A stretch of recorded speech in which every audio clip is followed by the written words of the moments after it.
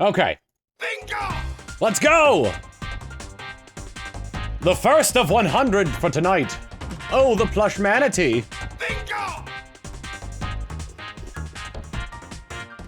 And has a hype train started? Bingo!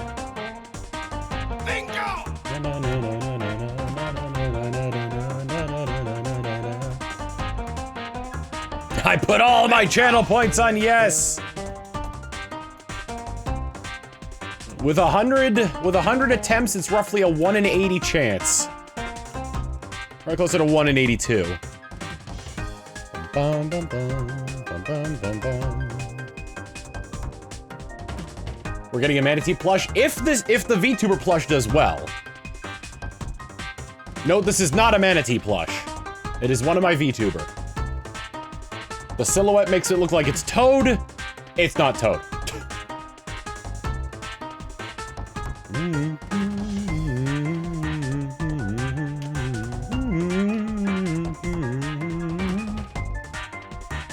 Manatee is the new Balloonicorn? I hope not, because Subby stabbed Manatee. Or, Balloonicorn. The point still stands.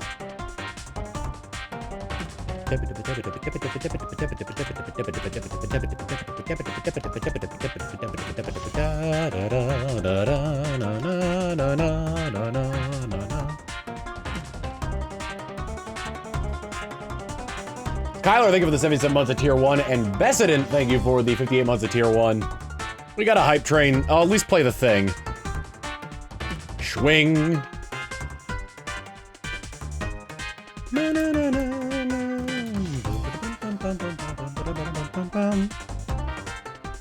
I wish I could do what Lee did and have like, have someone like mod the Tom plush into a game.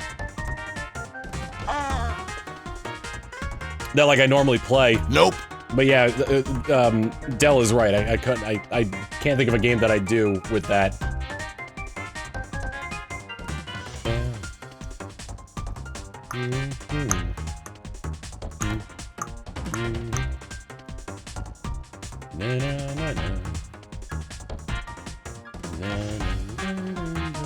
Monkey D. Luffy 323 with 100 bits saying, hopefully the luck from the Kappa will manifest the shiny for you. This isn't a golden Kappa, hype train, is it?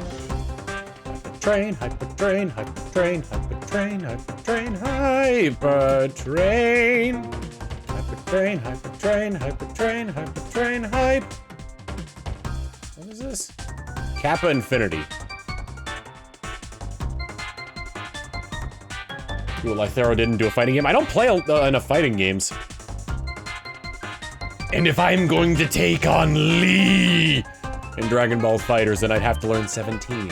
Because that's apparently my character now, due to that small cameo I had, where they put a block with the Tom face over 17's head for that bit about Brian faking the moon landing.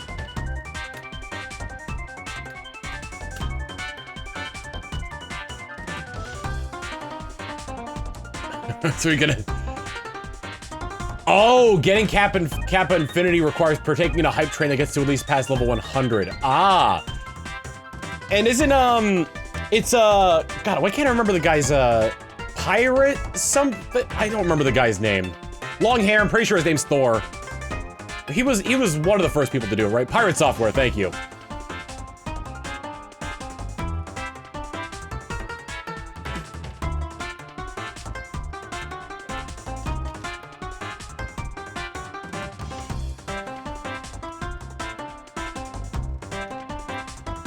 I see his shorts pop. I haven't seen any of his streams, but I see his shorts pop up on my YouTube feed all the time.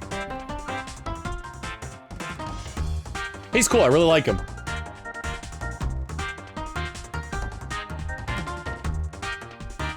He's got a good voice to listen to. He's funny. He gives good advice.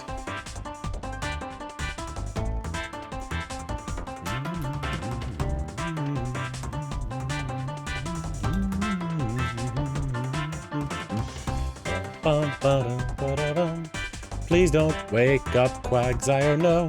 I need to catch you in a luxury ball. They call him Quagsire.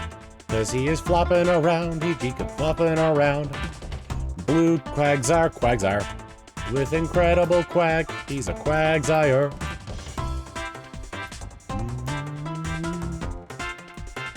The hype train is complete. Why isn't the... I swear to God.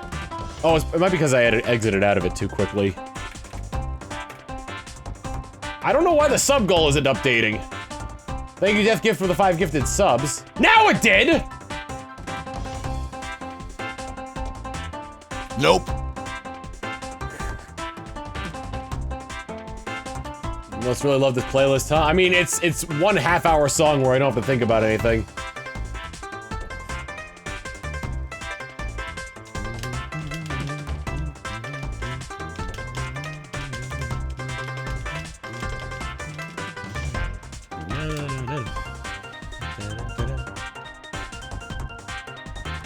$29 subs away from revealing the VTuber plush to the general public. Behind the scenes, people have already seen it.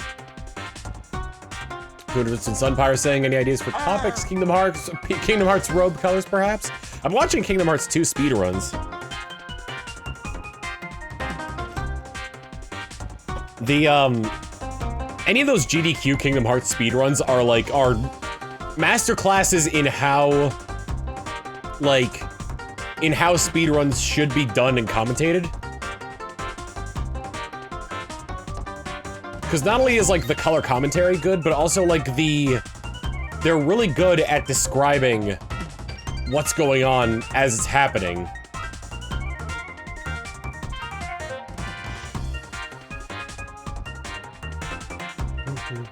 Playing Conquest anytime soon. Fire Emblem Conquest? Fire Emblem Fates Conquest, presumably? Or Pokemon Conquest. I've never played Pokemon Conquest.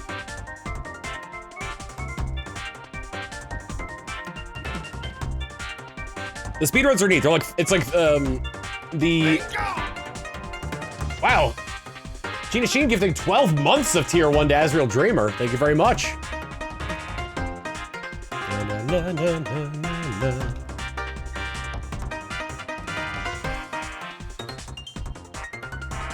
Fates Conquest, okay. I haven't played it in forever, so I don't have much advice.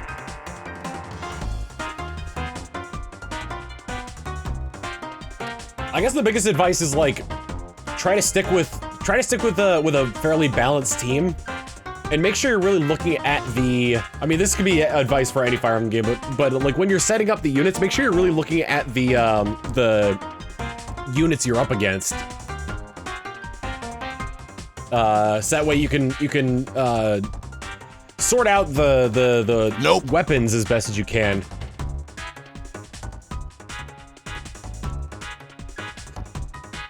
I don't remember if I used Jacob that much in my Fates Let's Play.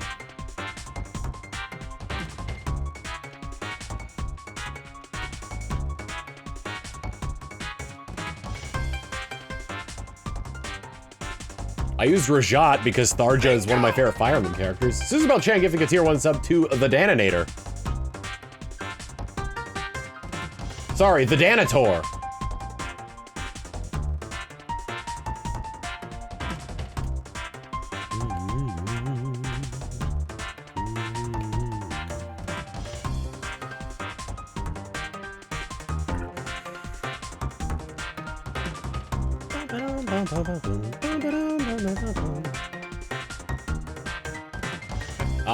Let's see, I'm trying to think of Path of Radiance. I've just recorded past Chapter 7. And that's when,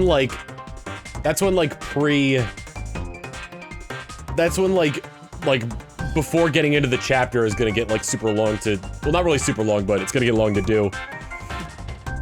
Because Chapter 8 is when you unlock your base of operations. And that's gonna have a big explanation of its own. After that, I'll probably just, skip most of it, and maybe, cover some support conversations at the end.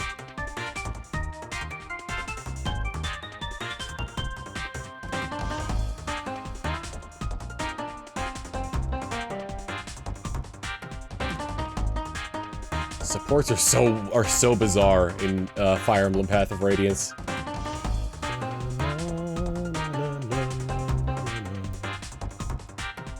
Dancing like we've never danced before.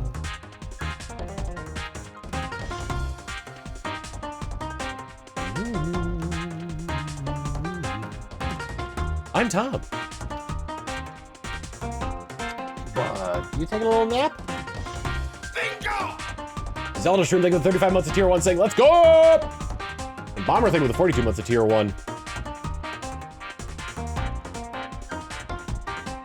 Yeah, and in Path of Radiance, you can only have maximum of 5 support conversations with any one character.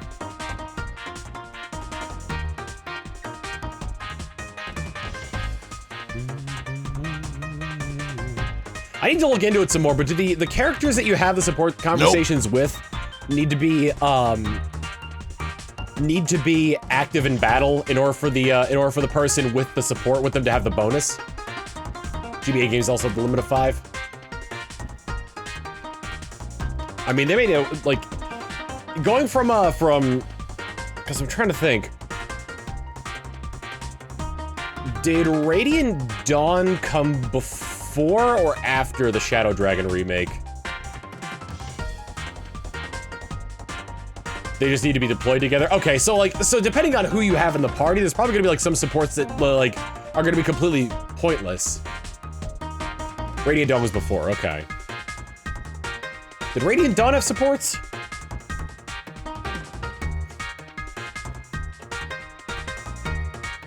No, Radiant, of course Radiant Dawn has supports. Did the Shadow Dragon remake have supports?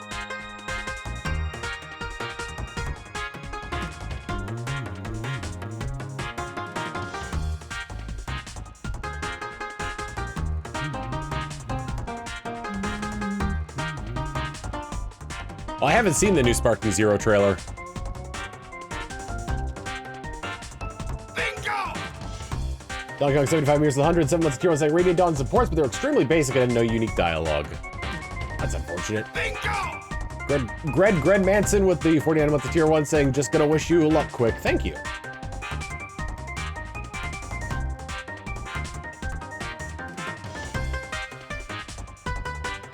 God, Echo's final chapter was so difficult. When I did the Let's Play of that, good lord. I'm not proud of that Let's Play. It's probably my least favorite Let's Play out of all the Fire Emblem games I've played.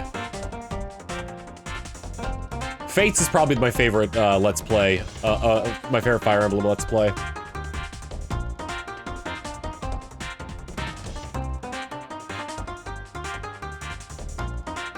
Because it was when I nailed down the chapter by chapter format. And then, because in Awakening, I would go on a time limit basis, so I would end episodes in the middle of chapters. Nope. And then Fates, I think, peaked there because I was playing both games at the same time. I was alternating between the two each episode. You alright, buddy? You licking your paws? How you doing? You doing okay?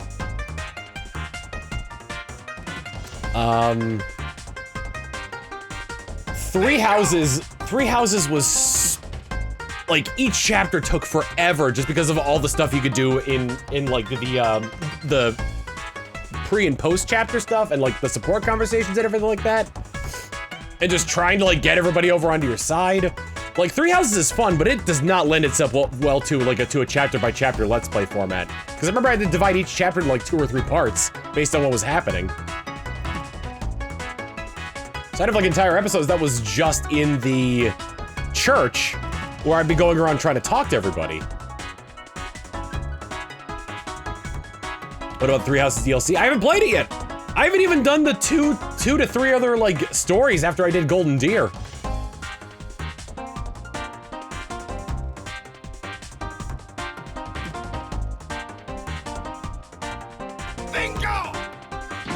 Gaskip, thank you for gifting a tier 1 sub to Good Luck Hunting and CJ47 with the 90 months tier 2 saying 7.5 years? Ah!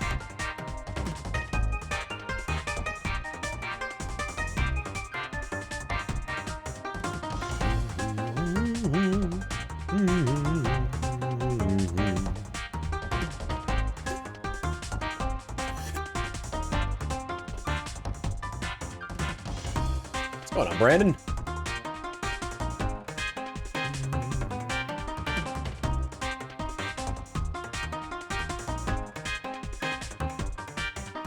I don't mind my castle in Fates, because that was still fairly easy to use.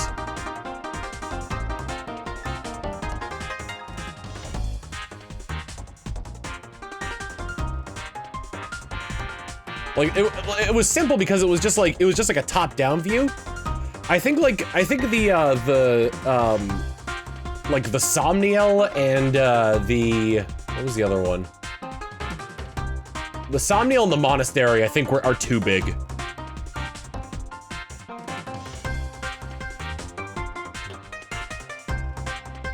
Oh my god, my level ups in Path of Radiance have been all over the place. Like, I wasn't considering using Oscar in the long run, but I think he's at a point where I can't use him. Nope.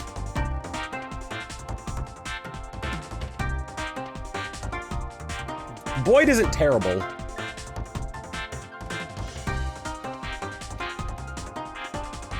He's not gaining stats very well. His stats are balanced, but they're all really low compared to everyone else's. Also, Ike keeps gaining magic! I don't know why! Are there magic-based swords in Fire Emblem Path of Radiance? He's got so much magic!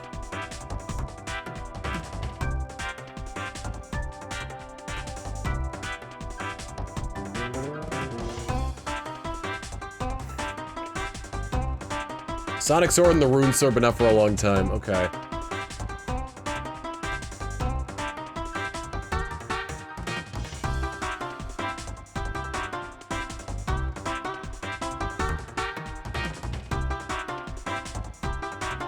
Level ups in the game being random was just an odd idea. I mean, isn't that way for, like, most Fire Emblem games pre-Awakening?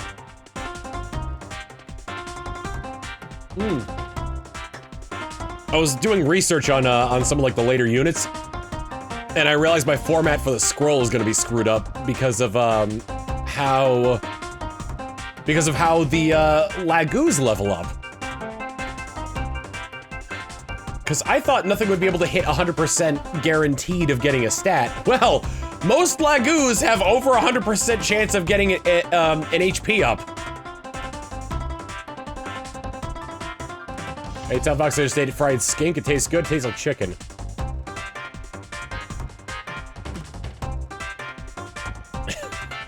I'm also getting, I'm also realizing I'm getting to the point that the uncomfortable racism part of the story.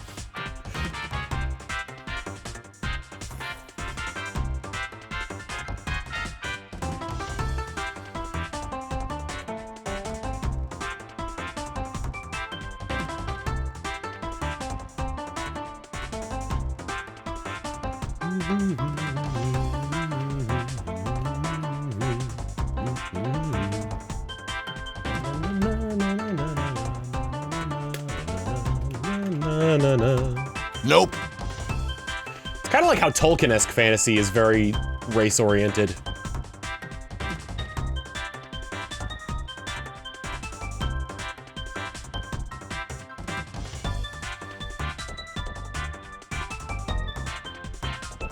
But it also takes place in a time when, like, societies wouldn't have melded very well at that point, just because they didn't know much about each other.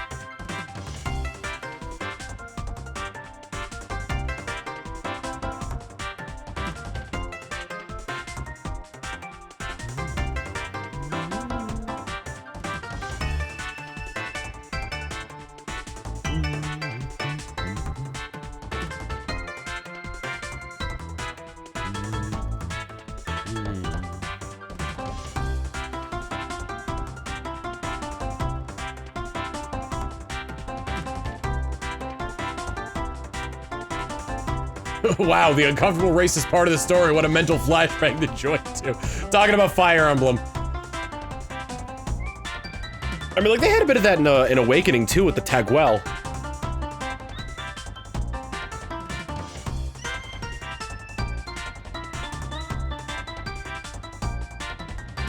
Not nearly as much as I'm going to experience in Path of Radiance and Radiant Dawn.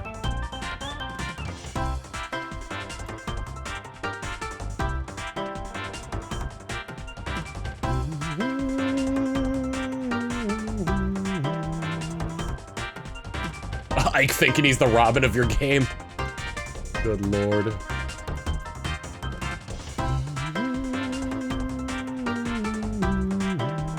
Seen the Captain Laserhawk Netflix show? Is that the Ubisoft one? I've only seen the clips of Rayman in it.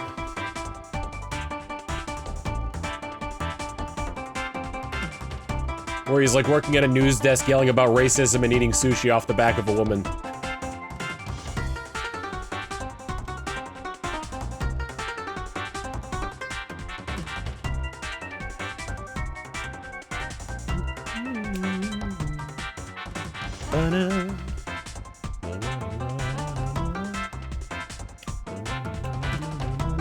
Off of a cow woman? Well, that's what I call surf and turf. Nope. Shut up, Del.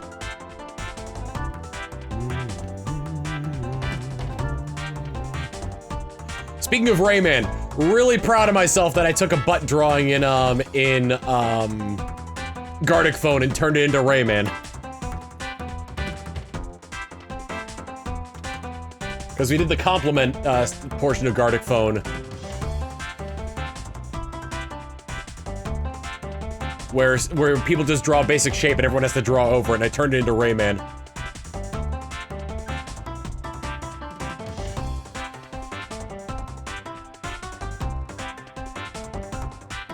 Although nothing could beat Cruz's boot kicking the ass.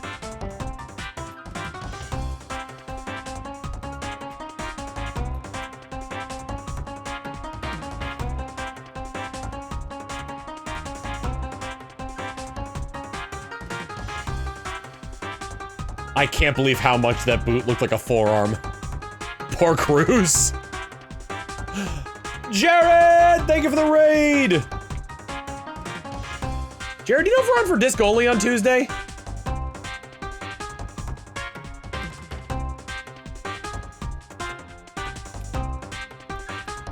We got the raid, let's get the countermeasures going.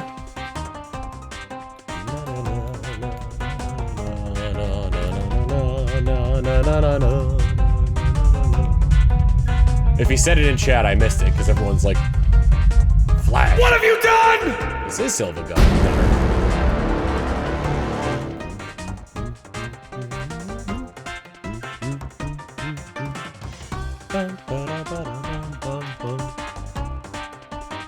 Did Jared not want to work? He just want to bang on the drum all day? But thank you for everybody coming from Jared's stream. My name is Tom Fox, variety streamer here on Twitch. Find myself some Pokemon Colosseum, shiny hunting for Quagsire and Colosseum, which, strap yourselves in for this explanation because I give it to every time there's a big raid of people who might not know what exactly I'm doing here. Pokemon Colosseum was not meant to have shiny hunting. It was actually supposed to be shiny lock. The shiny hunting for it is rudimentary. Or I'm sorry, the shiny locking for it is rudimentary though, as when your opponent sends out a Pokemon, if their personality ID matches the trainer and secret ID of the trainer that sent it out to make it shiny, it will re-roll that personality ID on the Pokemon. But it does not do this if you catch the Pokemon. So the only way you can be able to tell if a Pokemon is shiny is after you catch it. Now you're probably thinking to yourself, well, that sounds like a pain in the butt. But it can't be that hard, right? Well, you'd be wrong because this is pre-generation 6 shiny odds, and there's no way to reduce no way to improve the odds. So it's 1 in 8,192.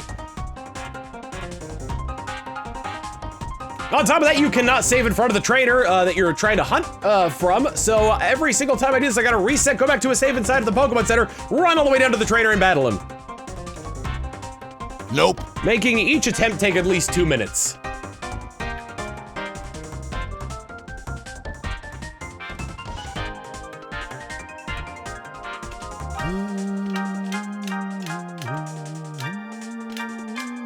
And yes, also stated in chat, the Wii U and 3DS services do go down in a couple days, but not for Pokemon Bank and Pokemon Transfer. Does the police station have a PC? I'm pretty sure this is closer. how to bank and transfer work, and then I think they're on their own servers.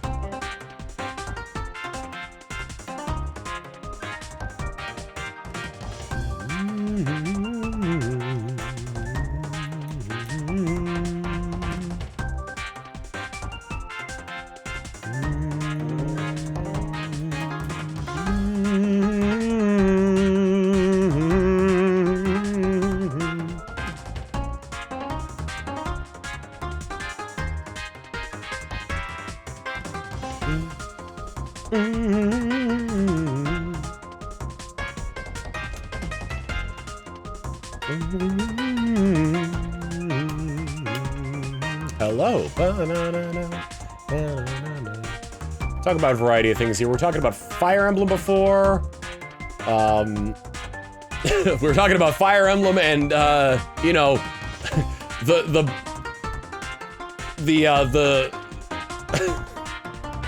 the parts of the story that are very racist. Give us your cash! Not against real-world races, mind you, but still racism nonetheless.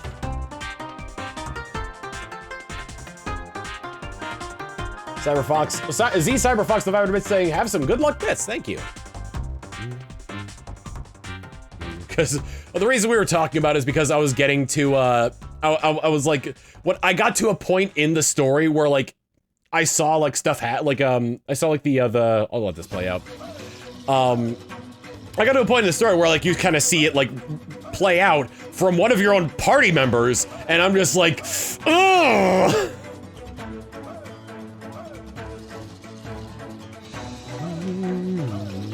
Nope.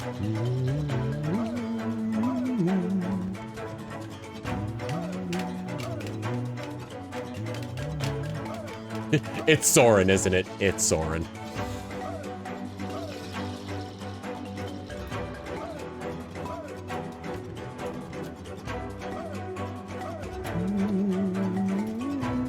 Is it Frieren levels of racism? I haven't seen Frieren, I've only seen clips.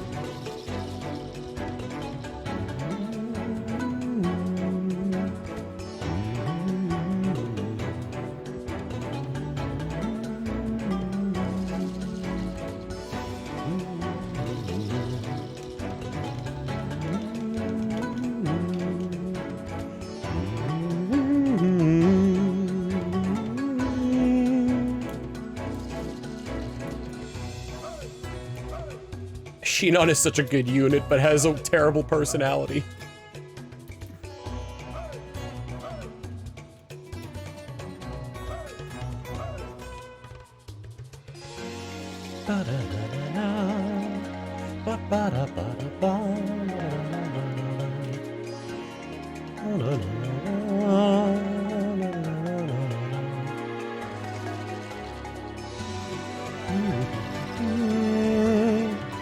This is an engaged song. This is a Bright Sandstorm.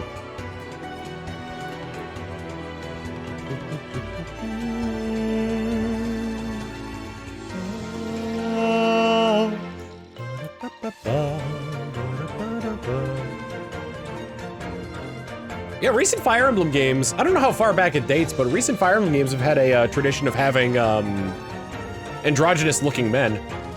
Not androgynous-looking men, but feminine-looking men. Libra is the earliest one I can think of, but I'm not sure if there are any before that, because I haven't played many Fire Emblem games before Awakening.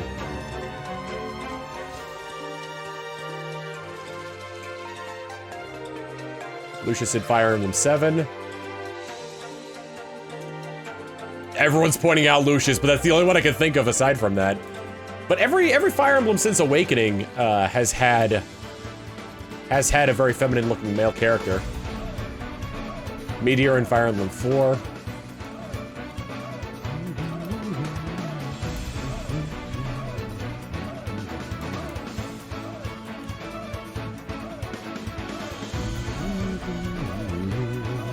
Although I don't think we can come up with one in... We argued that Yuri in people argued that Yuri in Three Houses was the is the femboy representative of that game, of Three Houses. Like the one axe user in Awakening. Yeah, Libra.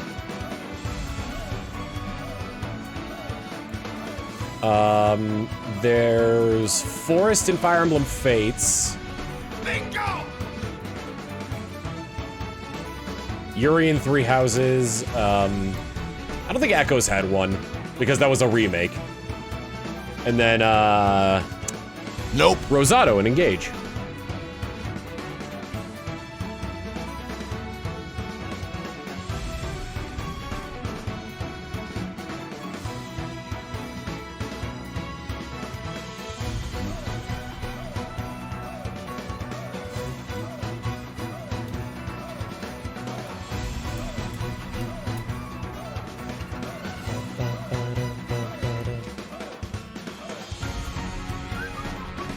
Woo Mary, think of the 19 months of tier 1 saying, good luck, good luck, Tom, on the shiny quag hunt, and I'm glad you liked my art. Hope you're doing well, and the same with Manatee. Thank you. What about Leon from Echoes? I'll have to look up what he looks like. Again, I didn't retain much from Echoes because that was probably my least favorite Fire Emblem Let's Play I've ever done.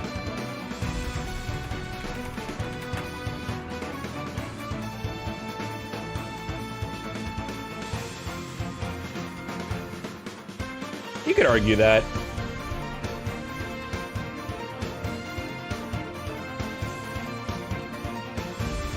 Usually the qualifier I have for it is either the characters in-game mistake them for a woman, or they are just, like, very feminine presenting.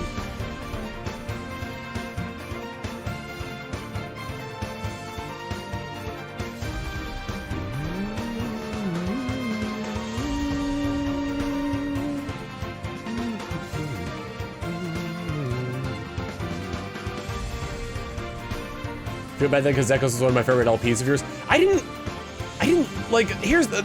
It was mainly the ending that got me, because I played through it blind, and I kind of wish I had gone into it with a bit more knowledge of it, because like I struggled for so long against the final boss.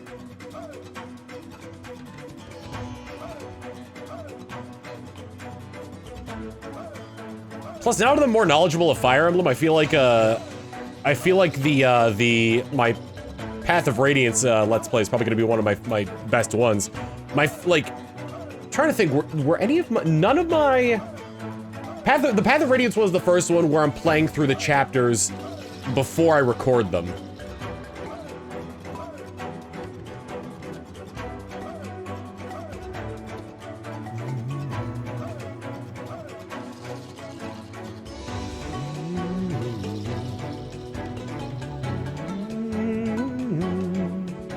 Nope. In terms of blind Let's Plays, though, I think Fates is my favorite. Awakening was very rough because, like, that's one of my most viewed Let's Plays, but, like, I brought little to no challenge to it for myself. Because I was so addicted to it, I was doing skirmishes off stream, like, the entire time and, like, power leveling my characters, making the game like a complete cakewalk.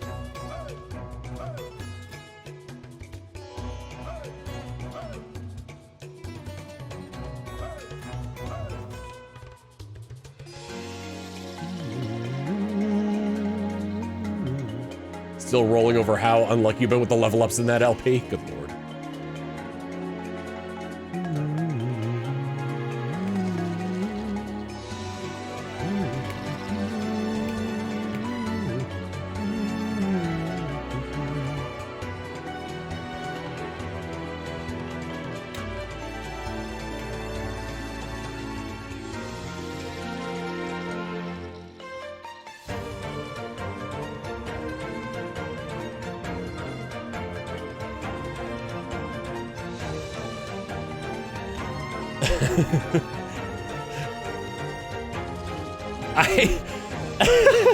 I was just thinking, you know what? In Engage, I ship Marin and Rosado. Friendship.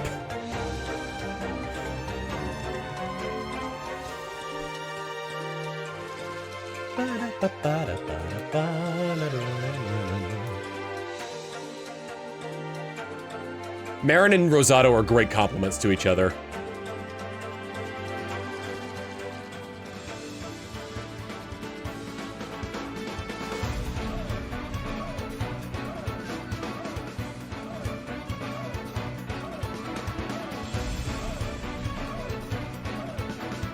I'm sorry, but is it just me or is Gold Mary the boobed breastily character.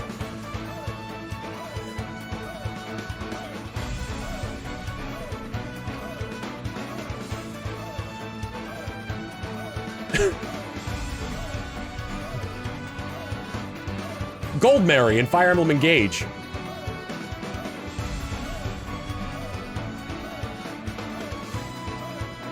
Nope.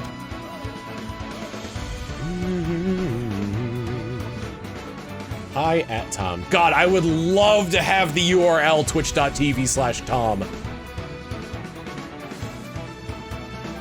I don't have a partner manager anymore. At least if I do have a partner manager, I lost their email.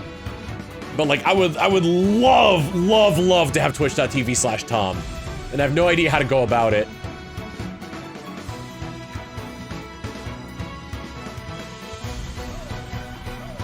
It is currently an inactive Twitch account. Well, I wouldn't say inactive, but it's like, I don't know if the person who has twitch.tv/Tom is active at all. But the profile picture is just Tom from MySpace.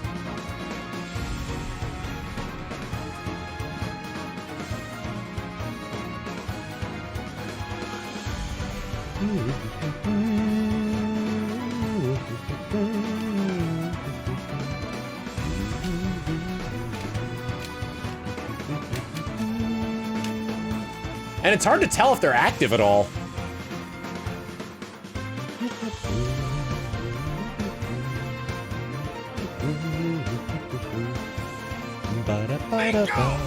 Zealous Shroom gets to get tier 1 sub to Tom.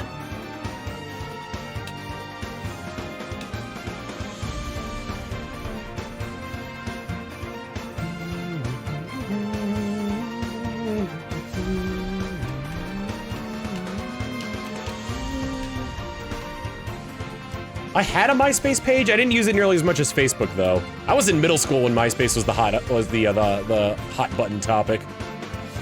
And then when Facebook came out, it was mainly for college students.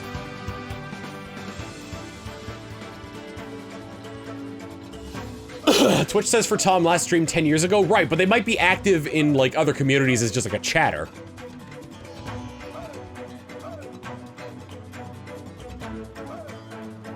And then Facebook was like the hot button social media app. And then more people and companies got their hands on it, and now it's become an ad and AI flooded nightmare. I think back to the scene from Ready Player One, where the antagonist, who's like a big corporate CEO, Nope. who's trying to buy out like the rights to the video game, the big video game, being like, we've determined that we could fill up the screen with 80% of ads before it causes our user base seizures.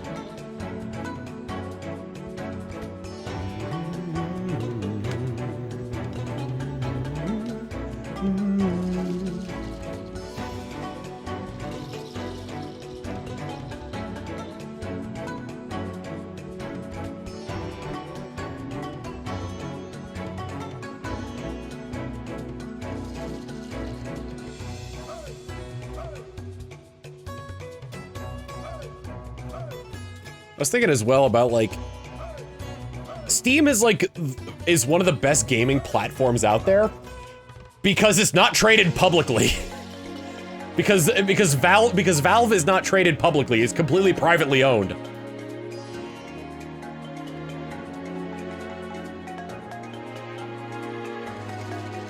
And the CEO like loves video games and gaming.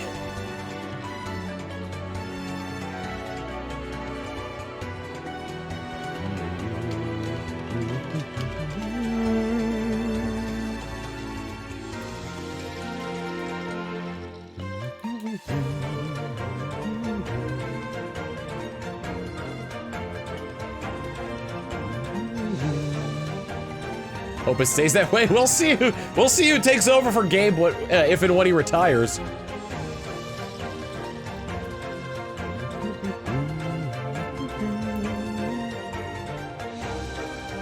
Buddy, you know there's so much more to that beanbag, right?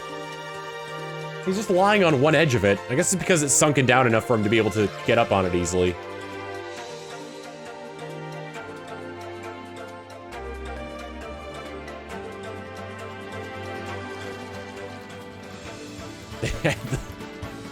God.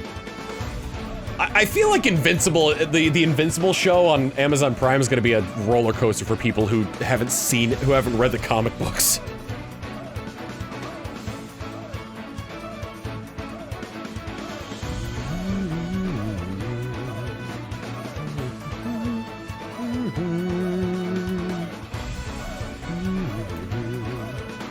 Good luck, Tom. Thank you. Past episode was a roller coaster. Yeah.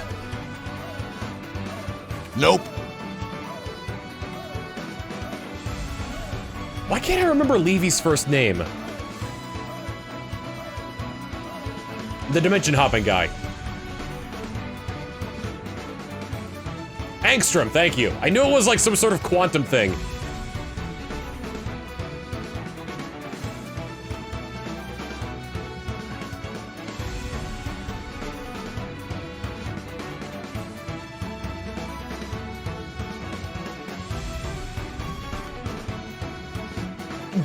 Did Levy play a much larger role in the comic books?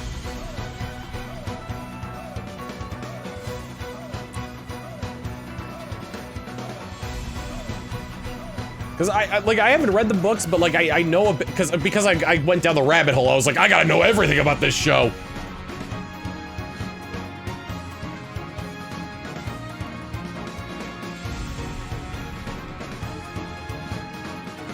You want spoilers? I'll wait.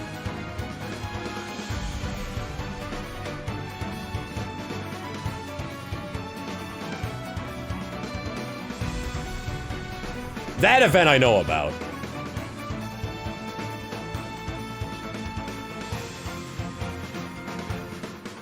You know, in the scene where Invincible keeps jumping between dimensions, it'd be really funny if they just put him in the Fortnite dimension.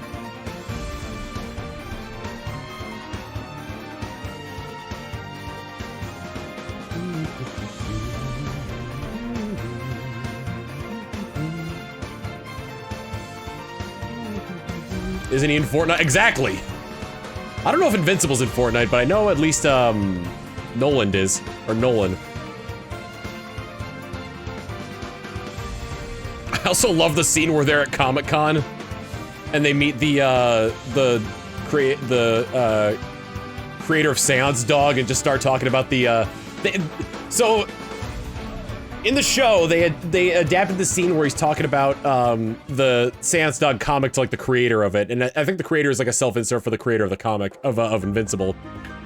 But he's talking about where it's like, where he's like, oh man, I can't wait. When's Seance Dog season 2 coming out? He just starts talking about like animation, and as like he's talking about it, like the different like shortcuts they do with animation. Nope. Start showing up. So it's like, you ever notice that like when someone's talking, their mouth isn't shown, or like if we show the back of their head, or we just like cut to a wide shot and you don't even realize that nobody's moving because it's so far away. Jote Kaji, thank you for the raid. In the original comic, he's like, how do you get so many issues out at once? And he's like, well, to be honest, I recycle. I'll sometimes copy and paste from previous panels and put those, and you know, just keep using those over and over again. And it's like, it's the same panel of Mark like 4 times. And he's like, don't you think that's kind of lazy? And then it shows the same 4 panels of the comic creator over and over again. And then it speech bubble says, not really.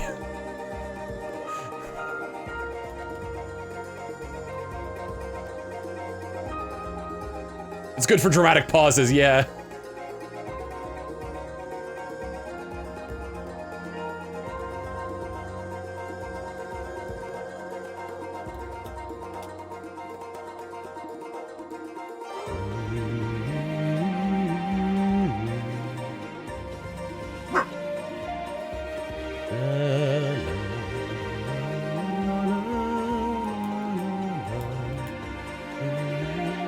It's good to give artists a break, yes.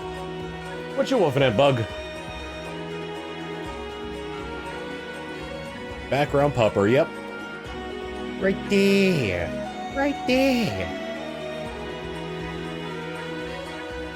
Is it the package? I don't know, actually. We're still 30 subs away from me showing off the fang ding. Beat Zapmokuno with Amphaler, Ampharos, and Kingler. Nice.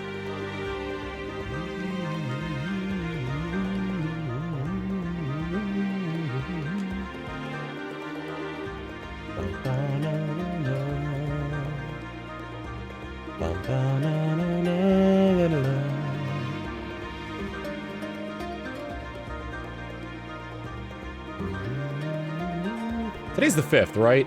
Yeah, it says end of the day by the 5th, but it doesn't show that it's out for delivery.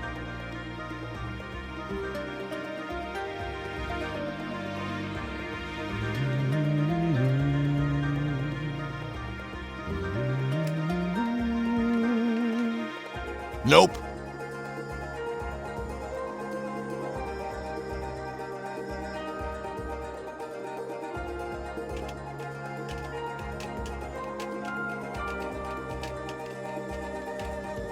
Bingo!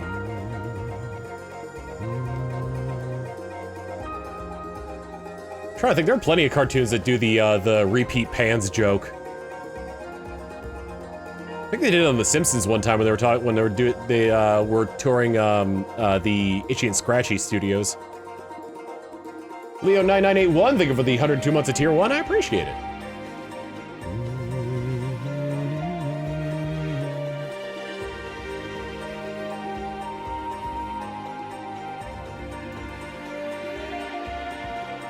I mean, Magus had like the joke of like labeling the buttons as like meta things. Whereas, like, the same button Coop pushed 5 minutes ago, there was one where it's like, where's that save the planet button? It's like, crush the planet, blow up the planet, destroy the planet, and then the save the planet button's missing. My favorite one, though, is 5 minutes to the end of the episode.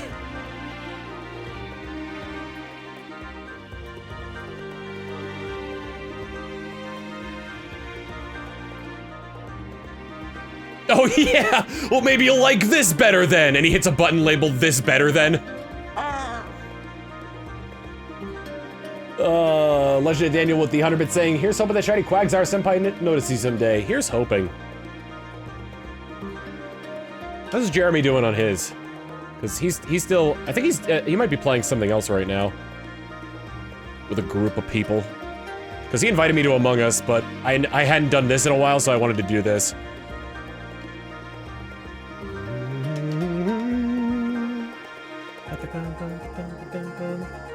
Oh, this is the 15-minute version of this song.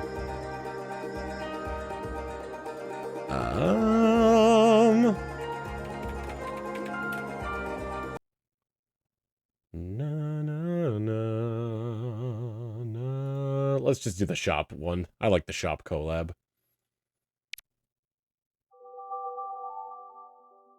He playing Amogus right now, or yeah, he's playing Amogus. Nope. If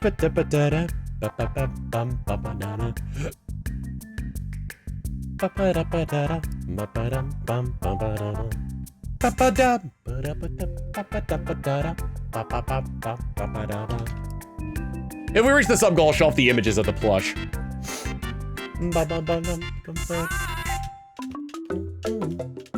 Oh yeah, from Chowder. We're out of money! No money means no animation!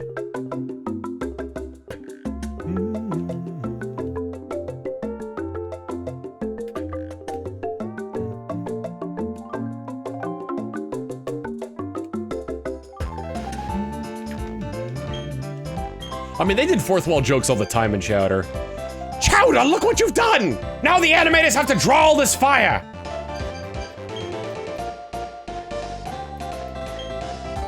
I didn't realize the actor who played, like, Mungdal and Dr. Animal, who's Howlin' Mad Murdoch on the A-Team?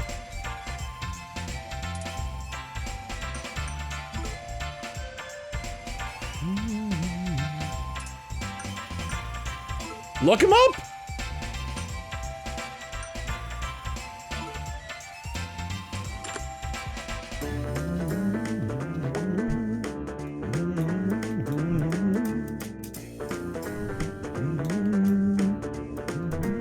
Dwight Schultz, yep.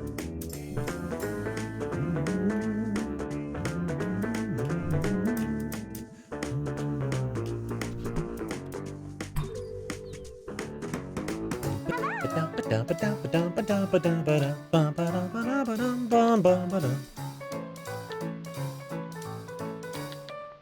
god, I love that joke. That's my favorite space joke, Space Coast joke.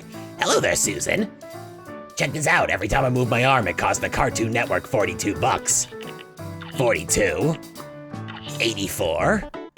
126.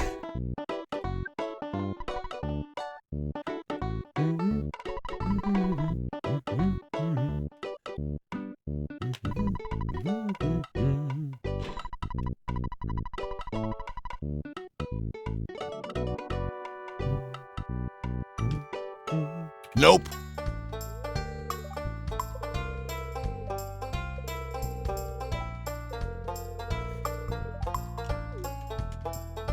You ever seen the animations of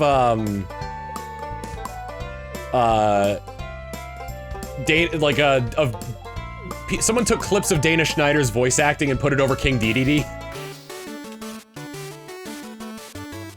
Still love the one from The Ghost and Molly McGee. Molly McGee, do you really, what was it? Did you rob a bank? Molly McGee, did you really have such low faith in me? It was a credit union.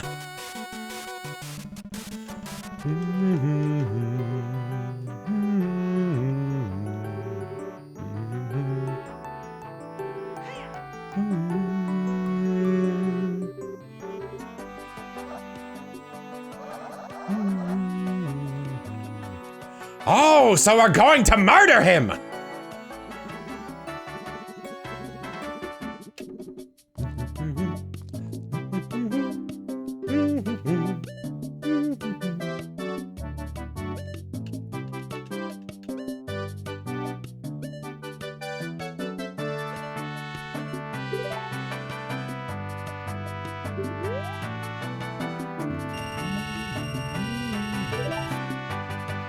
I don't know how you have this much staying power. My brain would have exploded if I was doing it. You're focusing on the wrong thing.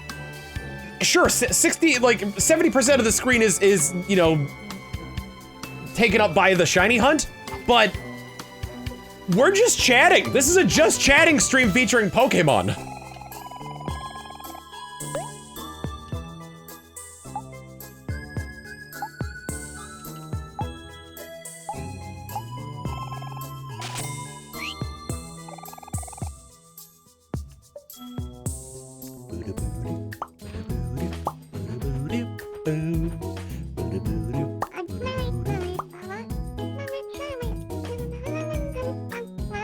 Seen the new episode of Smiling Friends. I'm like, it's incredible, like how much, like how accurately they captured like the PS1 era of games with Gwimbly. Nope.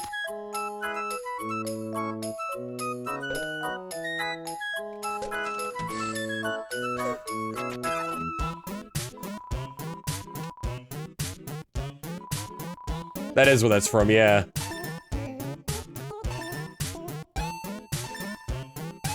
Been Smiling Friends have an April Fool's episode this year with puppets. They had 3 episodes that were produced with puppets as April Fool's, but I think they also on April Fool's they put out the first episode of the second season. My favorite stand from JoJo.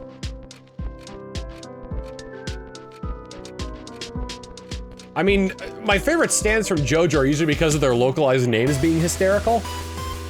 Filthy Axe at a Reasonable Price, Flaccid Pancake, Boys Man Man.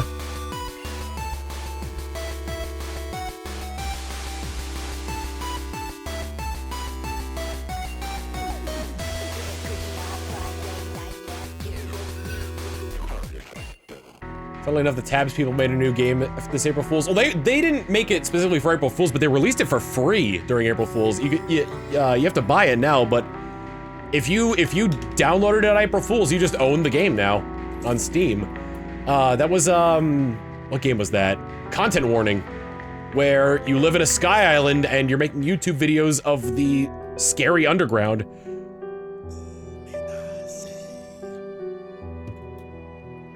Basically, it's Lethal Company, but without It's Lethal Company, but instead of collecting treasure, you're collecting footage of the monsters. What's Boys Man Man a parody of? Boys to Men.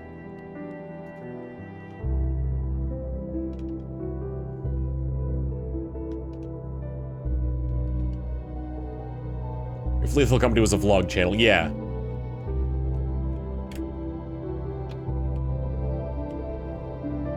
I would love Steam Workshop support for that game.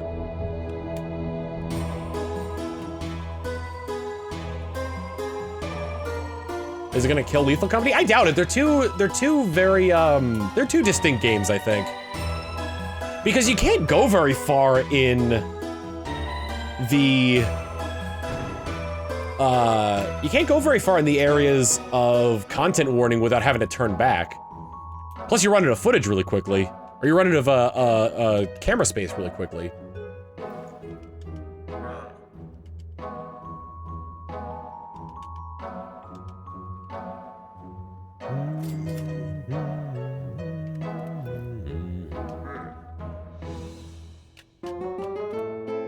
You played content warning? Yes, I played it the day it came out.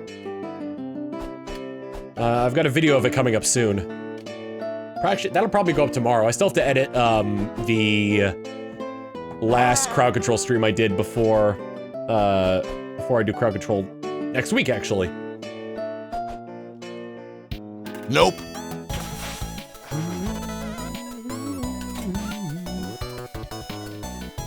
Sounds like content warning is you going out looking for monsters rather than running away from them like in Lethal Company. Kind of. Because you're not, like, all you're really doing is trying to capture them on film.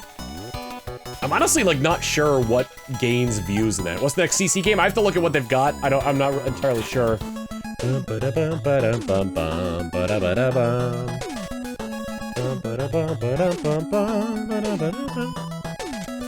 Oh, I was looking at I've got Jeremy's stream up because you know, I'm interested in his shiny hunting shenanigans.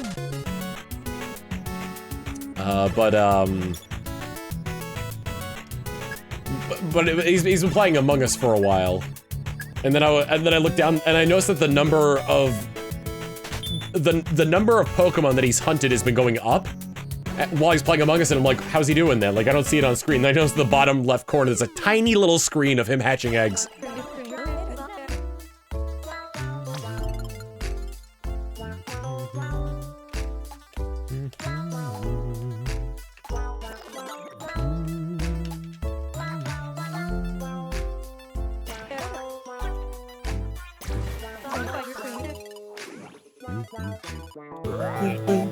Did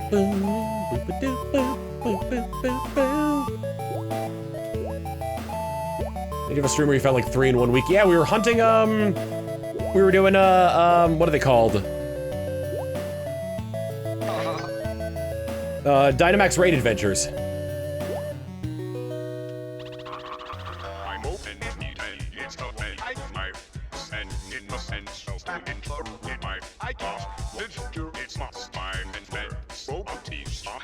And then, like, there was, like, he and I both got Solgaleo. And then, and I got a Flareon. I think someone else got a Flareon.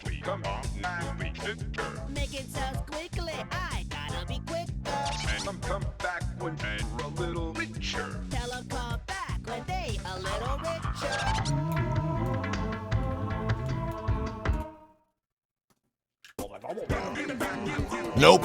It's amazing how much they've done with the 2 voice lines of Morshu, and without AI.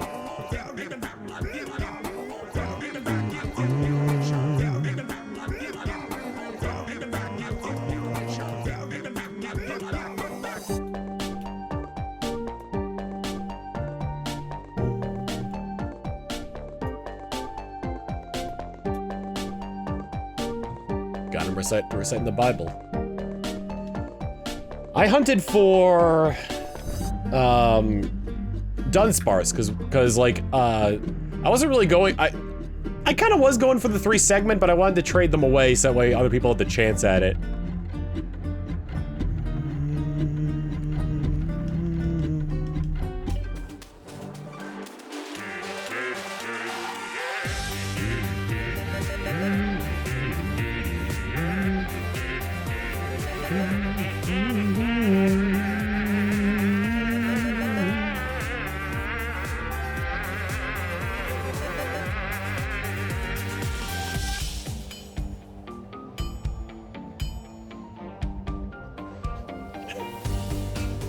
I love the bit in this video where it's very where like they're at the Home Depot for the messenger bit, and it's very clearly closed.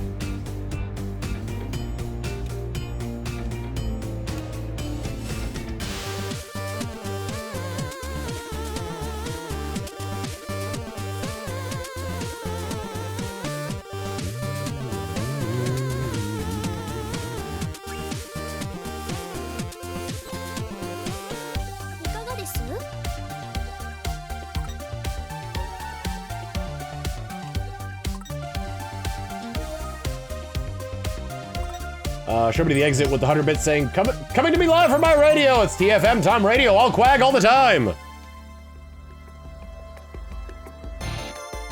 Where we've got the, ah!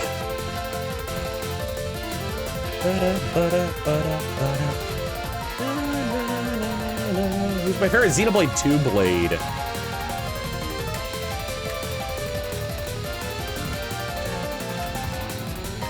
What was it? The girl with the living bathtub was funny. I'll have to look at a list of Xenoblade 2 blades.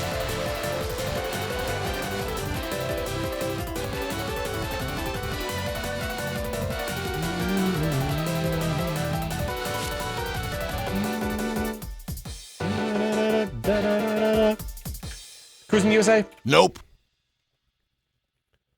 Let's see. Design-wise, I like Perun, but both her English and her Japanese voice just don't fit the character very well.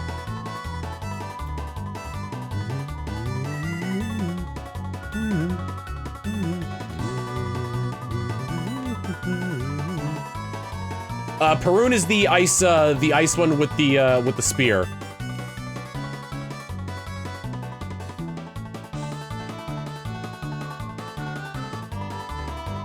Light blue hair, dark skin.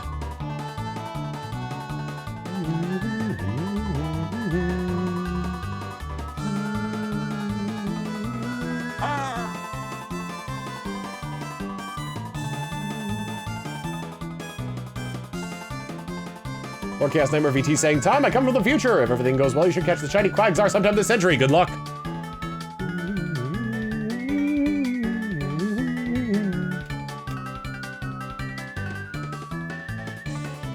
Vale's design was cool, but I didn't like her personality.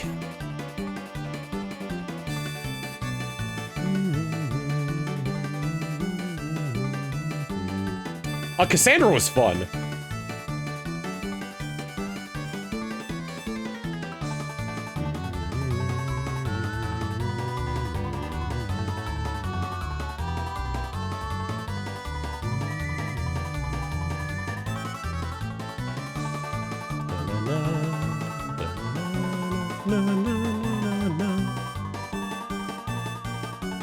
Percival's pretty neat. We're talking Xenoblade 2 blades, yeah. Someone asked what my favorite blade was, and I like, again, Perun's my favorite design-wise, and she's got a good story, but, like,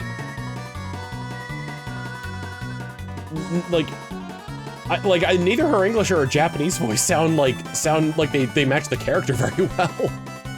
I'm sorry. That's my opinion. It's not to say it was a bad performance, although Xenoblade 2 had voice issues from day one.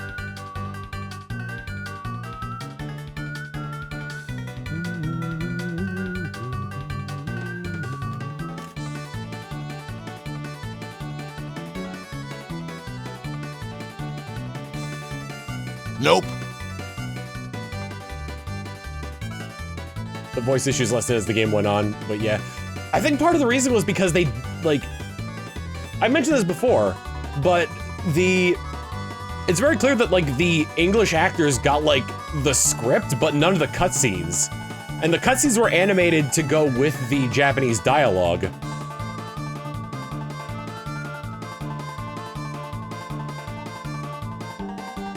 So that's why a lot of the deliveries didn't match the actions.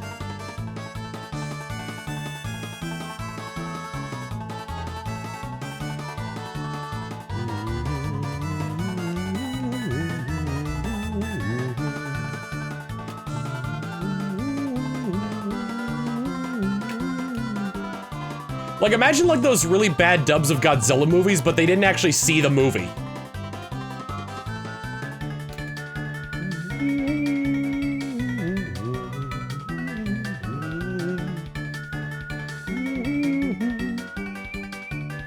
And that's not from them not seeing the movie, it's from them not having access to the Japanese performances or the Japanese, or the cutscenes ahead of time.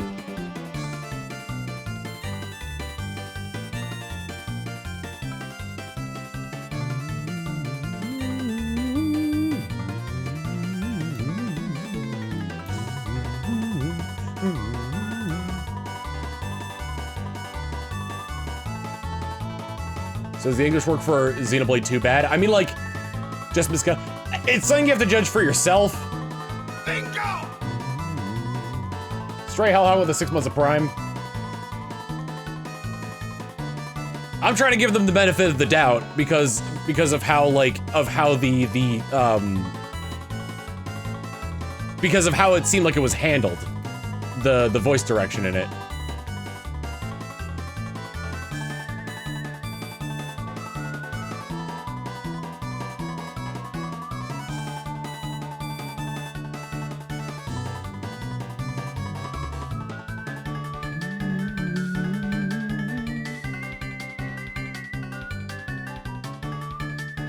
Some of them are doing non-movie VA work for the first time. Yeah, a lot of, because a lot of the actors that Nintendo of Europe gets for Xenoblade are like stage actors as well.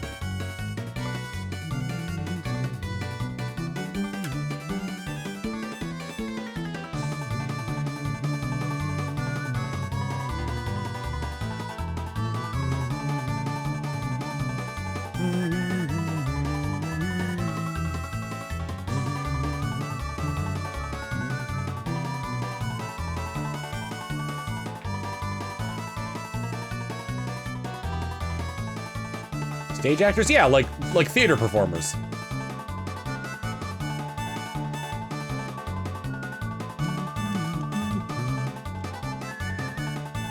I still can't believe that Zord is from Xenoblade 1 is the dad from Peppa Pig.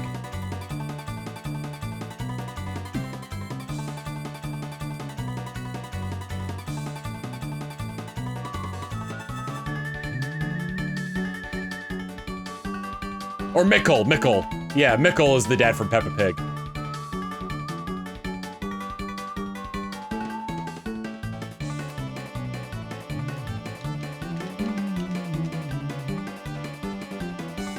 How many streams did it take to get through Xenoblade 2? I never streamed Xenoblade 2. I streamed it once, I think.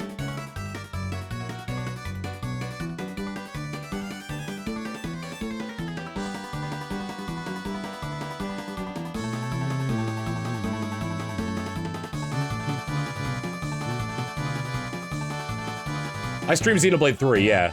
I was planning on trying to 100% it before, whatever. But I was trying to stream, I tried to, like, 100% like all the quests before, the DLC came out, but there was stuff I ended up having to miss because I was just like, it was coming to a point and I was just like, I really just need to finish the game so I could play the DLC.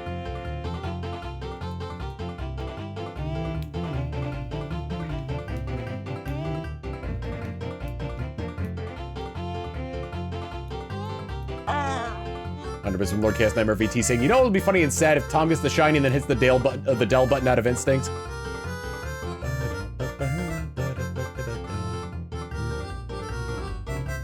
See the new lore bits revealed for Xenoblade 3. Yeah, it's all spoilery stuff though, so we'll just kind of leave that on the wayside for now.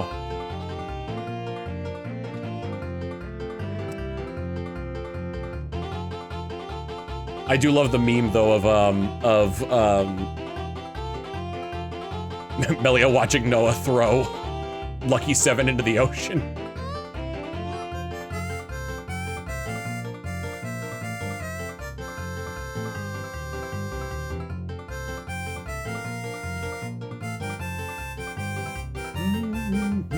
you a MOBA fan? Not really.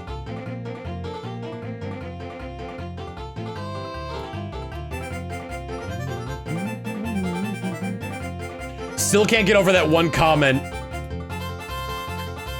I mean, it's not really much of a surprise at this point. Nope. But, like...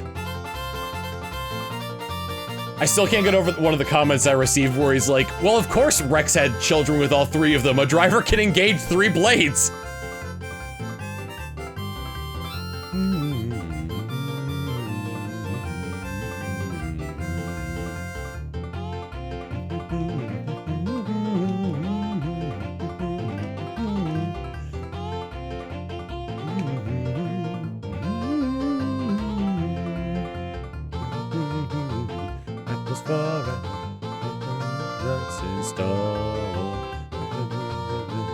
Face it together, we're apples to the core.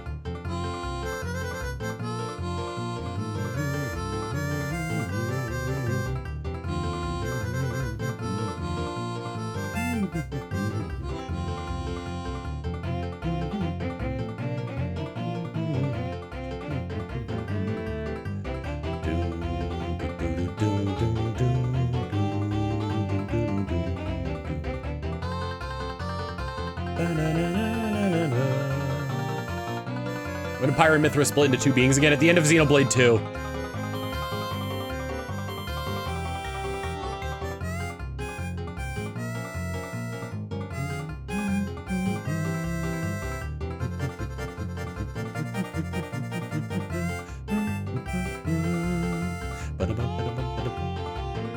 Played in at the skate park down by the mall. But my mom says I gotta prevent hostile aliens from annihilating us all.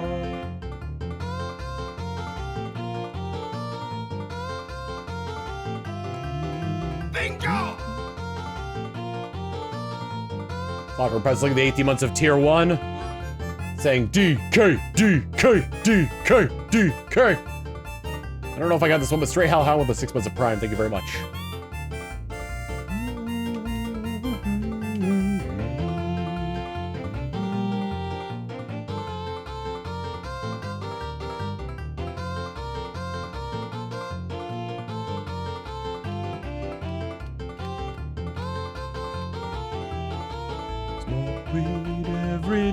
Smoke every day, smoke weed every day.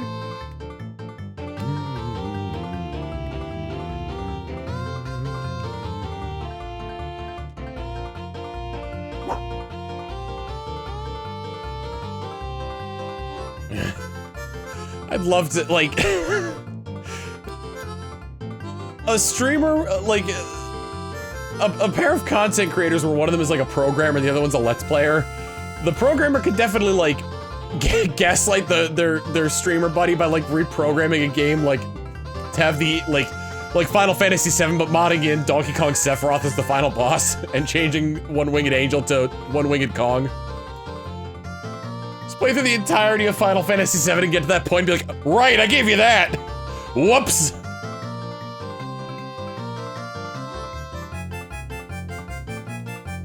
Hey.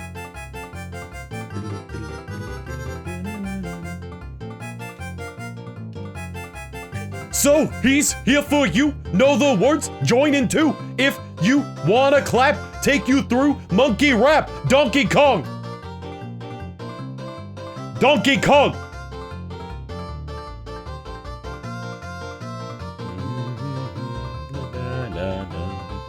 True friend.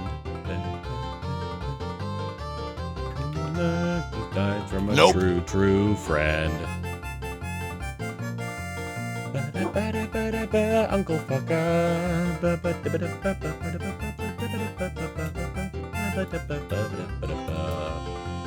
Somebody once told me the world is gonna roll me. I ain't the sharpest tool in the shed. He was looking kinda dumb with their finger and their thumb with the shape of their mouth on their forehead. 100 bits from Lord Chaos Nightmare VT saying, so unhappy news for me, I found 2 Ben 10 themed VTubers, so with me, there are/will be 3 that I know of. Neat!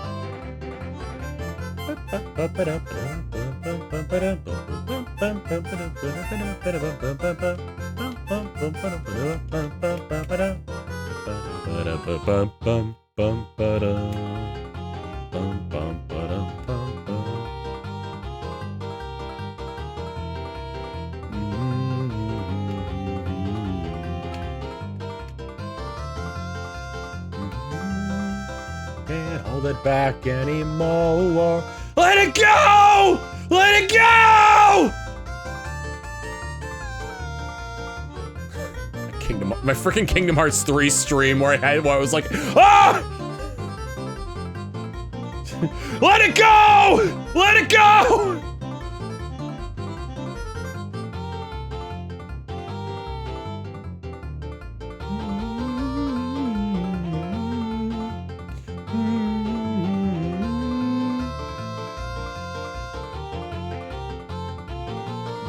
Bluey's dad's gonna come into my room and be like, say goodbye to your legs if I let that play on for too long.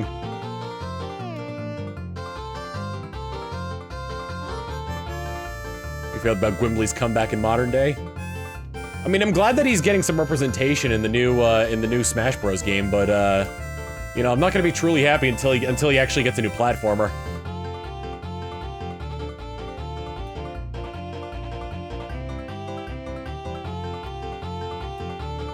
Because what is it? The voice actor for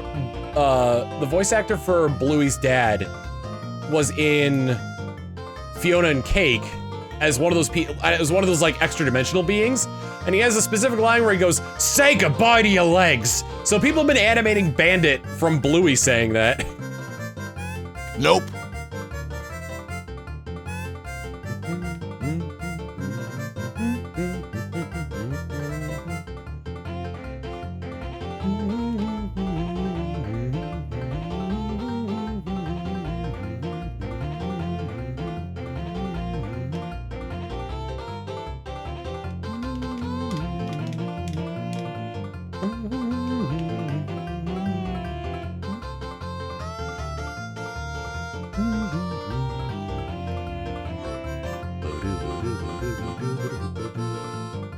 Could make skill drain beatdown? Gasp. You monster!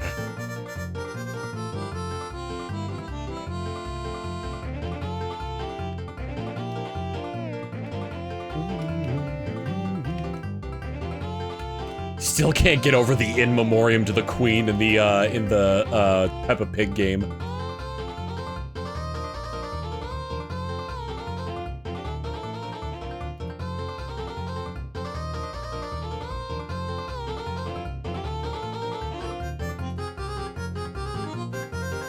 There are two of those in the game? Good lord. It's just funny, like, you're playing, you know, you get to the part with the Queen, and then, like, and then the game comes at them with, like, hey, also, guess what? The Queen's dead.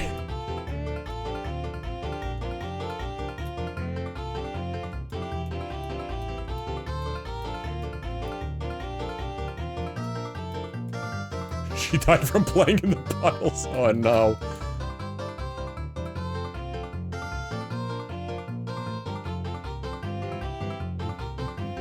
Have a gay old time! Yeah. Whoops, I didn't mean to call!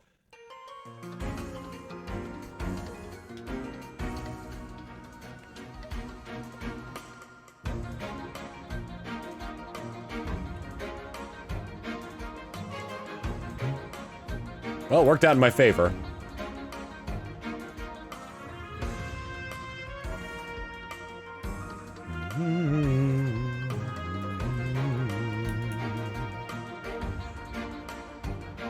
Nope.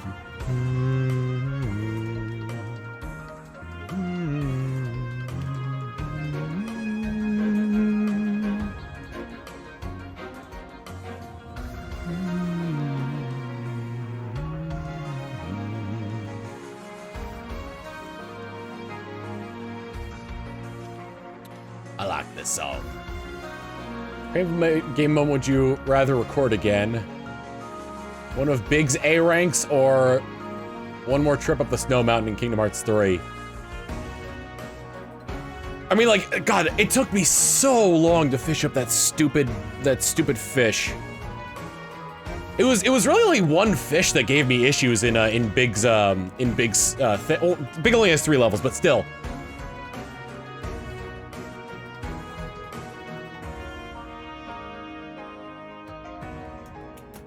I released like a whole supplementary episode dedicated to me trying to catch old Snaggletooth.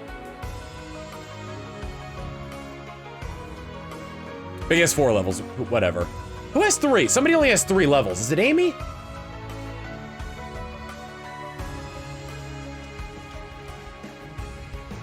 Amy only has 3, okay. It's kind of a shame because I like the way Amy plays. I like the fact that she has the super high jump if you're running at full speed, then you hit with her hammer.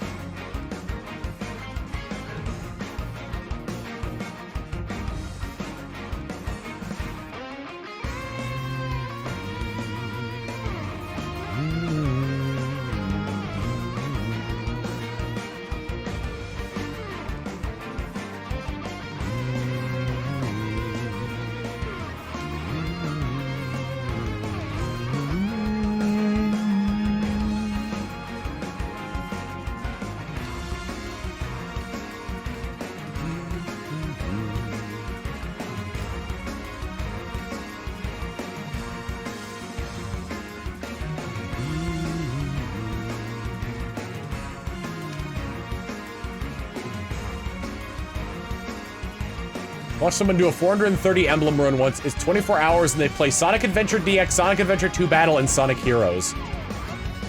Are there 120 emblems in Sonic Heroes? Nope. Is that, let's see, there's 130 in Sonic Adventure 1, 180 in Sonic Adventure 2. That equals 310, so yeah, there would have to be 120.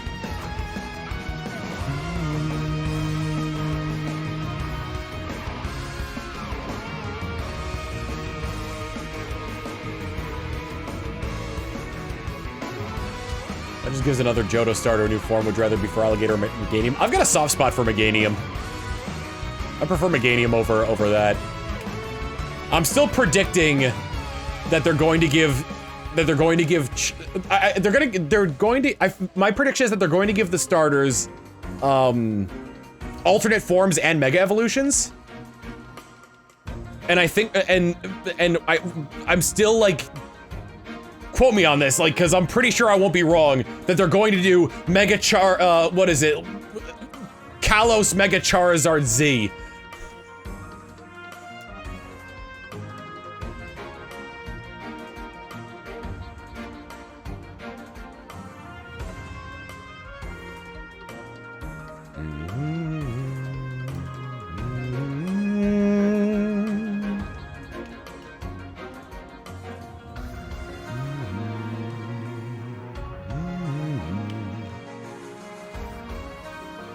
The only way I would want Mega Quagsire if it was just a bigger, chunkier Quagsire.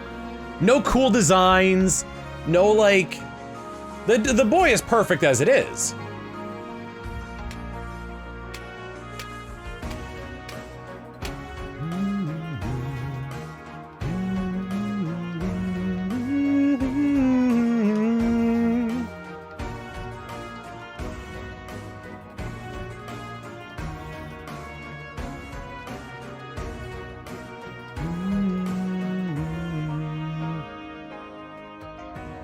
Like, I don't really care much what they do as long as the game is, like, fun. I'm not gonna roll my eyes I'm not, because, like, I never understood the Charizard hate. I understand that it's, like, in every game and it gets a lot of love, but, like, okay, you still got a lot of other Pokemon that are getting love, too.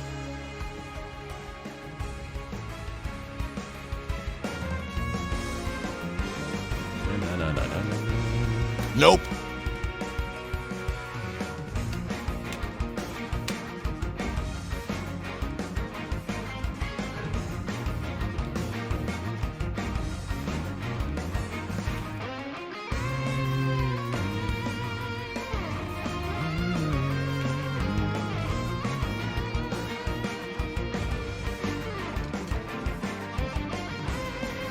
I love how, like, yeah, Charizard is not a dragon, but it's essentially, like, Pokemon's, like... like, Pikachu is Pokemon's cute mascot. Charizard is Pokemon's cool mascot.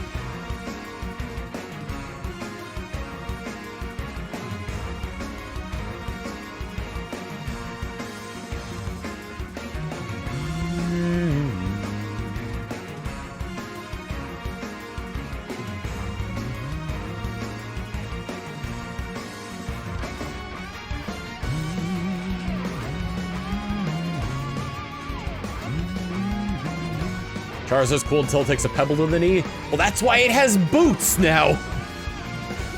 I love that. I love how they just added the boots items so that way Charizard could be viable again.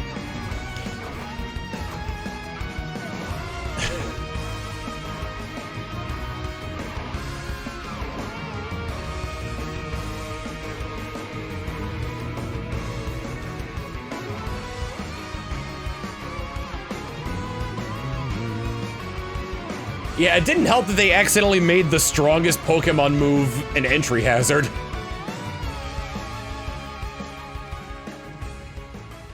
Yeah, teleport is a negative priority escape move, so you can have the Pokemon using it take a hit before it switches out.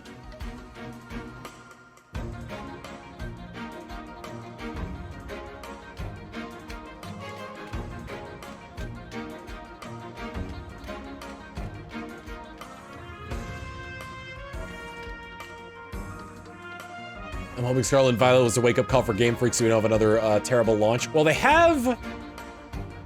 I believe there was an investors meeting a while back that said that they were going to be looking into it. And then they have a new branch of the Pokemon company called Pokemon Works. But nobody knows what it's about yet. All we know is that it's going to be in the same room is that it's in the same building as the development team for Brilliant Diamond Shining Pearl. That's all anybody really knows about it right now.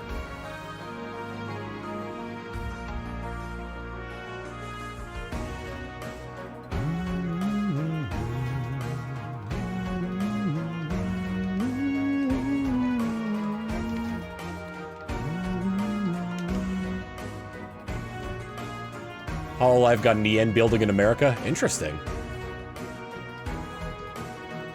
God, it's been wild seeing, like, I follow, I forgot what the name of the actual guy is. False ID. And just like, God, for a while on the daily, it was, this VTuber agency is doing bad shit, and this VTuber agency is doing bad shit, and this VTuber agency is doing bad shit, and this VTuber agency is doing bad shit.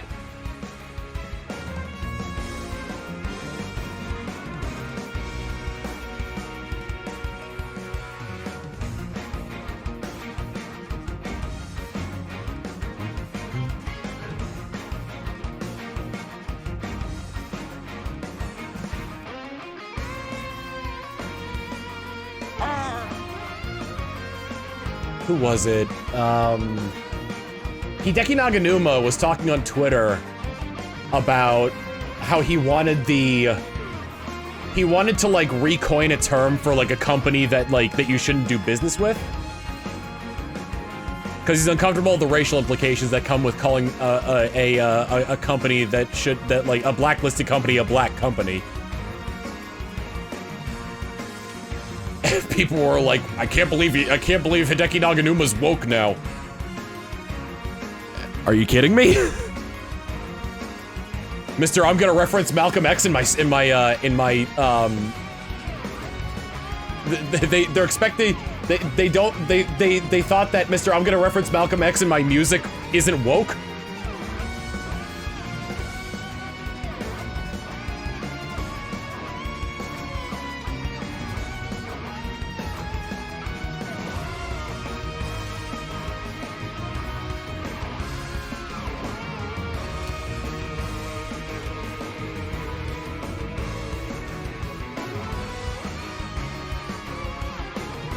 Well, it's weird. Nope. Because the term woke, I feel like the term woke was originally coined by like, it wasn't initially coined as an insult. It was just used as like a way where people were more open-minded of like, you know, open-minded of the issues that plagued minority groups. And then it got adopted by right-wing media to mean an insult. Be aware of the local politics of your community, yeah.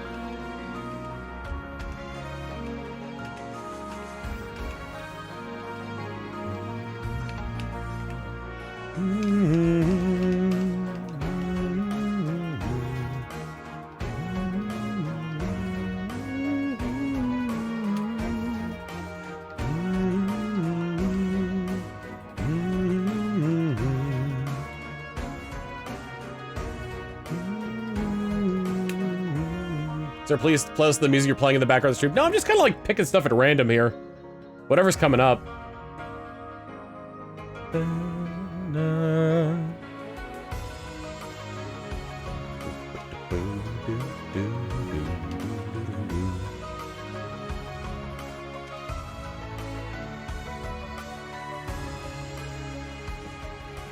I watched the video that Jaden Animations put out of her going to Japan, and I'm just like, man, I want to go to Japan! Probably wouldn't shop nearly as much as she did, but I would love to go to, like, the Pokemon Center, and, like, the Nintendo stores they got there. Check out Akihabara, take in some of the local color, like an onsen. Take in the beautiful scenery.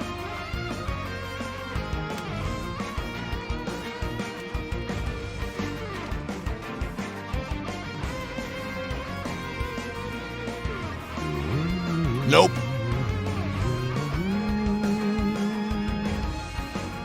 Try Japan's take on American fast food.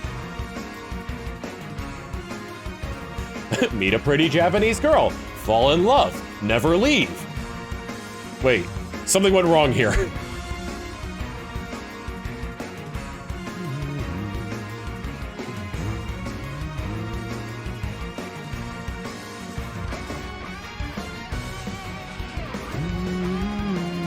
Yep, and Jane developed an addiction to Chikoa. When she said that it, like, caused, like, no end of mental damage, I thought that she meant that, like, people were gonna see it sticking out of her pocket and, like, make fun of her for it or something.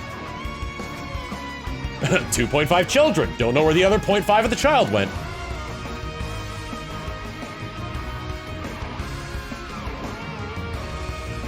It's gotta be someone who's, like, talking about their like, in animation or media, someone being like talking about their dream of like having a wife and kids and 2.5 children, and it's literally like 2 like full-size children and then 1 child who's just missing the lower half. You know, the nuclear family.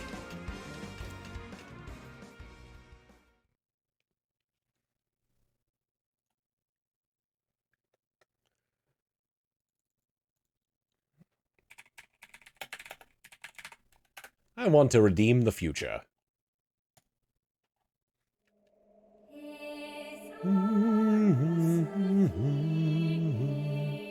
Oh yeah, Family Guy did kind of do a joke like that. We now return to 2.5 men.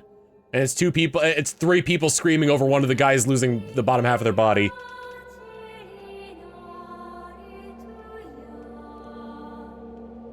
If you could decide the next Nintendo franchise you would give a Dynasty Warrior style game to, what would it be? F-Zero. F-Zero! Let's go! Hordes of zombies you're just driving through in a car and plowing them down. The upgrades are different mechanical upgrades for the car. F-Zero Warriors!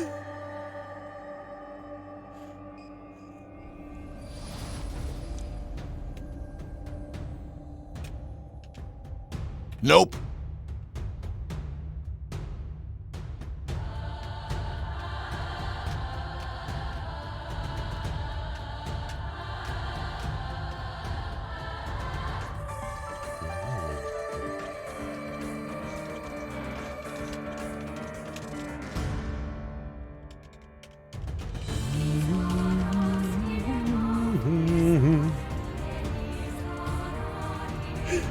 Pikmin warriors, let's go! They all have guns now! The Pikmin have gone feral, so we gotta take them down!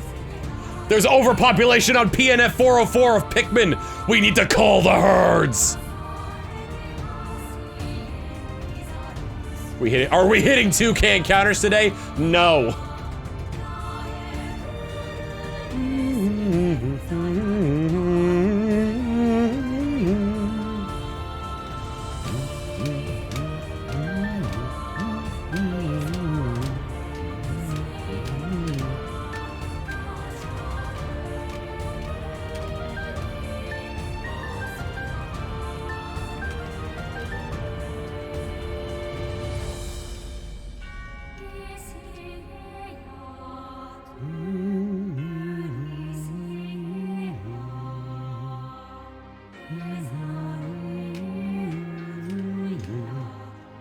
Paper Mario Warriors. Remember the Mushroom Kingdom Hearts April Fool's joke?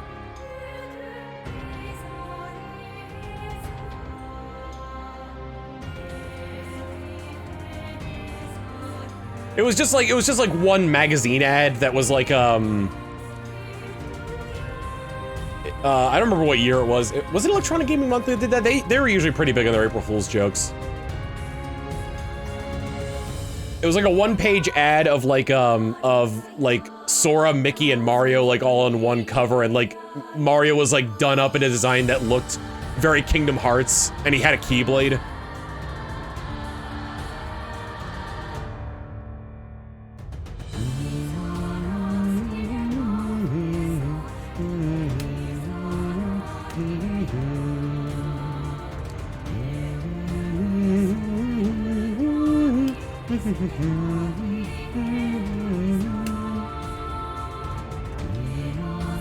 Nope. Still waiting on Waffle House to get added to Tekken.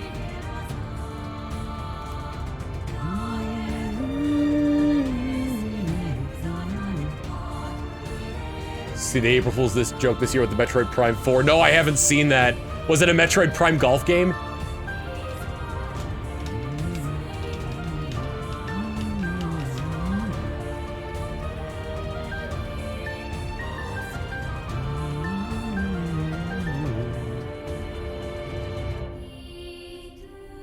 Is it like Metroid Prime Pinball, where you launch your where Samus is the ball?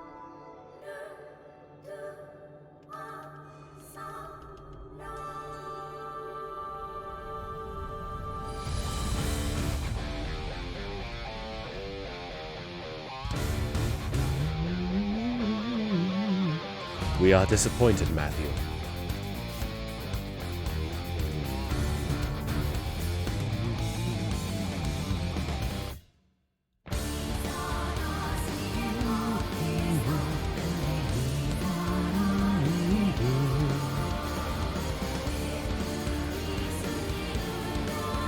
The actor who played Alpha killed it on like the cold deliveries for on Future Redeemed.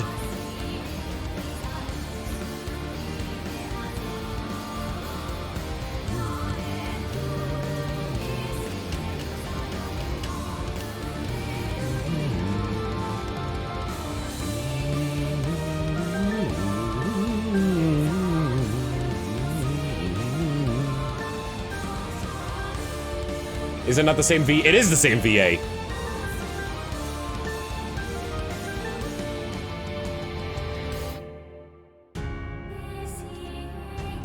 But the dude's got range.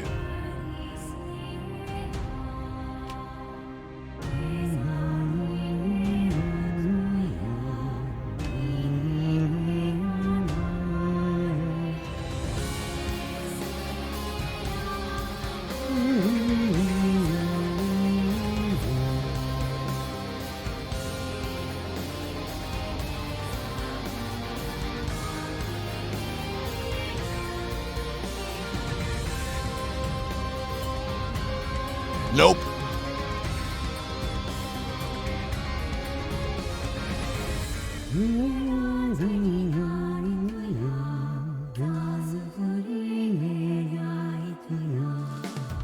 Oh, this is VA was good in Dragon Quest 8 as well. Wow. We've got a lead amount of quests! Quags! Sire! Quag!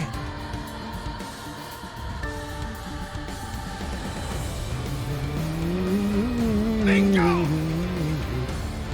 Dallas Bucks, thank you for the 2 months of tier 1.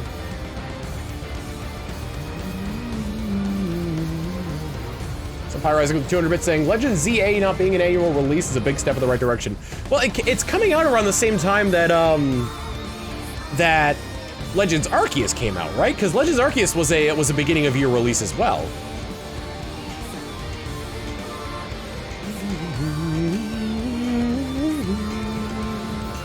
It just said 2025? I thought it said, like, early 2025.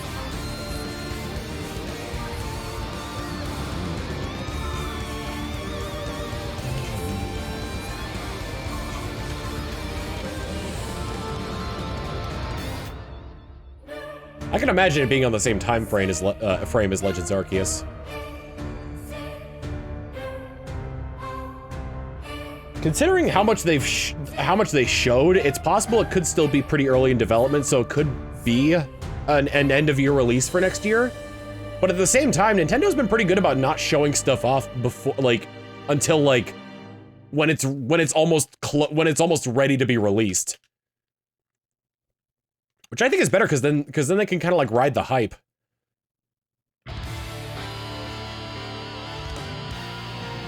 They did not show more of ZA, no.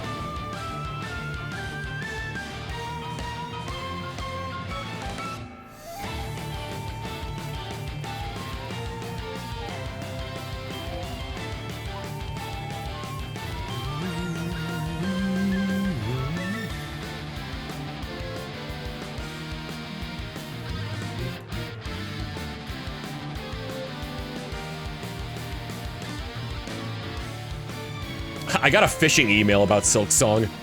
Nope. About them wanting me to cover it.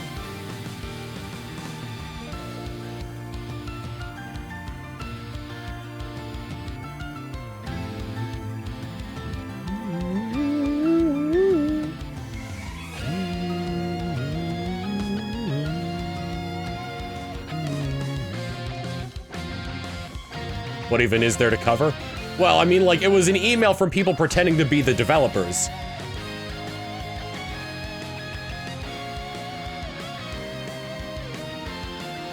So I emailed their support, and they were just like, yeah, we got nothing to talk about with that, don't respond to that email.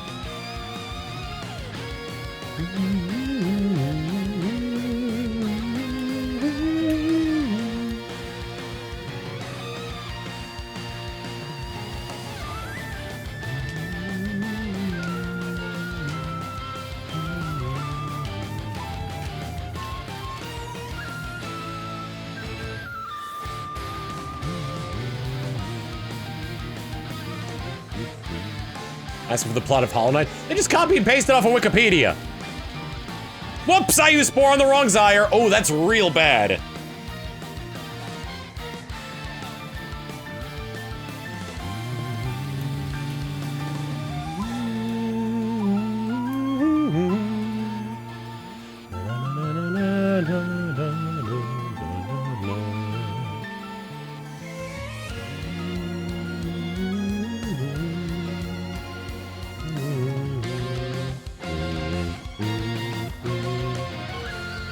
I'm gonna ultra this one just because of the mistake I made.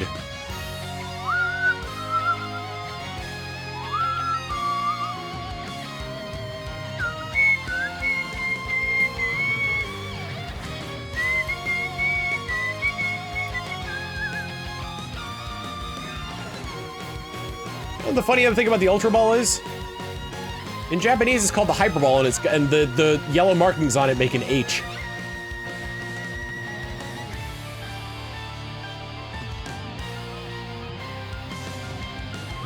Will we have lead? Remember, the number down at the bottom is the amount I've caught, not the amount, not the number that we're on. Nope. So it'd be league. That would have been league.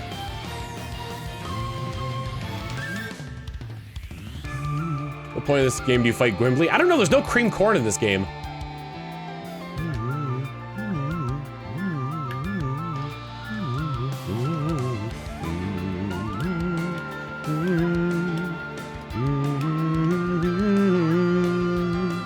When I get to 1340, I'm gonna take a break.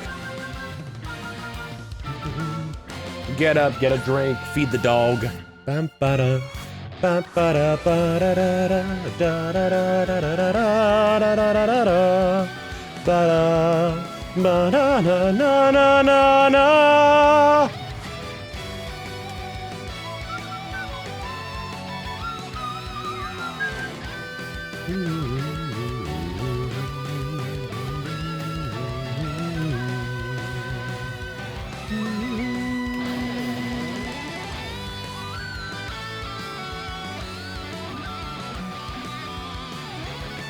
I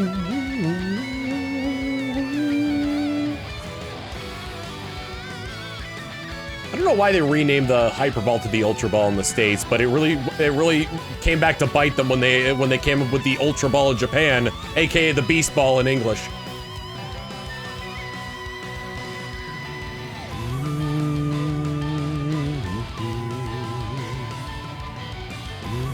So the Quag counter reaches 1700? I mean, by the time it reaches 1700, the plush will have already been revealed.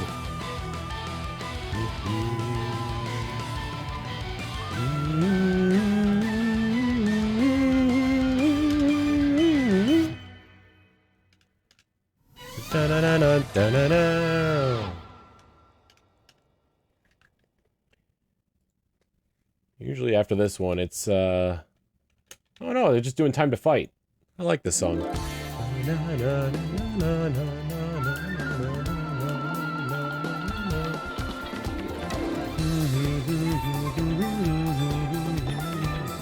Maybe for the Ultra Ball, instead of it being one giant H, it's two, like, mirrored U's, making it form to look like an H, but it's actually a U for Ultra Ball. Nope.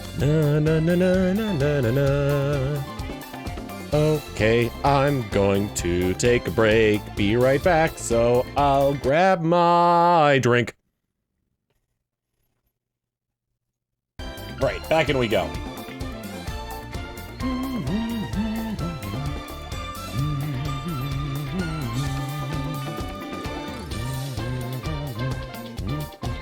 Ah, shoot, I was gonna get a soda. Oh well.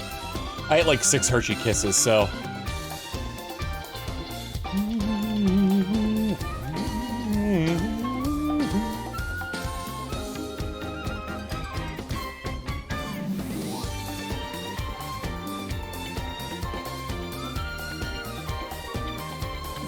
Give us your cash! 500 bits from Z Cyberfoxing. More good luck bits for the next batch. For the next 60. 60, I say!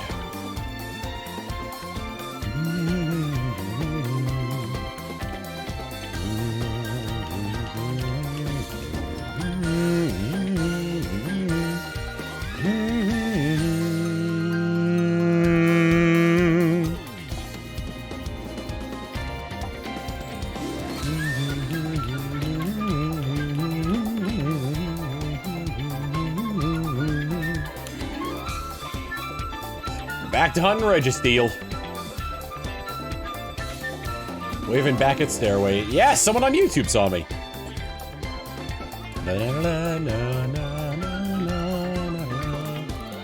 Zega Exiron.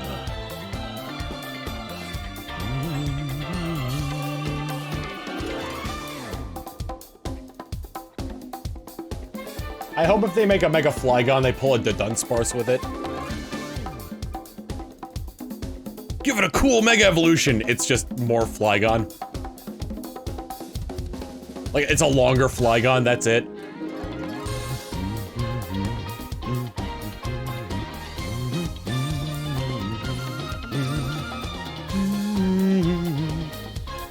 It has another pair of eyes with another pair of, like, tinted lenses over them. Nope.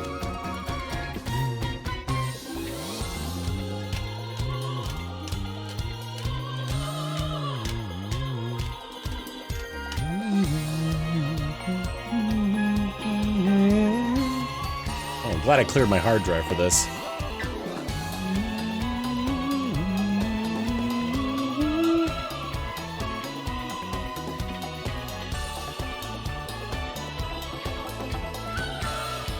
cursed bugs.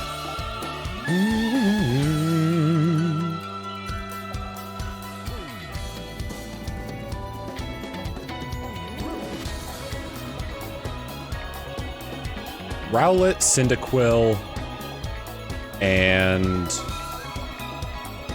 Oshawott were the 3 in Legends Arceus. I could see them adding a Gen 8 rep, a Gen 4 rep, and a Gen 1 rep, if that's the case, as the starters.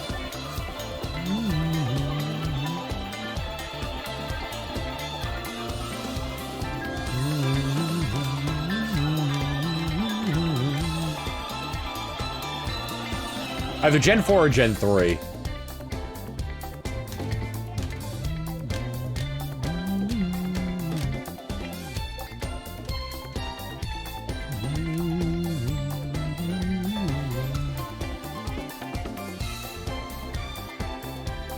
I think it'll be... No, it'll be a Gen 1, Gen 3, and Gen 8 rep. So I think it's gonna be... Sobble, Trico, and Charmander as the starters.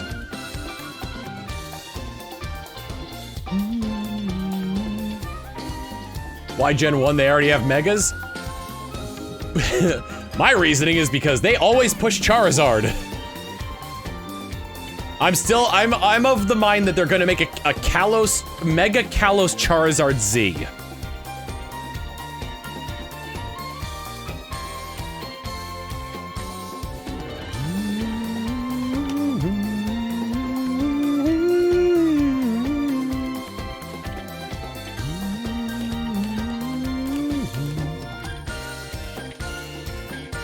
Yeah, Arceus did not have Charmander.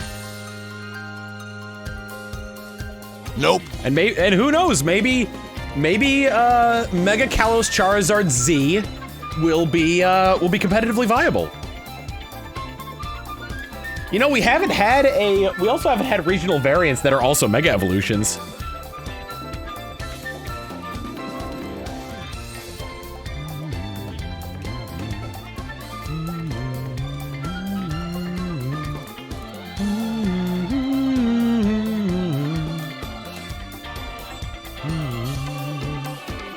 I'm betting Megas are not leaving Legends. Yeah, that's true.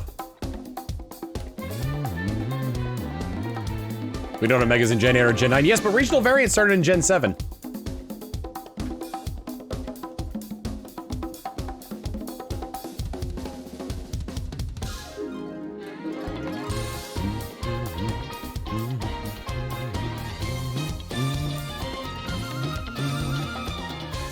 Oh yeah, they probably wouldn't use Gen 3. They're definitely not gonna use Gen 6 because, if they're following the same formula as Legends Arceus, then the Gen 6 starters will just be there.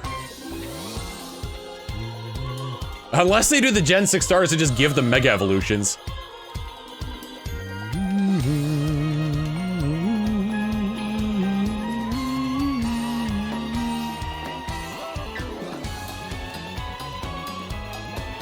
How will Galarian Slowbro interact with Slowbroite? Still Slowbro. So, I think... I know in Pokemon Showdown, they make it so Galarian Slowbro can use Slowbroite, and it just turns it into normal Mega Slowbro.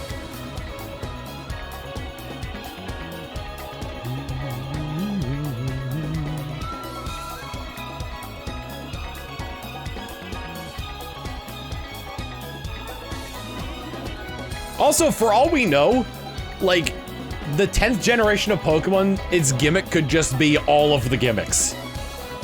Mega Evolution, Z moves, Dynamax, Terra type.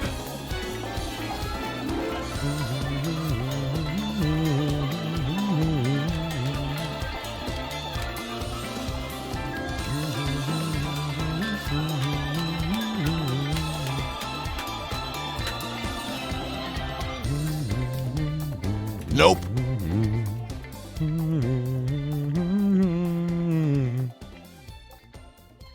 Sneak Man.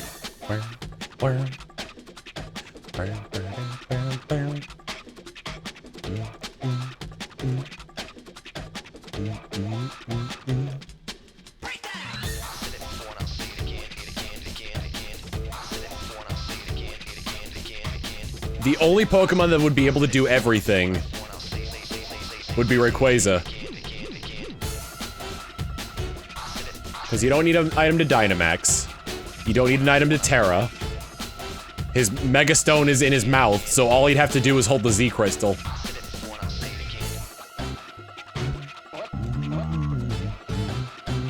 What's going on? What's going on? What? I don't understand what's going on here. You make a Gen 7 Z mode with the regional variants. I mean, like technically they're both viable, but the gameplay gimmick was Z crystals.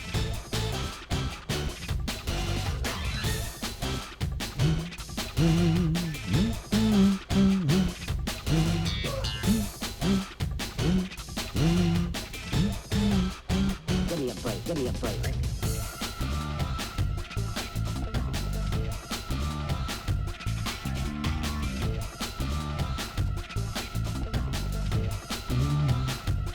I would love it if they came up with too many gimmicks in Pokemon games, and then like they poke fun at themselves by having a character that's just jacked. Like only his arms are jacked because he's been carrying around the each gimmick like on his wrist. It's like, I'm gonna use them all! You'll see!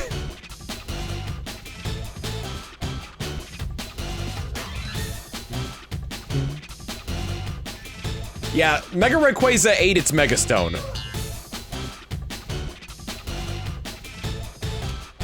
Give me a break. Give me a break.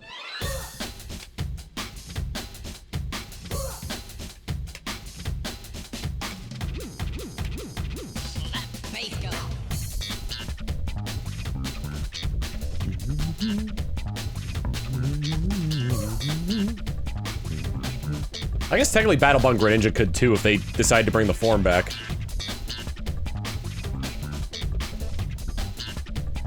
Yeah, I remember when Smogon had to make an entirely new tier for Nope. for Rayquaza. Anything goes. Did they have to make that a new tier? I thought Wobbuffet was banished to Anything Goes at one point. What's going on here? I don't understand.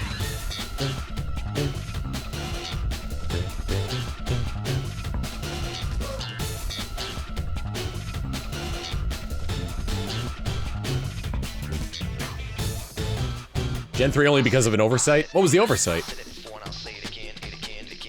Was it with Shadow Tag?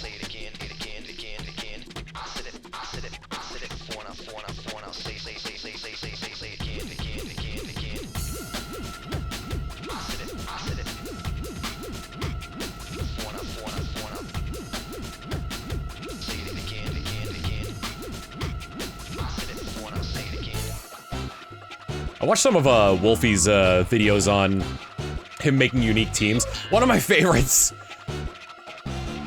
One of my favorite bits, or one of my favorite things from one of Wolfie's videos about making like a unique competitive team is that he made it to the top of, what was it? He made it to the top of Showdown using a team he was planning on using in an official tournament. And people started creating teams to counter it because of that. Was that his Parish Trap team, or was that his Weezing?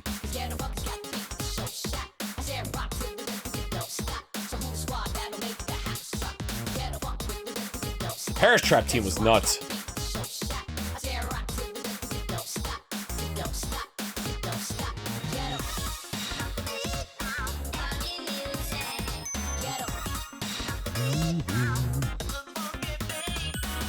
It was the one he won a regional with, yeah, Screamtail. It was a Screamtail with Perish Song and Gothitelle with Shadow Tag.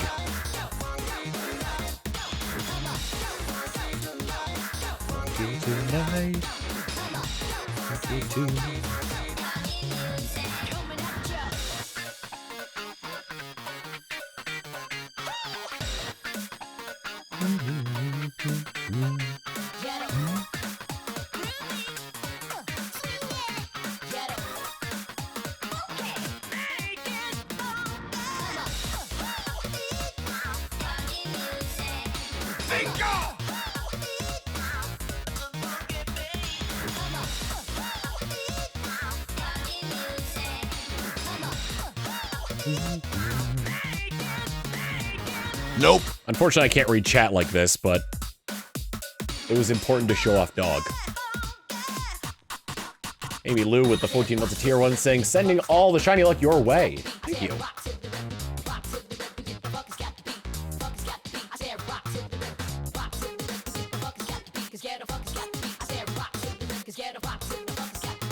The goodest lad, indeed.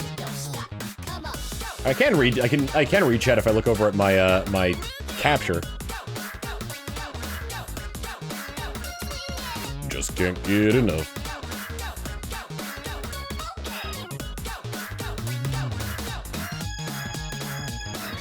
Can you see him all right? He's a little dark. If I get him to do anything, he's gonna move. My god, he's such a sweetheart. Whatever happened to Sebby? He's on a shelf over there.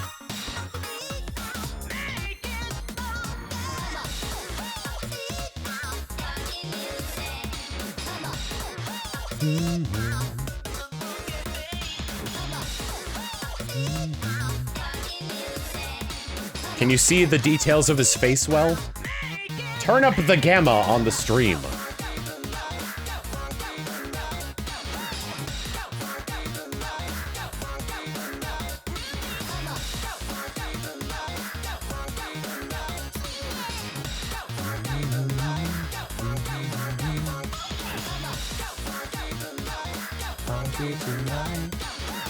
Oh, hi, buddy.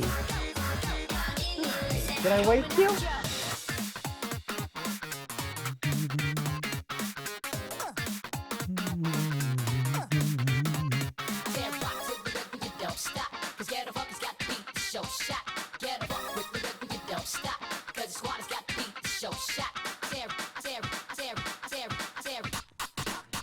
Take this moment to pet the dog.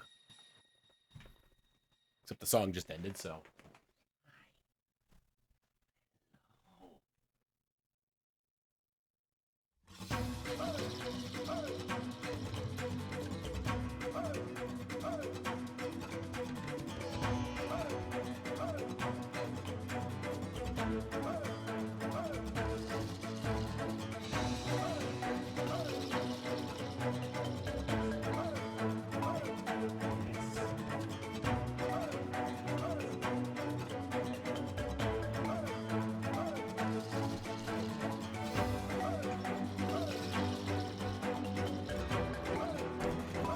He gave me a kiss.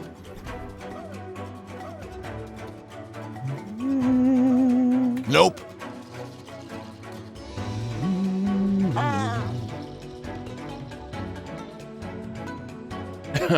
Dr. Zeos with 100 bits turns up the gamma. Pick up, put down.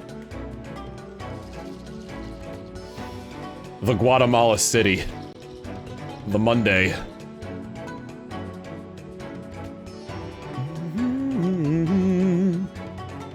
Did any Pokemon that were introduced in Gen 6 get Mega Forms?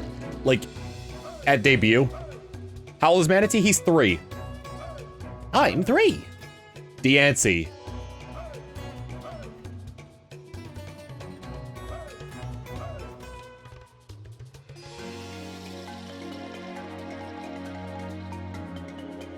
Just Deancey overall, like not even in later. So I guess it would make sense if they just kept the starter Pokemon the same in Legend ZA. And added like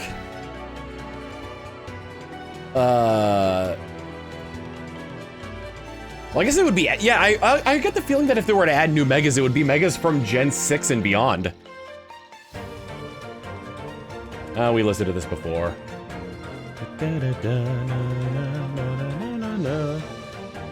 But what if I just played in only plays best of? That wouldn't be a bad idea, right?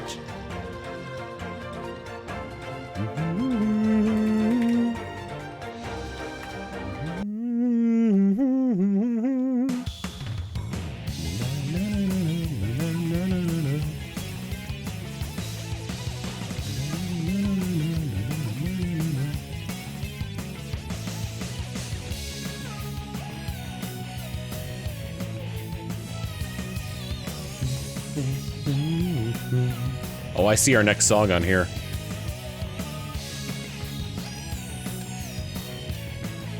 I want to do a 100% Let's Play of Sonic Adventure 2 at some point, but my god, that is going to be a process.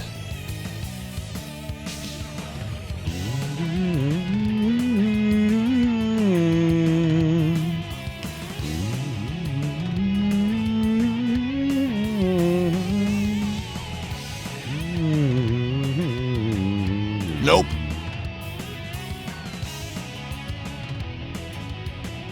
I filled out my rings. Manatee can zoom in more. Can I zoom in more? Yes. Oh, right. If I zoom in more, though, then it's also like out of focus. Come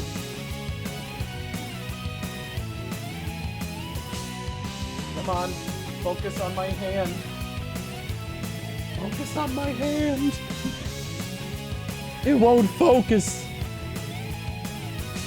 What the heck? Oh, that's why. I hit a button.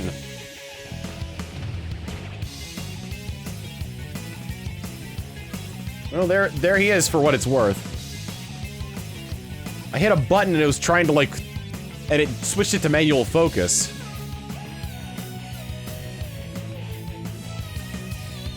Okay, bud. You know, good boy.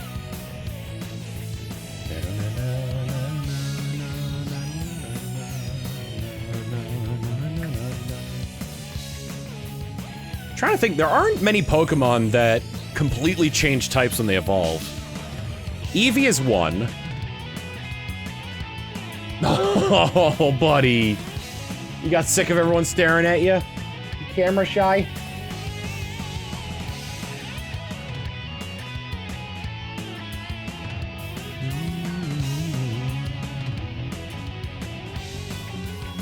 Yeah, Cubone to Alolan Marowak changes type completely. I did it again.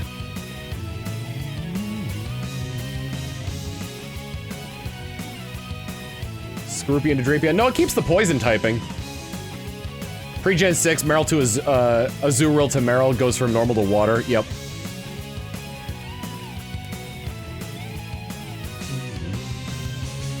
When does Alolan Marowak evolve again?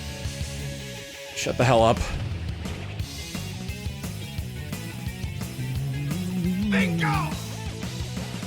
Ira Velvet, thank you for the 13 months of Tier 1.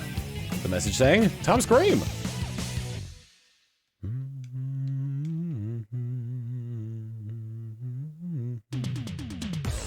Yeah!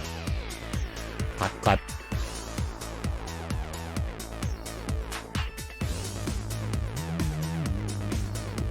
Those are the only two I can think of, really. Eevee and Cubone, Eevee into any of its forms, and then Cubone into Alolan Marowak. Nope.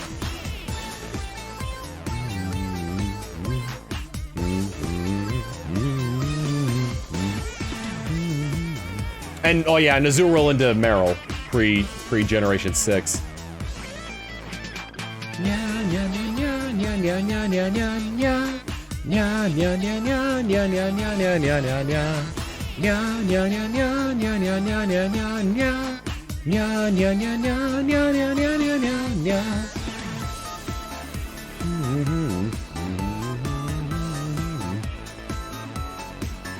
Sure, you've been asked this before, but we sure this method works? Yes, it's just astronomically low odds.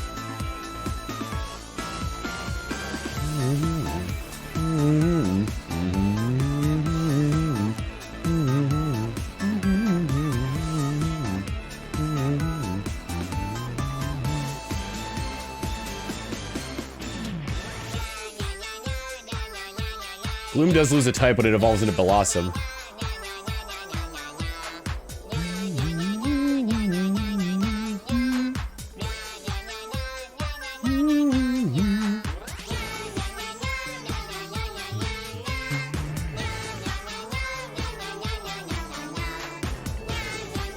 Ba-da-meow.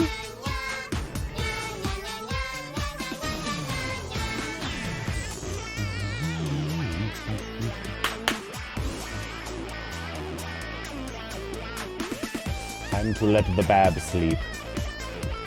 The bab sleep.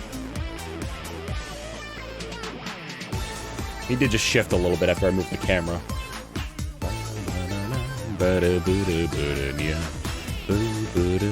This is, Great Cat's Village R from Melty Blood type Lumina.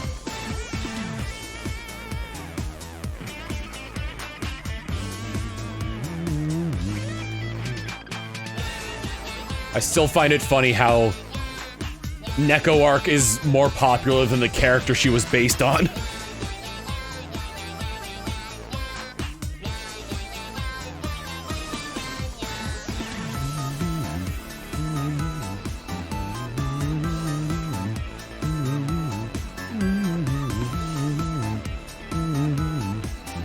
Which is Arc.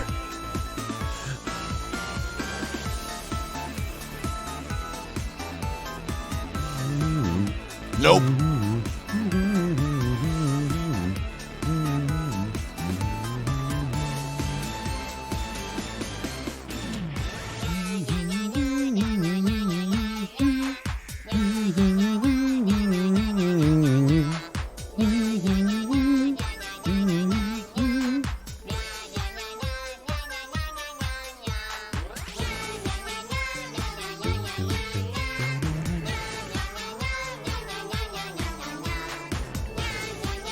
There are two Pokemon that don't have regions associated with them, which is very interesting to me. Meltan and Melmetal. Introduced in Pokemon Go.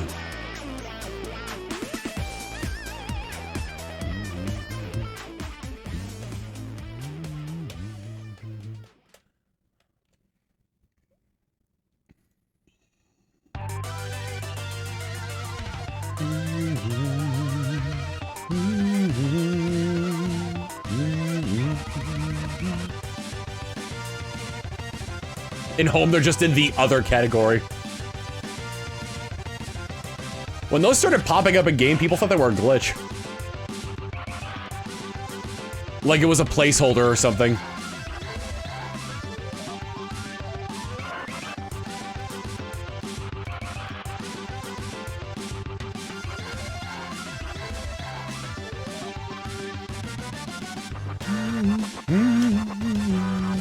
Mega Melmetal. We already have Gigantamax Melmetal.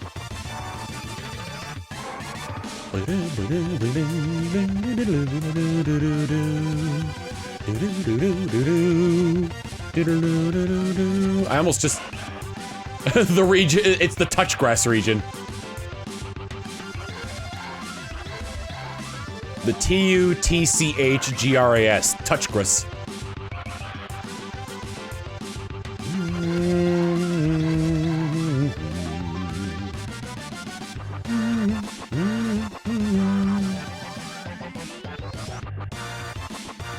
What is the earliest Pokemon I have in my Pokemon Go game?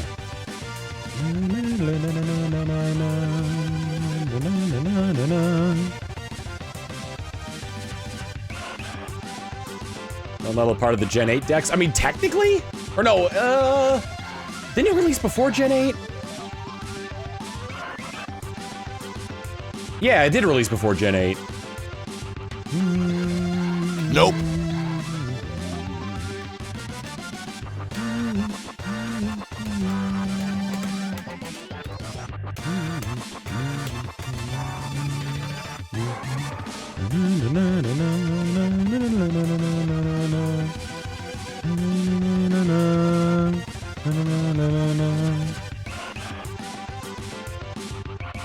Let's see. Recent. Whoops. Earliest Pokemon I have is a Dragonair. Probably because I've transferred a bunch away. Like, I'm pretty sure I transferred my starter away.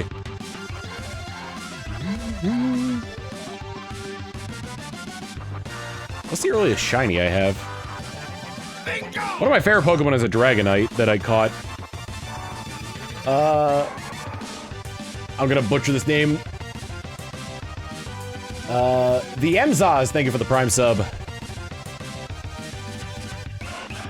Where's that Dragonite I caught? I didn't transfer that away, did I? It's like my favorite. It's like my favorite thing that I have.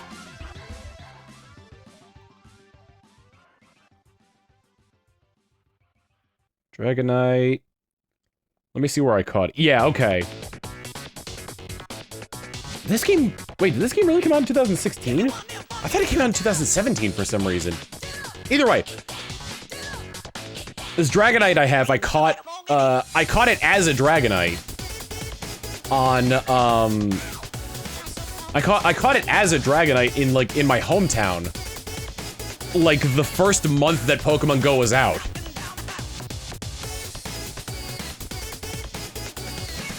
And I lived in the middle of nowhere. I was out getting a sandwich at Subway when I saw that there was a Dragonite in the map, so I was just like, shoot, where is it? Where is it? So like, it was on like a rotary. So I started like going all over the place here, and like I saw that it disappeared, and I'm like, shoot, no, come back! And then I ran in the different direction, it came back, and I'm like, yes, let's go! And it was across the rotary at a post office in front of a near a post office slash it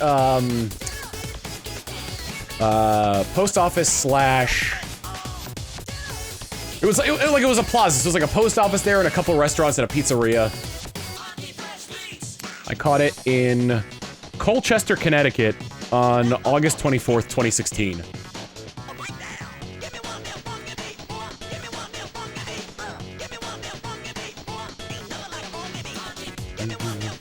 Nope. Give me one of them funky beats. Give me one of them funky beats. What's my earliest shiny? Oh, my earliest shiny was a Mareep. I don't think that was even during a community day either. I think it was I just caught a Mareep randomly.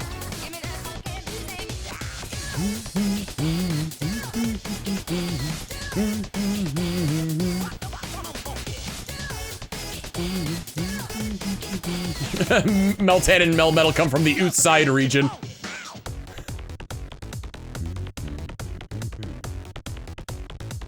My first shiny in Go, at least. Then I've got two Blastoise, one with the sunglasses, one without the sunglasses. Then two Plusle. I caught an Eevee at one point. I passively caught a Wingull that I now have as a Pelipper. Then a bunch of one from community days.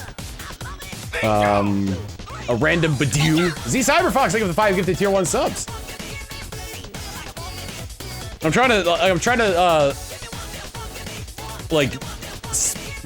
specifically go over the ones I didn't get from communities, because the community day shinies are just like given to you. Like they're like, unless you weren't actively participating in the community day, or like unless you weren't playing that day, then like you would have gotten a shiny during those community days. I randomly got a shiny, Totodile. I got another Eevee. Shiny Alolan Muck. Shiny Mawile. I remember the shiny Giratina raids. For some reason, I don't think there was a community day for it, but I do have a shiny Seedot and a shiny Shiftry. I might have traded for those, actually.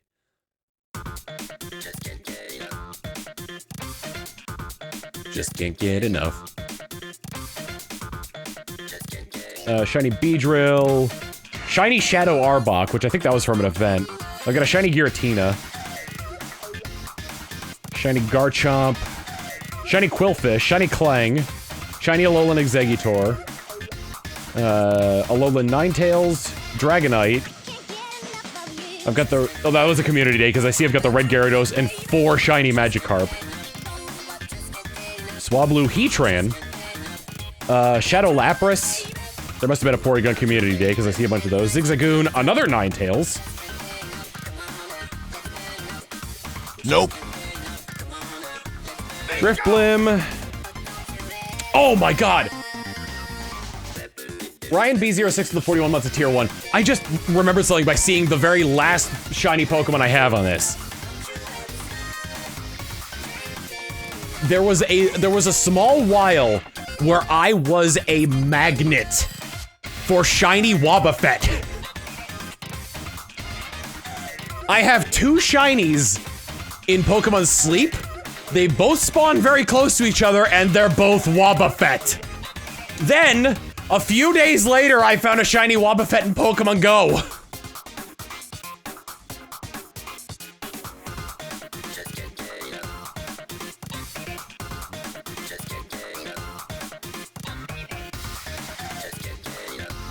It was just, like, for a while, I was just a magnet for shiny Wobbuffet.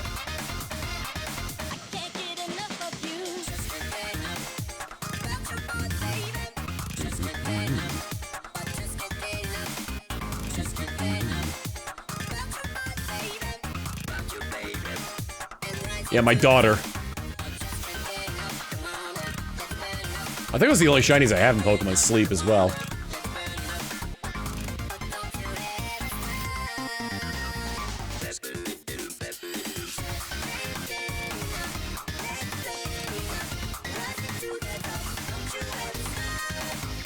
Yep, my first shiny in Pokemon Go is a Ampharos. I caught it as a Mareep and I named it Beep Beep.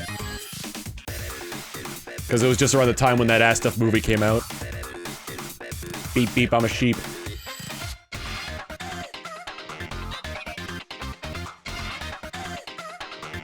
What are the nickname ones I have here? Let's see. The sunglasses Blastoise I named Sprayban.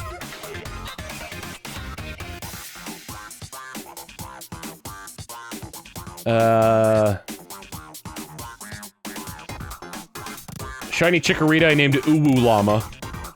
Shiny Meganium is called Stamen Steve. Shiny Metagross I named Ew Gross. Shiny Roserade, because of its purple and black color scheme, I named it Twitch.tv. Shiny Feraligatr I named Mr. Vile. Shiny Slackoth I named Coco after the gorilla that could do sign language. Do I have any other nicknamed ones?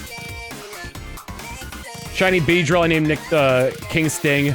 Shiny Arbok I named Ken's, because that's Sneck backwards. Nope.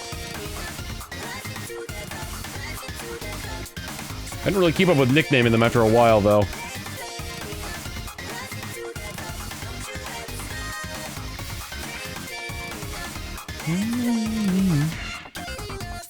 Just can't get enough. Just can't get enough. Just can't get enough.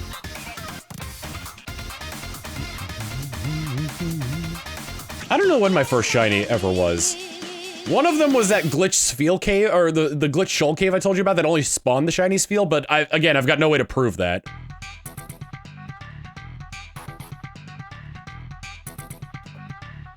Let me see, what other songs gotta be playing here?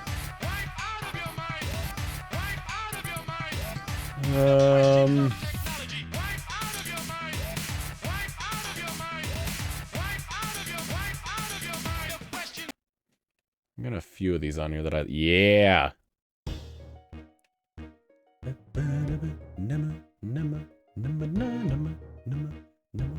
First shiny ever was a Psyduck in the original Pearl version.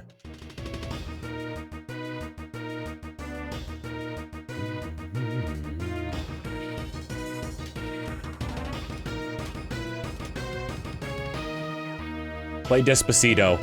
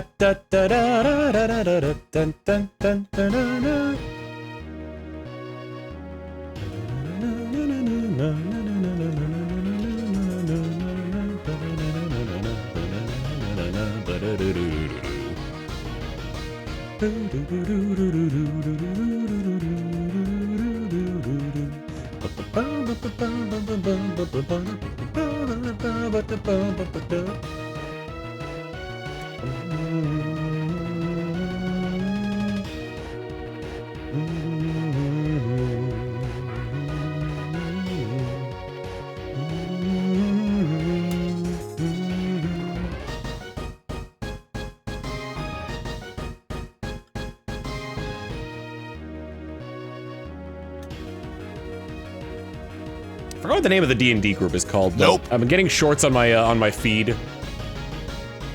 Let's be real, the star of the show is Chuckles the Clown. I could hear their screams. I scream, you scream. Avantris.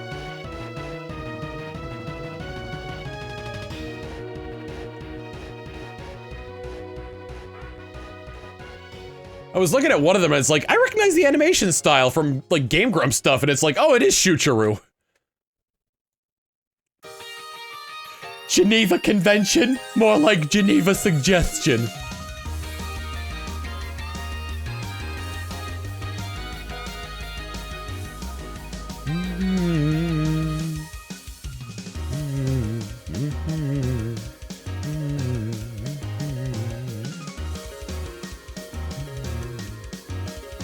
We all scream in the terrible house fire.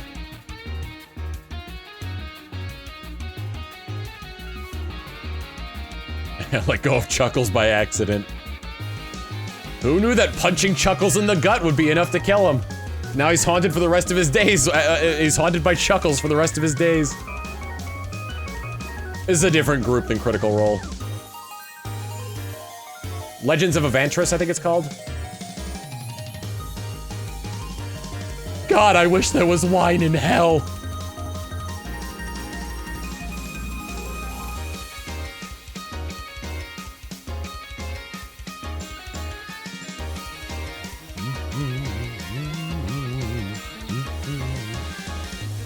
Together we are the Honk Legion.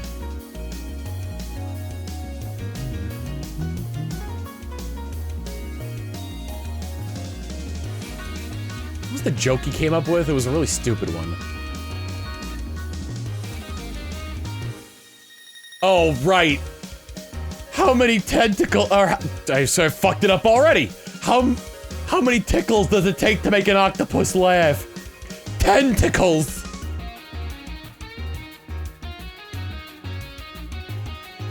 Please don't let this space octopus be a squid napper. I'm going to oh right, his war cry! I'm going to commit various war crimes!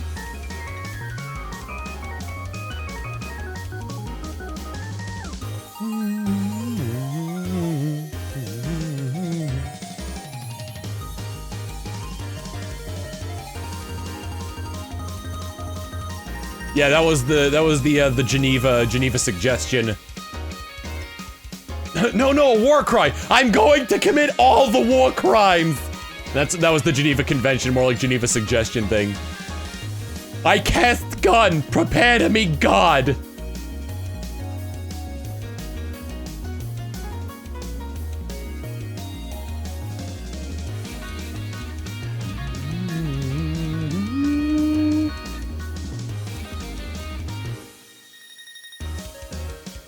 You think people will get tired of a D&D character that spoke like this?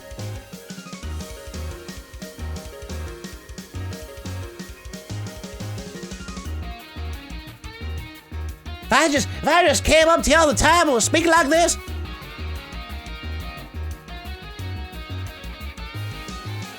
What race and class would they be?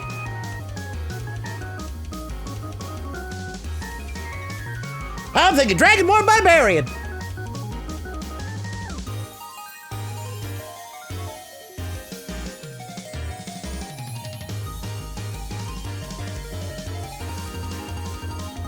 Cause this is my voice for Radicus from the Infinite Fusion playthrough. You got any cheese? I really like cheese. Give you a TM number. 35.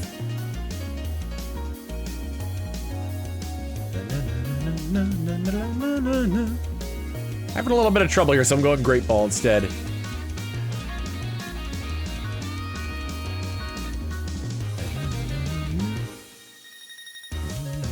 Character with 20 intelligence, but cursed to only speak Simlish. Oh, that's like the episode of Regular Show where they drink like the Smarty juice or whatever it is, and they can't understand anybody because they're too stupid and they're only speaking Latin.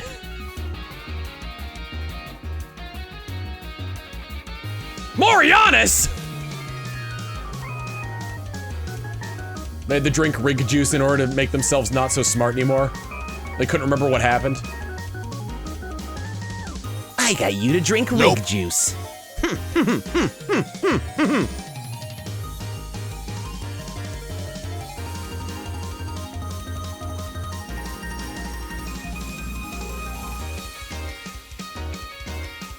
One of my favorite like regular show moment of all time is like from the very beginning. Like not really from the very beginning, but like one of the earliest episodes with the power. And they Don't get mad at me, guys, but I might have sent a bunch of other stuff to the moon. A bunch of baby ducks. Send them to the moon. Soda machine that doesn't work. Send it to the moon. You drill bit! What else did you send?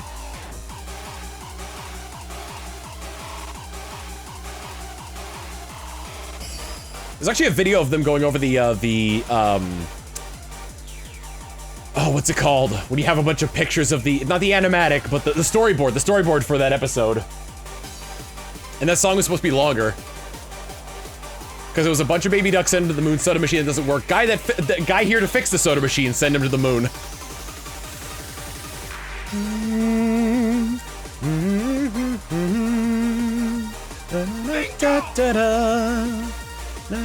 Seesaw, like inside 9 months of tier 1 saying, you know who else likes to subscribe to Tom Fox?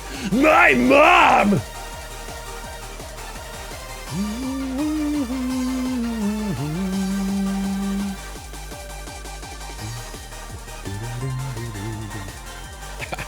I can't hear this song without thinking of the one GIF that somebody made of just like Penny breaking it down in the dance floor. Meanwhile, like the player trainer or Arvin and Nimona just kind of like bouncing in the back, and even further back, Clavel is twerking.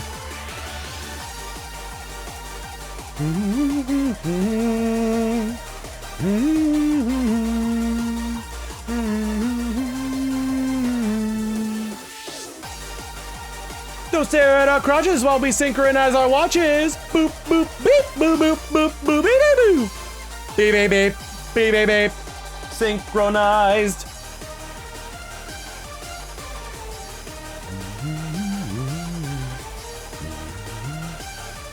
I also love the comic where it's like, it's the player character in Clavel's office. And and they're like, I need to talk to you about something. Nope. It's a little bit serious. I've got a crush on someone. I don't know how to go about it. And he's like, oh, you know, just tell me all about it. I'll do what I can. He's taking a sip from his tea. Well, his name is Clive.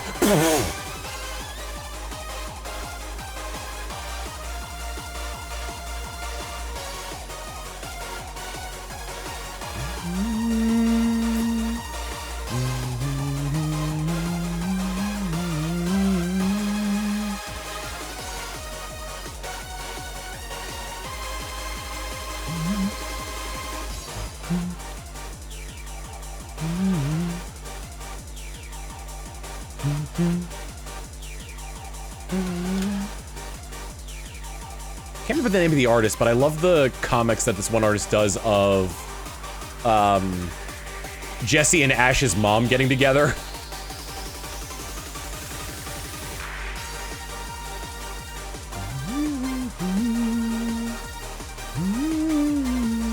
Kiana Mai, yes.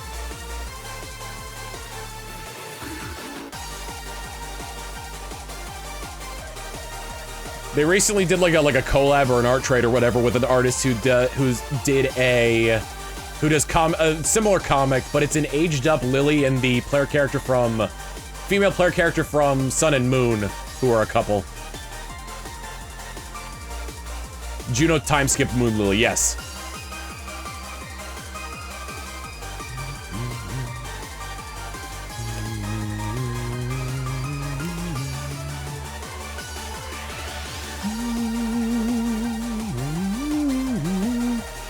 There was like an official book that detailed like how old Jesse and James were, and they were written in the book as like being like 15 or something like that.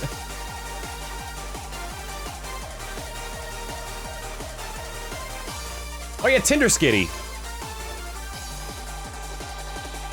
I love the April Fool's joke that he did of Tinder Skitty, where it's like, it's Skitty as Pim and Waylord as Charlie.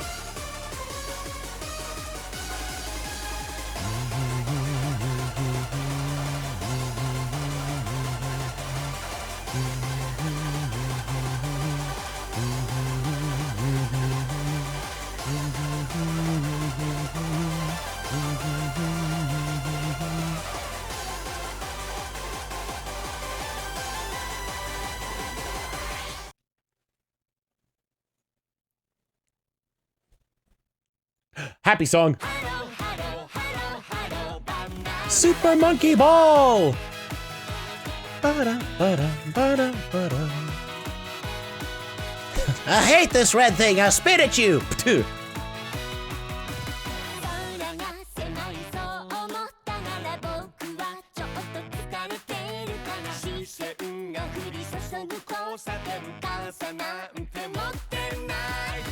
Is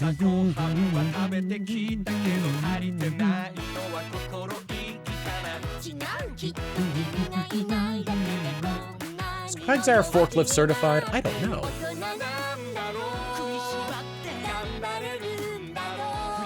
Jotaro Kujo is 17 and Jet Black is 36. Anime ages are silly.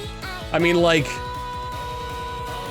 let's not even get into the slew of 1,000-year-old women that look like they're 6.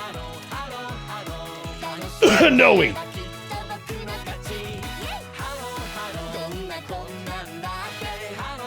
Say hello, kimi wa itsumo.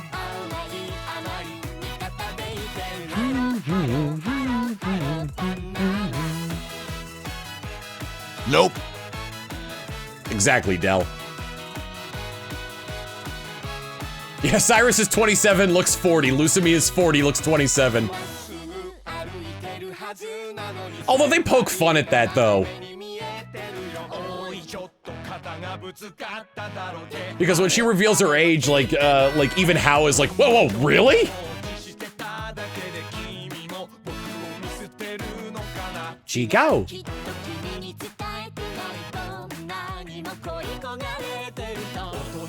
Yeah, Cyrus got so stressed he lost his eyebrows.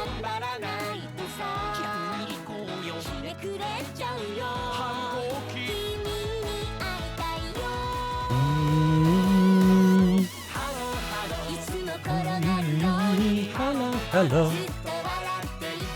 Hello, hello, hello, hello. No truckers can look aged on one side from sun exposure. Yeah, that's rough. Say hello, kimi wa itsumo. Thought it was hereditary given Silene. That's true.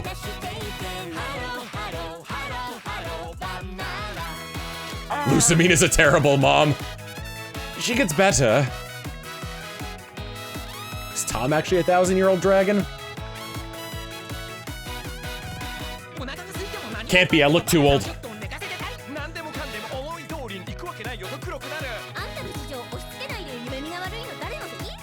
I should look like I'm 3. Show me the exile of the bit saying, sad thing is I have seen many women who are not gen defect short but are just waist high and in their 20s.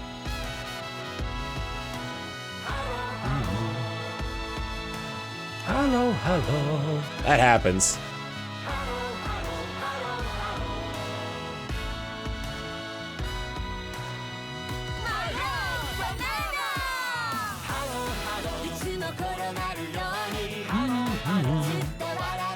Jen isn't genetic. There we go. I wasn't sure what it meant.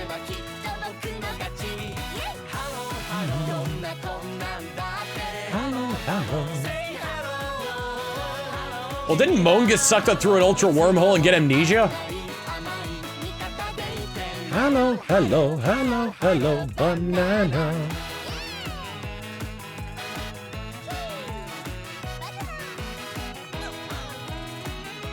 Nope.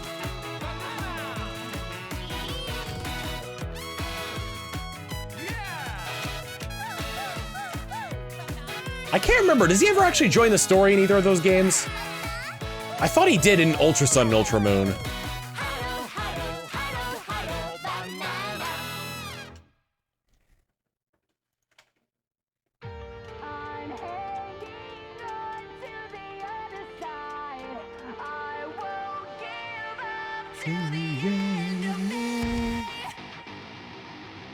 We see him meet them and that's it. Okay.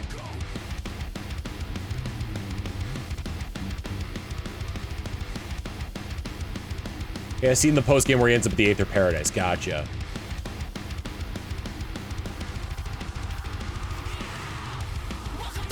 I played this song on here before.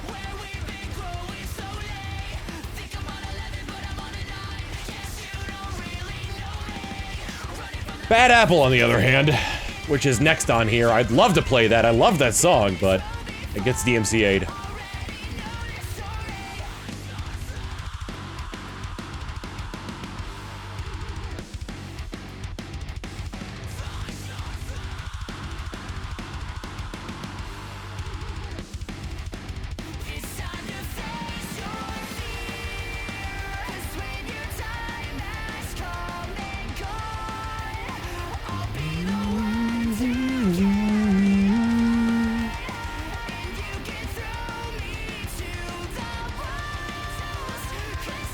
Love or hate Sonic Frontiers, the boss battles were so hype.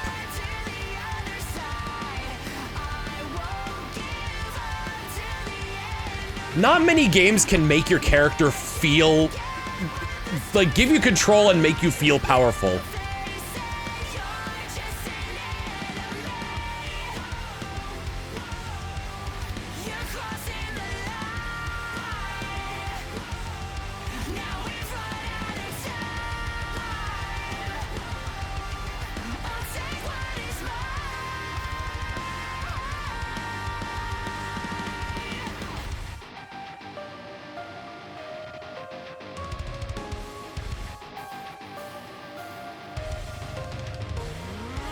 Nope.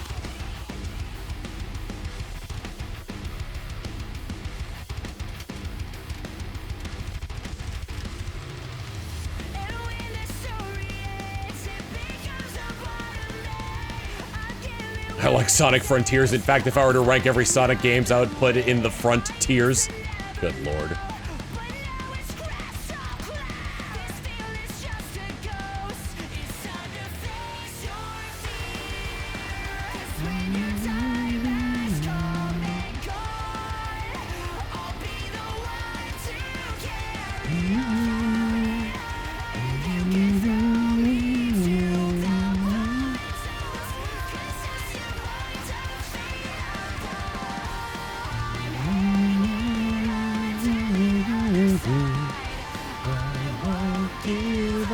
Till the end of May.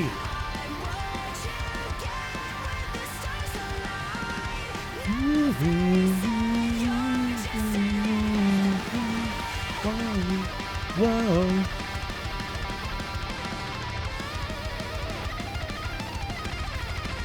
Your favorite Sonic game? I mean, Nostalgia Glass is why Sonic Adventure 2. There are a lot of games where it's like you play them when they first come out and you have all the time in the world to play them and learn the mechanics. And like, and that's why they're good to you. But like, there's also like, objectively, like, good games nowadays are based on how easily someone can pick up and play them. Which, in some regards, to some of those early 3D games, not a lot of them are accessible in that regard.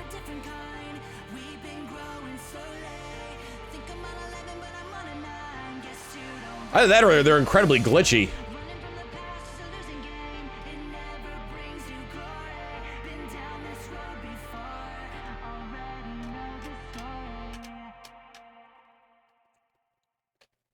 That's why when someone is like, I hate Sonic Adventure 2 or something along those lines, or like I didn't like it, like the biggest thing to note is that they probably didn't play it as a kid.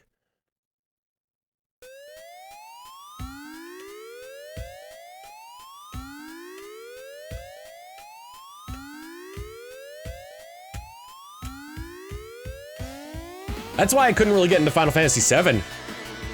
I didn't have the nostalgia for it. Nope.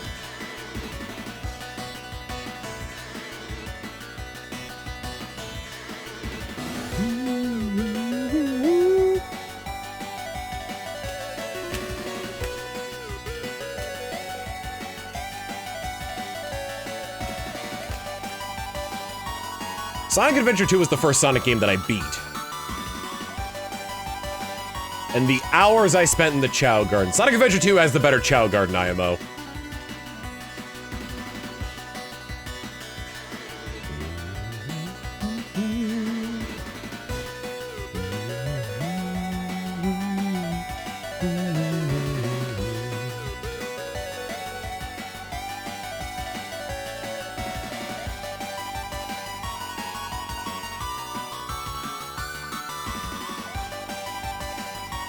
You know what's funny? I played Final Fantasy 3 almost to the very end, but I've never beaten it.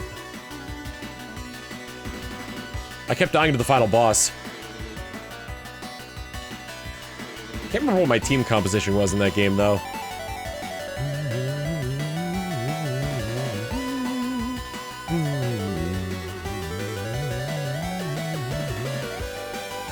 It's Final Fantasy 3 on the DS, by the way, for those wondering.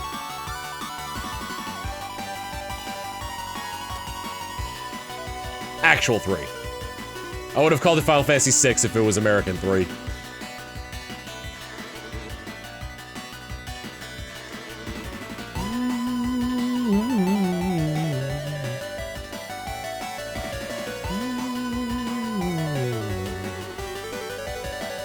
I don't remember much of the story for Final Fantasy 3, to be honest. I remember you start off on a floating island.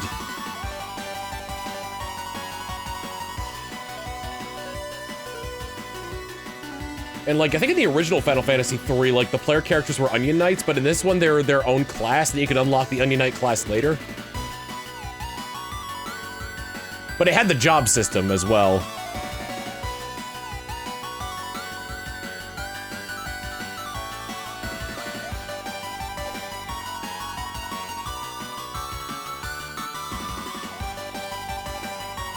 Floating continent, you go back down to the surface. Yeah, once you get, like, the...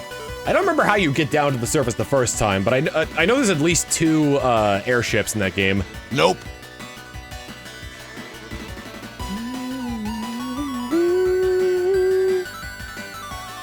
I'm trying to think which Final Fantasy games I've beaten. I think 10 is the only Final Fantasy game I've beaten.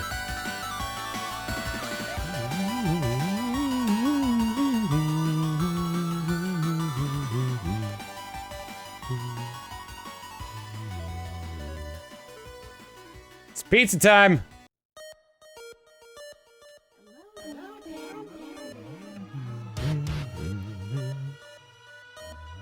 I played a bit of Final Fantasy 1 because one of my friends had the PlayStation collection of Final Fantasy 1 and 2.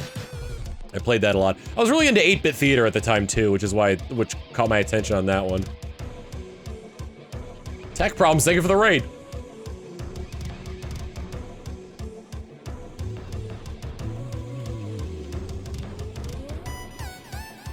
And then I played Final Fantasies 1, 3, 7, 9, 10, and a bit of 14. That's my experience with the Final Fantasy series, and I've only beaten 10, and almost beaten 3.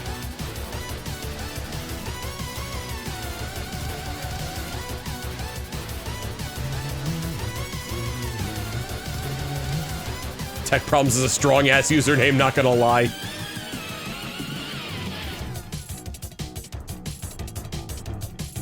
Ever play a Resident Evil game? I watched my brother play the GameCube remake.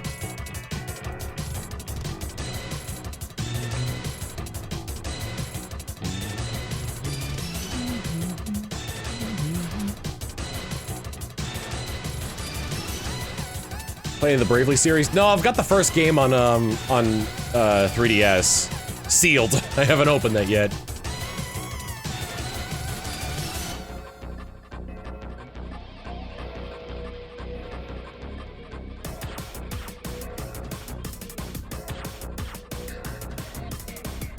Who's your favorite character in Pizza Tower and why is it Brick?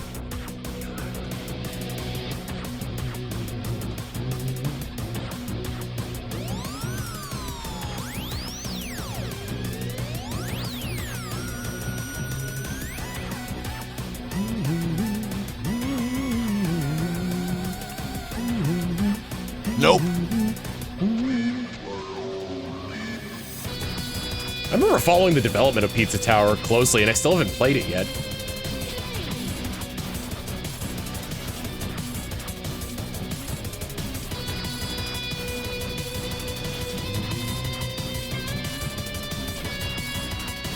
I remember my... What was it?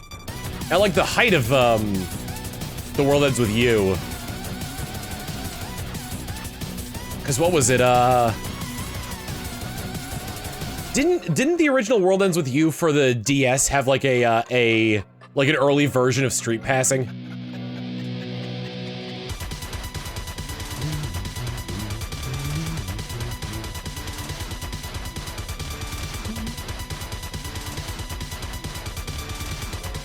Like the game had to be open for it, right?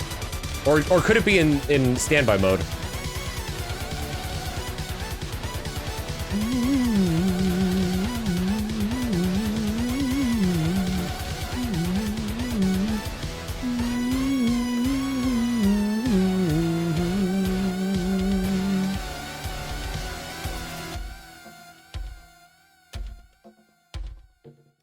No clue, never played it. Because I remember during a convention one time I went to with a friend, my friend had her, The World Ends With You game.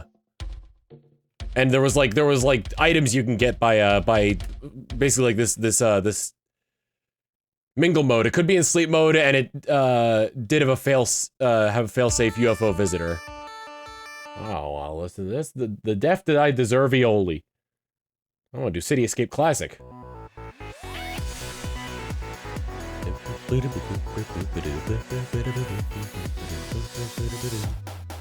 Rolling around at the speed of sound.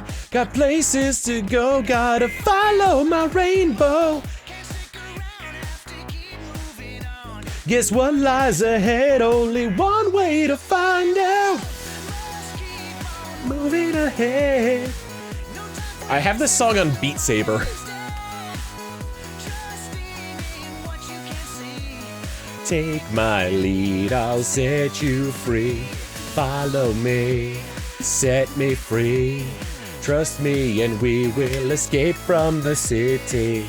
I'll make it through. Nope. Follow me, set me free. Trust me and we will escape from the city. I'll make it through, prove it to you. Follow me.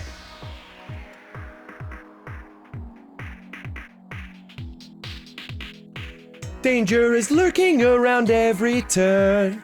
Trust your feelings, got to live and learn. I know with some luck that I'll make it through. Got no other options, only one thing to do.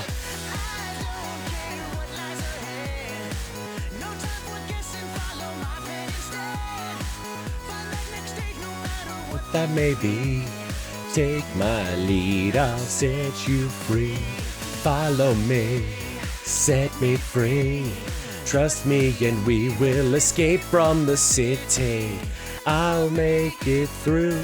Follow me, set me free. Trust me and we will escape from the city. I'll make it through, prove it to you. Follow me.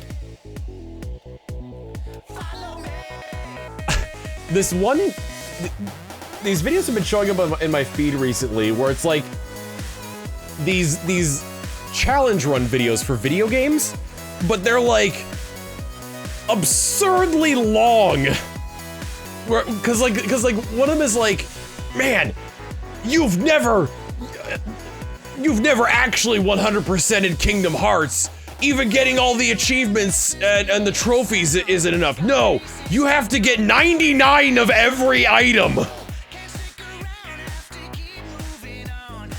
And I've gotten 2 others like that, and I'm like, what the hell is wrong with this guy?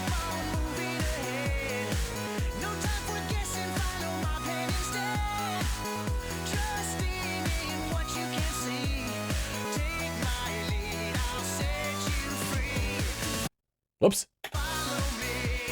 Set me free. Trust me and we will escape from the city. Follow me. Set me free. Trust me and we will escape from the city. I'll make it through, prove it to you. Nope. Follow me.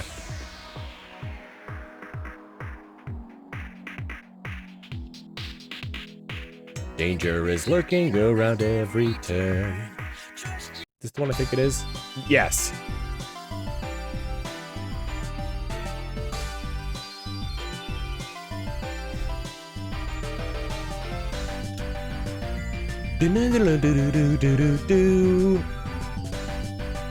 My toe! My toe!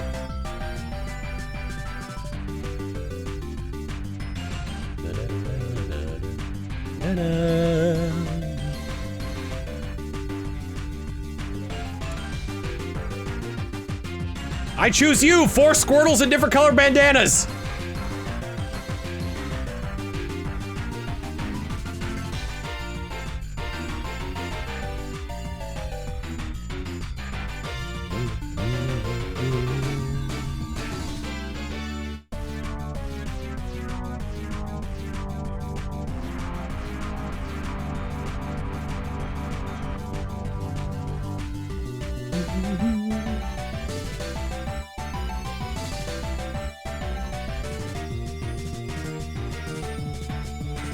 Where you played as in Final Fantasy XIV, just curious. The cat girl! From the town of Grandad. Granddad.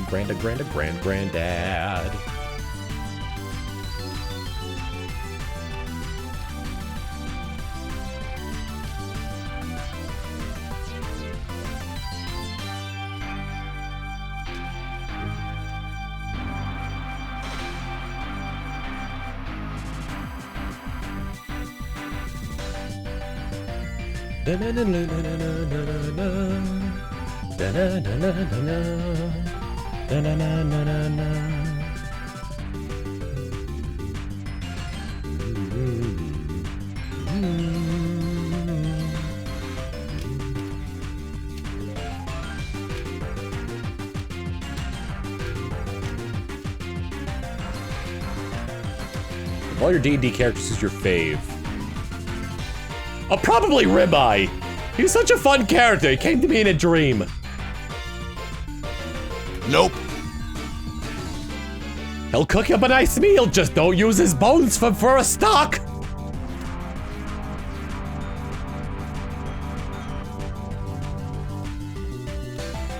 And he has the quiet trombone as well.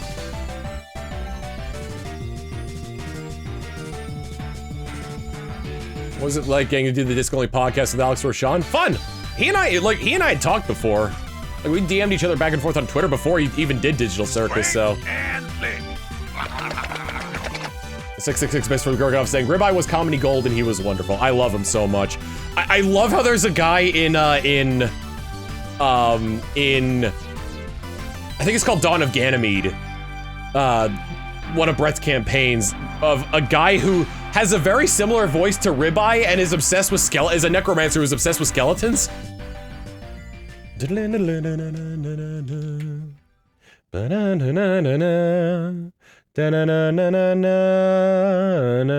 Oh, hell yeah.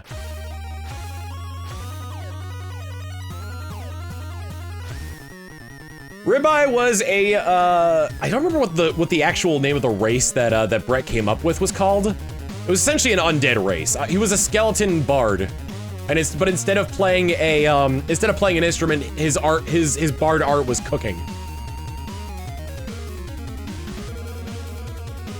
Yes, that was a College of Glamour bard. Yep. Which came in great when we got that item.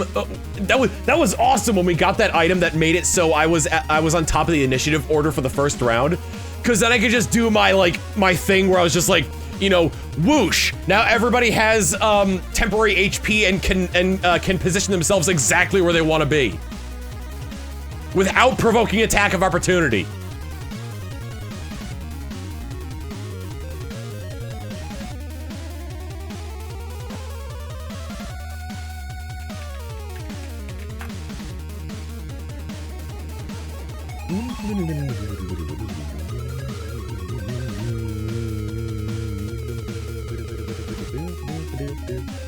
He used a frying pan as a mace. College of Glamour. What was the thing of Mantle of Inspiration? That's what it was. As a bonus action, you can expend one of your bardic inspirations to grant yourself a wondrous. Oh wait, that's not the right one. Oh yes, it is. When you do so, choose a number of creatures you can see and that can see you within 60 feet of you, equal to up to a number of your charisma modifier, minimum of 1. Each of them gains 5 temporary hit points, and when a creature gains these temporary hit points, it can immediately use its reaction to move up to its speed without provoking an attack of opportunity. Nope.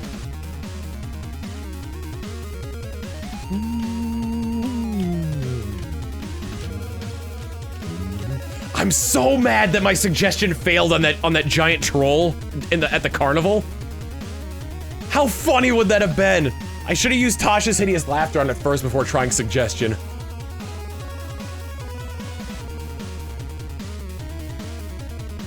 I still remember during the fishing thing when Misei tried to target, tried to put a slime to sleep, but because sleep targets the lowest HP first, it targeted Sci-Fry's character first.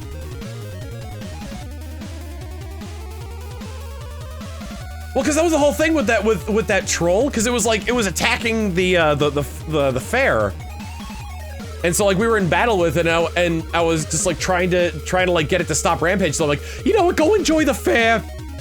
You came all this way, you might as well have a good time, and it had legendary resistance. So I just Tasha's Hideous Laughter it.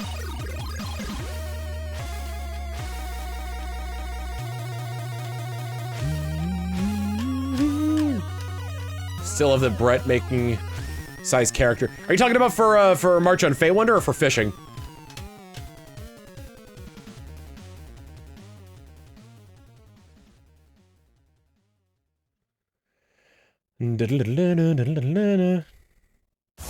Oh, sorry guys, video's over. For fishing, yeah. And that just like, he had to get an item in order to be able to change his face. That's right, we caught the hat. We caught the hat that he has. You ever live stream a D&D game before? On my own channel? No.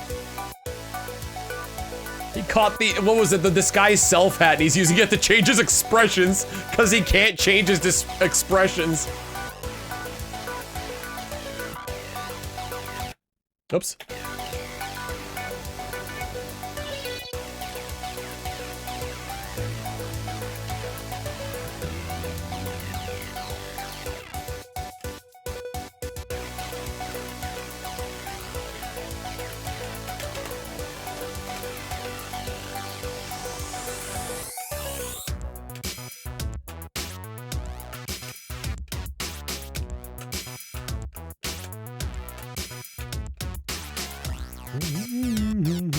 Nope.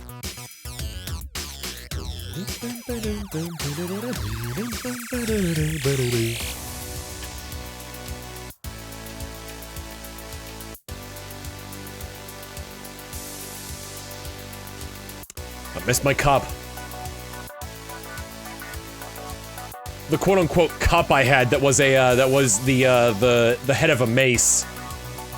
But it had such a tiny hole in it for where the handle was supposed to go. I was just trying to drink out of it.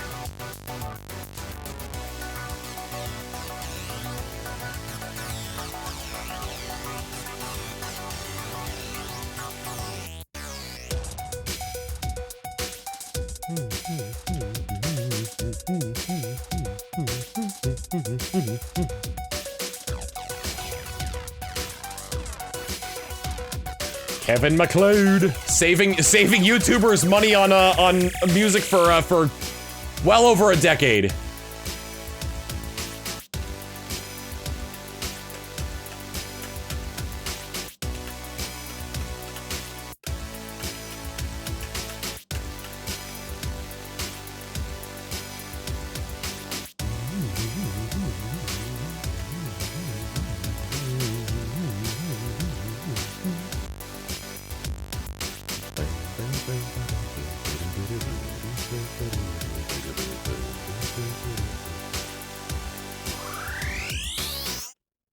Is Imprison used on counter counter trick room teams?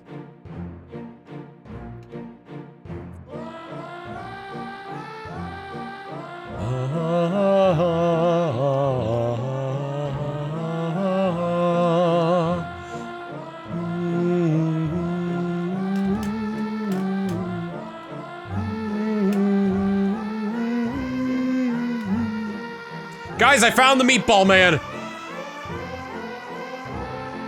Imprison is for blocking running guy IRC. No, that's block and mean look. Imprison makes it so they can't use the same moves that you have on your moveset.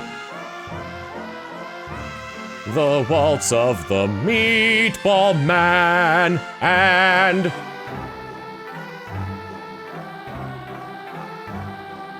Nope.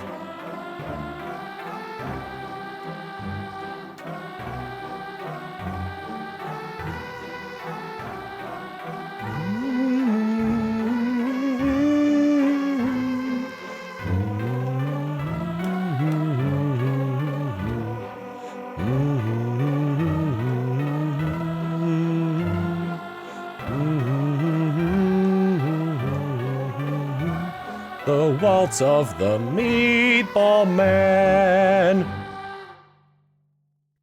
End of All Below.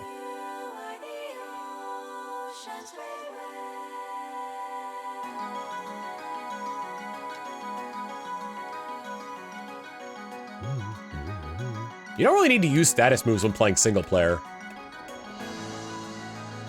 When they changed the format to double in the DLC for Pokemon Scarlet and Violet, that was really like the best time to use status stuff.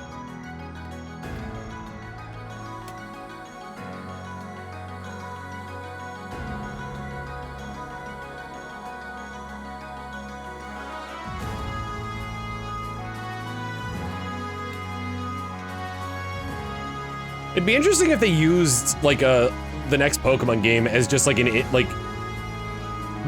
have the story be like one giant tutorial for like a VGC.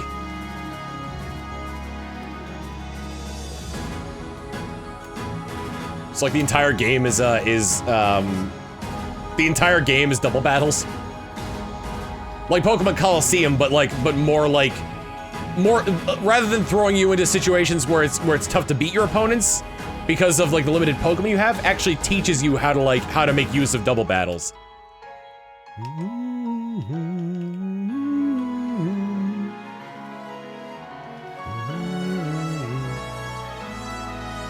Or, you know, if they were to bring back the ore region.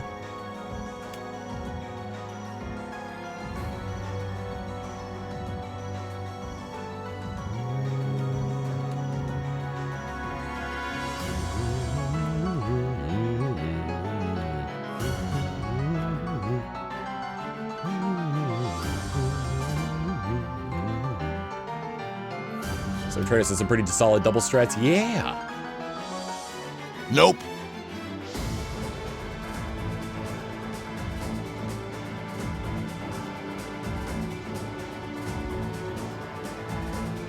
But all the Indigo Disc was doubles. Yeah, but it didn't really teach you about anything.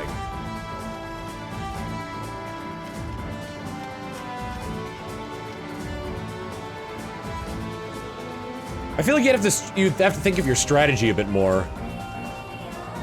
Yeah, weakness policy unburdened Sceptile. Ooh. Tracy Will Letterman saying, as a kid, the only important buff in Pokemon was kill combos. Only one stat mattered, and that was the enemy's HP was 0. That's what I'm saying. Just like bring strategy back. Make your audience think more.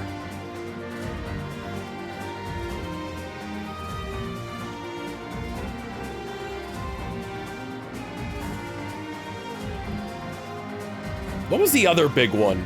Weakness policy, Steam Engine, Colossal was a good one.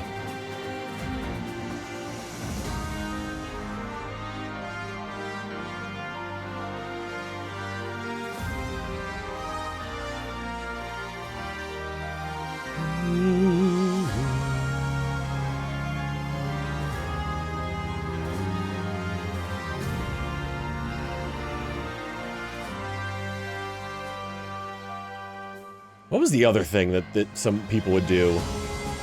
Oh, they'd use beat up on Justified Lucario. It wasn't very effective. You get 4 hits in, which would raise its attack by 4 stages.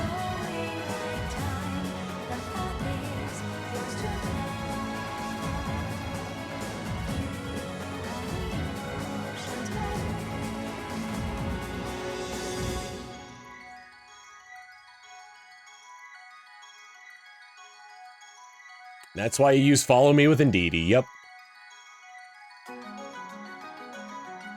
Takes neutral damage from Beat Up, but Beat Up does, like, no damage. Beat Up on Annihilate for 250 power Rage Fist? Damn. That's true. The only issue is that it's neutral and it doesn't have very good defense, so whatever you're attacking it with Beat Up has to have, like, no attack. Nope.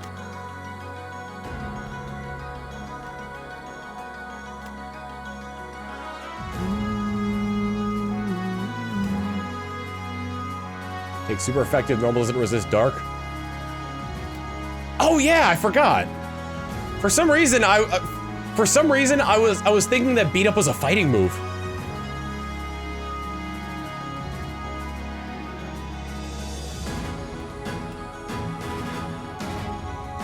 Beat Up our Chaladon. +4 defense and has body press. Is there anything I can combo with an item on that one? Unfortunately, it's not a fighting type move, because otherwise it'd be able to get the defense, plus like you could have a weakness policy throw up on it. Although I guess our Chaladon just does well in general with Assault Vest. Ghost would nullify it if it was fighting, that's true.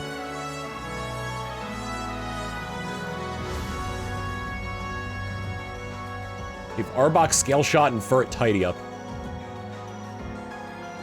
I forgot what Tidy Up does.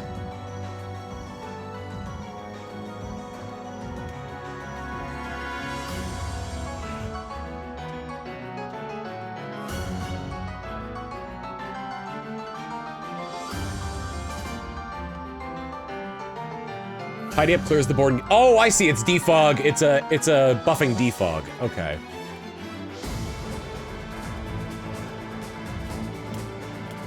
Yeah, that's what made Minccino competitively viable for a little while, right?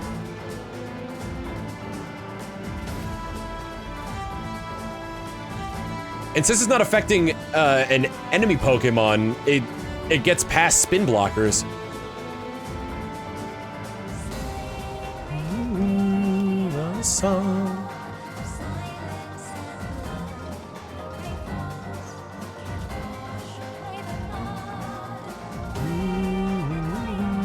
Yep, Goldengo, the ultimate spin blocker. Immune to Rapid Spin. Whatever the Rapid Spin that Glamora has. And Defog. Mortal Coil, is that what it's called? Mortal Spin, there we go. Rapid Spin, Mortal Spin, and Defog. Yeah, so yeah, Tidy Up would have been perfect for that. Nope. Although isn't Minccino just sort of, an overall better stat-wise Pokemon than Furret?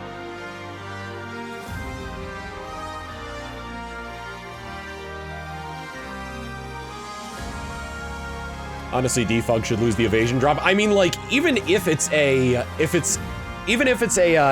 what am I looking for here? Even if it's kind of like a side effect, I think it's still a useful thing to have. Just because the evasion drop can make it so less accurate moves can hit, which means you can be a little bit more risky with that.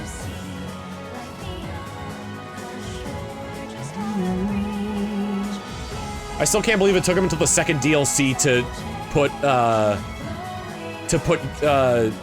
Gita's Glamora in the right slot on her party.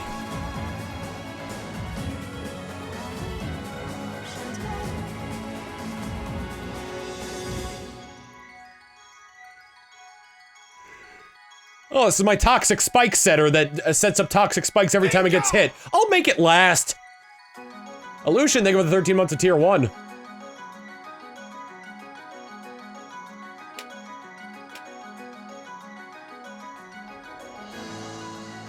Even though Nimona is champion class, I still consider her a better champion than Gita.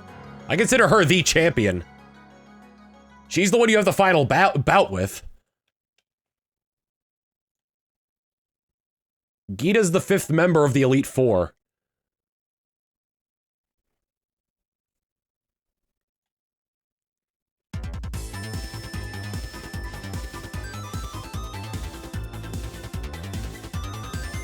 Finish all the coaches in the second DLC. Not yet.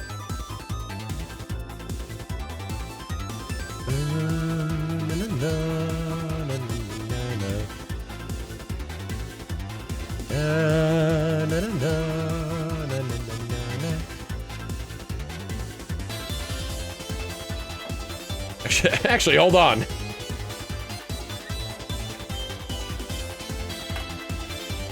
Exhibit B, why Nemona is the better champion.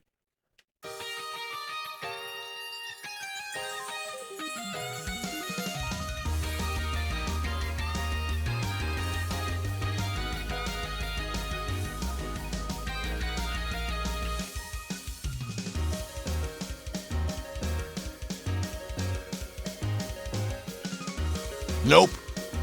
I think Nemona is my favorite rival. Let's see, Blue was a good motivator for new time players being kind of like a jerk. Same with Silver. I like Wally, but not really as a rival. I like him better as a character than a rival. Barry was annoying as hell.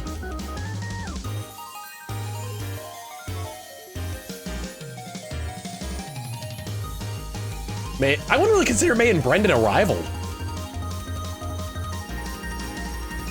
Because they don't really have the same goal as you. Sharon and Bianca are very solid.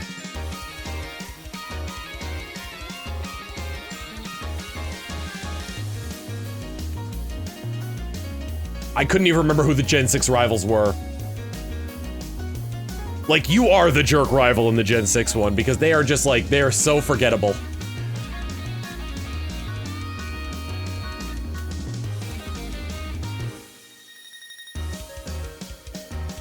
How I felt was pretty weak because he had a pretty one-track mind. Hop had really good character development.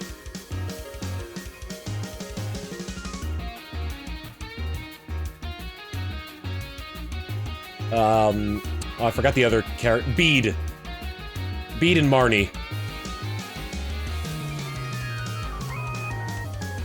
Bede was okay. I appreciated what they were trying to do, trying to bring back the jerk rival.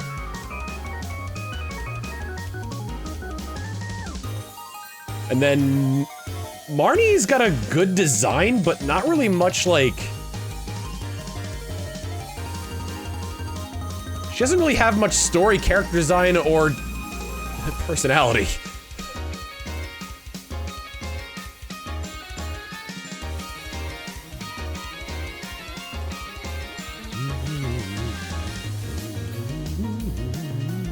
Oh, no, I forgot Hugh. Hugh was also very one-track minded.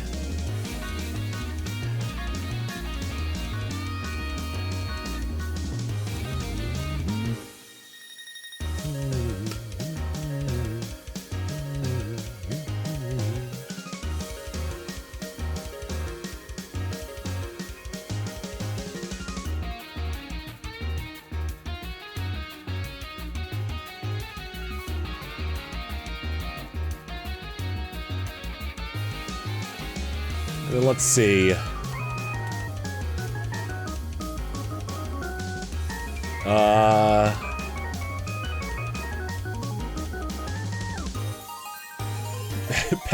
I like Penny's design and her personality, but her story had so many plot holes in it.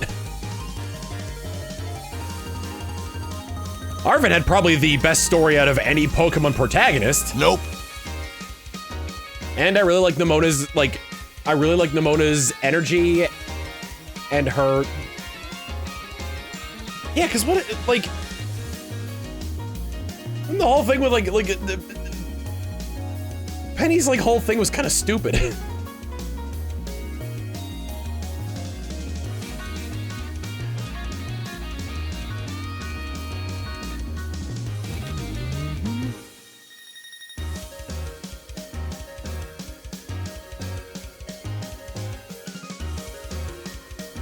There was something that stuck out to me. Oh, it wasn't a plot hole. It was something that stuck out to me about Penny's story that rubbed me the wrong way.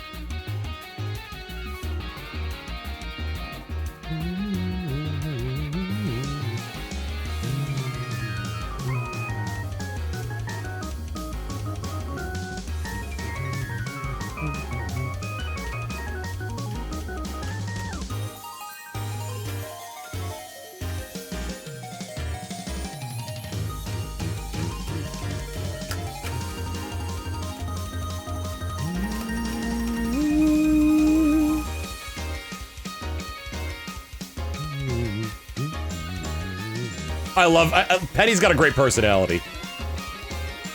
I love that I love that she's just like, so, Mrs. Protagonist, is there a Mr. Protagonist in your life?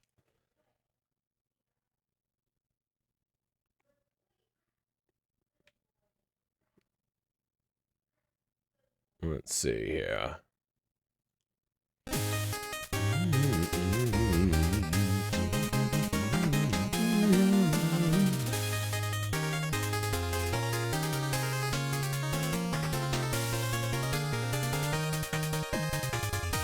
Are your parents still married? Yes. Do they have to be? Bingo! Shane here, thank you for the 34 months of tier 1 saying Patty Dance.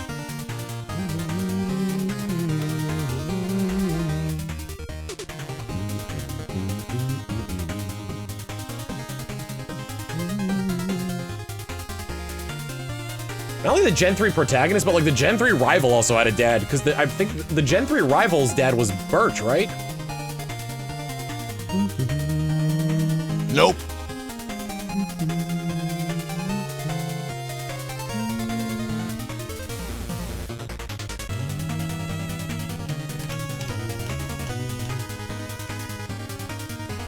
Who was Ash's dad? To the very end, they tease that. Because in like one of the last scenes of the anime, when Ash is like meeting his mom for like dinner, she's like, "Oh, you just missed your father."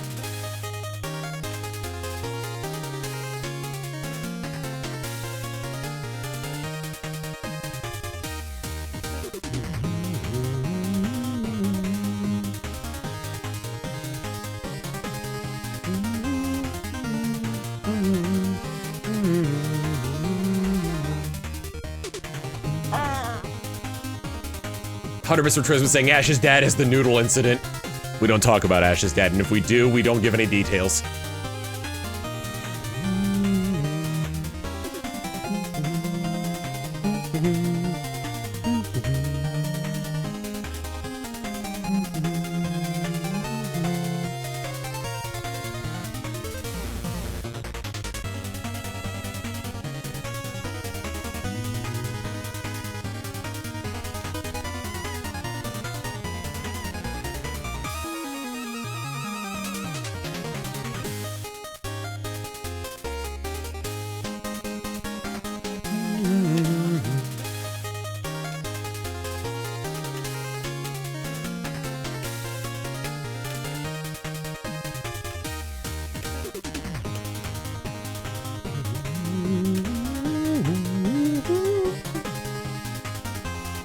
Died.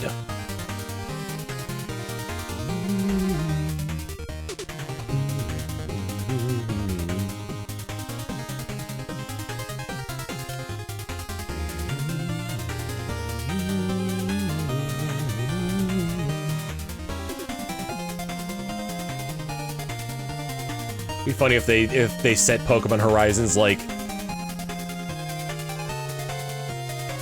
if they actually like set Pokemon Horizons like in a future and like Ash comes back and he's like in his 40s.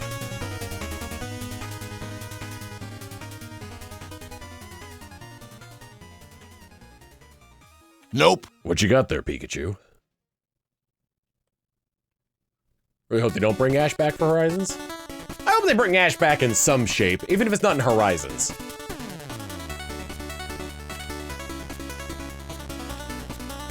I would laugh if Captain Pikachu was just Ash's Pikachu.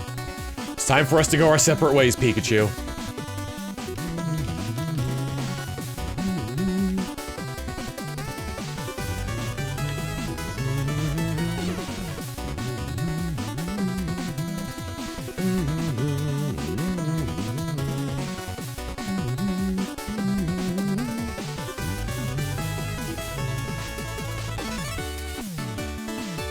Did we get any cameos in Pokemon Horizons from characters that appeared in the original series?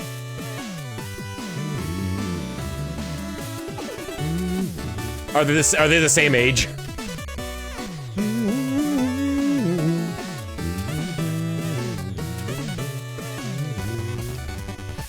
Unfortunately, yes. Time is a flat circle.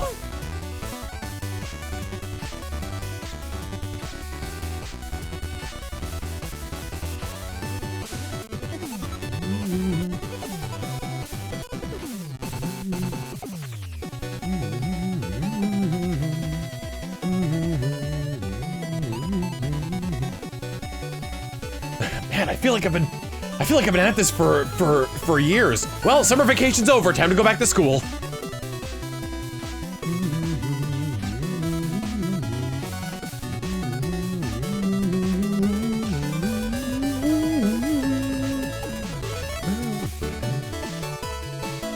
Like what, 2.5 decades? Man, time to go back to school.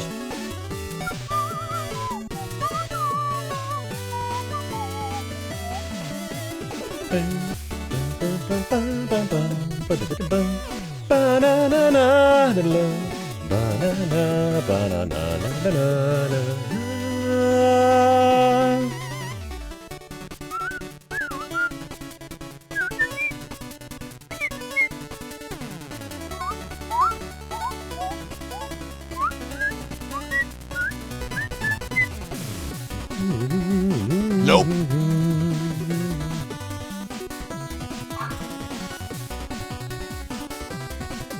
I know there's been, like, time travel in the Pokemon series. But now we're just sort of stuck in this time. Ash was born and people stopped aging.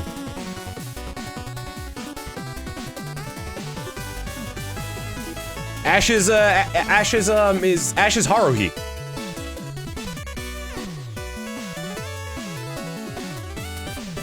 Haruhi Suzumiya. He's God, but he doesn't realize it.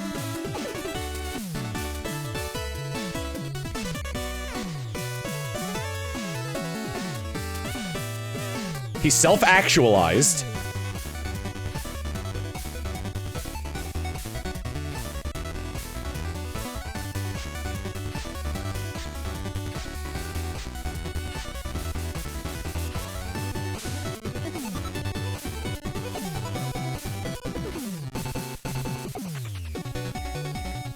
What if they pulled a One Piece in Pokemon and have like every episode preview end with Ash saying, "I'm gonna be a Pokemon master"?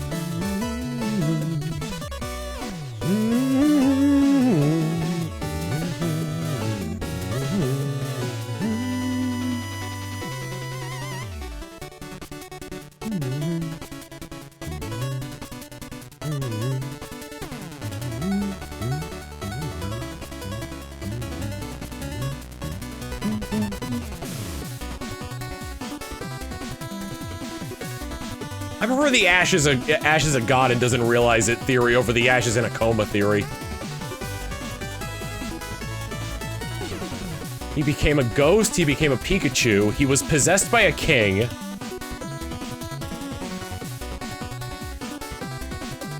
Nope. He was hypnotized. Multiple times, if I recall correctly.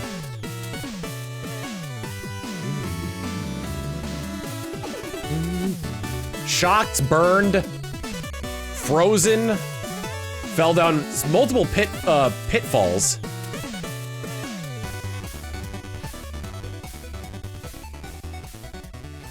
Nearly drowned, yep.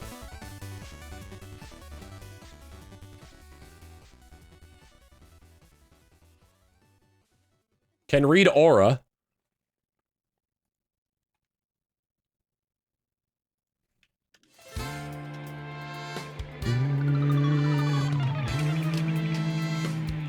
Turn to stone.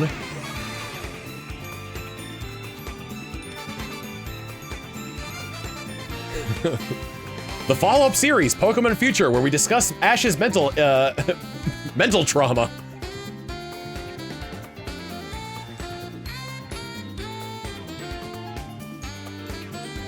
I'm a monster, he turns into that fake Groudon from one of the movies.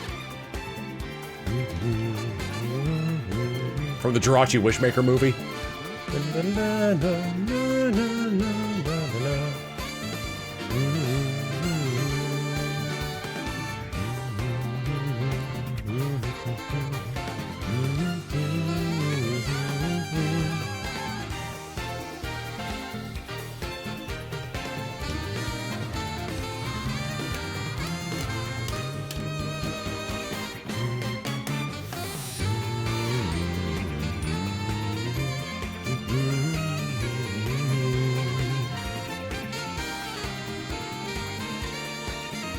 Oh yeah, he had a gun pointed at him.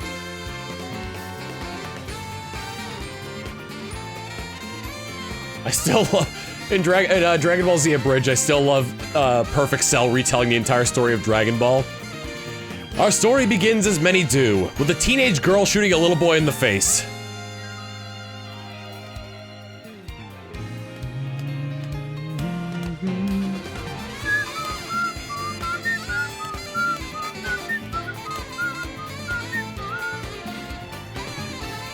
If you never watched Dragon Ball, that's how it starts. Nope. Goku has the 4-star Dragon Ball as a memento of his past grandfather. Bulma comes driving up to his house. It's the first human he's seen since his grandpa passed away. Goku lifts their car up and throws it because he thinks it's a monster. Bulma comes out with a pistol and shoots him in the face.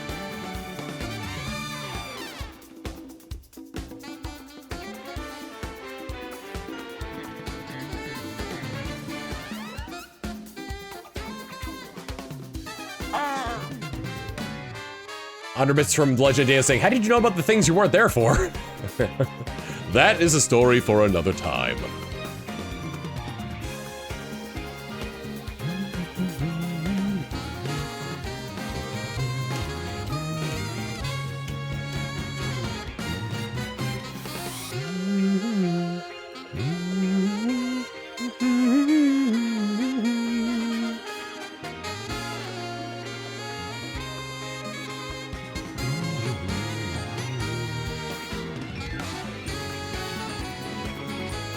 Let's see, what exploits has Goku done? Saved a village from a child shapeshifter who was stealing children to marry. Which is very weird considering the voice that they gave Oolong in the English dub. Sent a rabbit to the moon.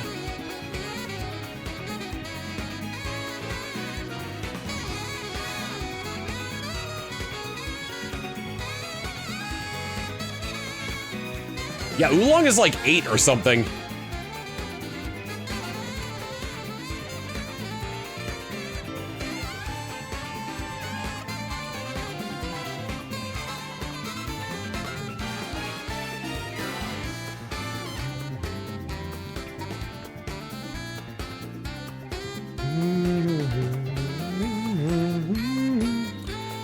He destroyed a castle, he blew up a car. Destroyed an army.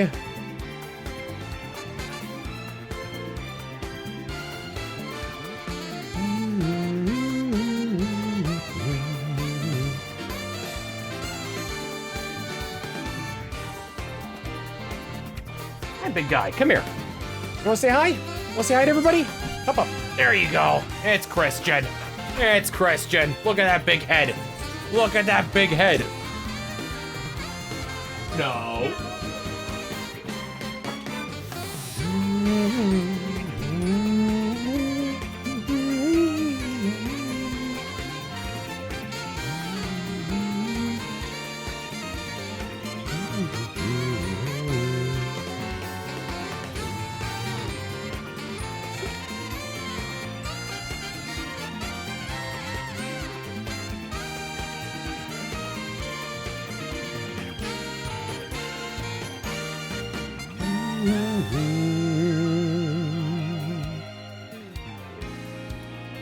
Gotta monitor Christian and Manatee's playtime pretty closely because Christian's got a good 20 pounds on Manatee. Nope. And he plays rougher.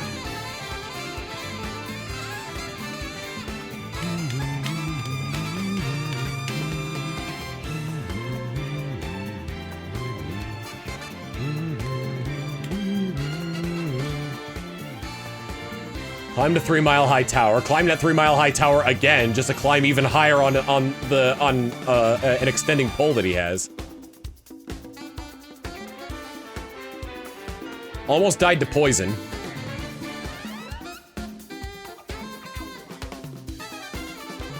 Nearly got killed by an assassin. Pierced through the chest of a demon. Watched his best friend die.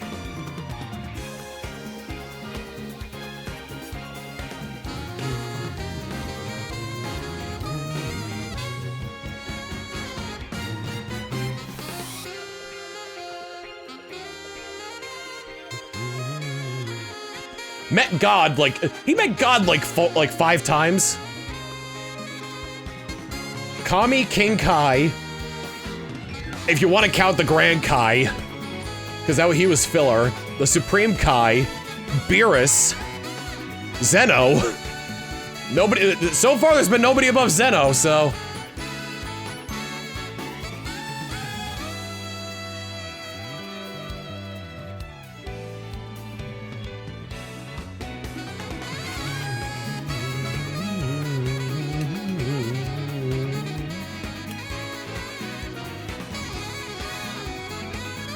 How can such a low-class warrior meet so many gods?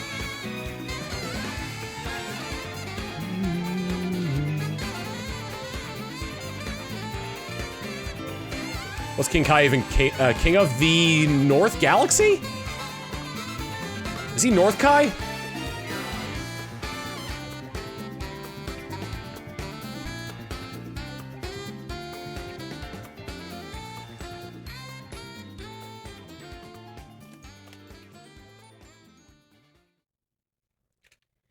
And for some reason, they thought it would be a good idea to make him sound like this.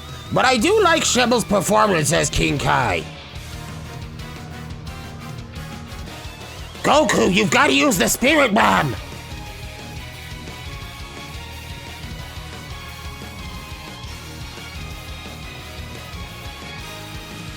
Oh, hey, King Kai. Did I invent the Kaioken? My name is in it!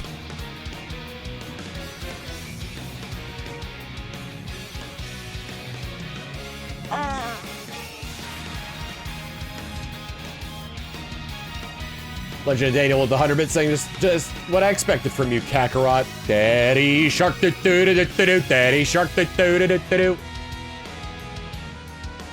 That man is going to be the death of me.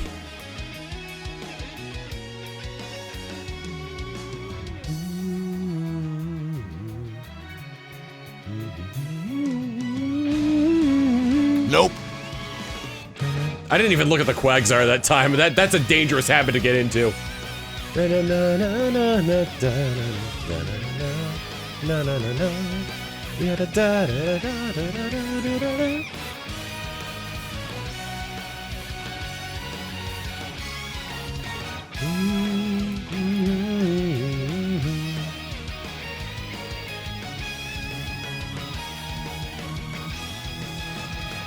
You can use that cheek pull technique for a lot of different voices, because this is just how it sounds when I'm speaking normally, but my cheek is pulled out like this, so it's got a little bit of that, like, marble mouth to it.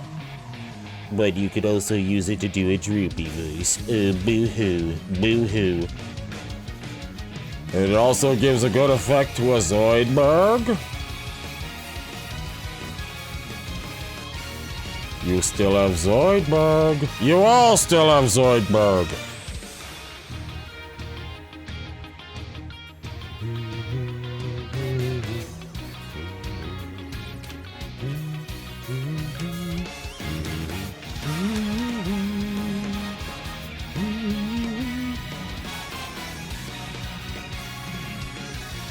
For the Olimar voice that I used to do for Smash Fighter, I used to like push my throat back in and then go, no, not that, and then go into a voice like, yeah, this was it. Pretty much, it was pretty much like first form Cell, but like I pushed my throat back as I was doing it. Probably not the best idea to do that. And then I like put filters over it, or I didn't even put filters over it. God. I duplicated the clip twice and then lowered it by 20% like each time, so it had that like weird effect on it.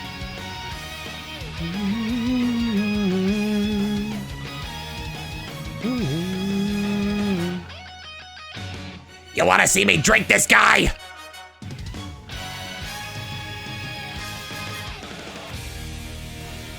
I remember playing, I was playing Fortnite with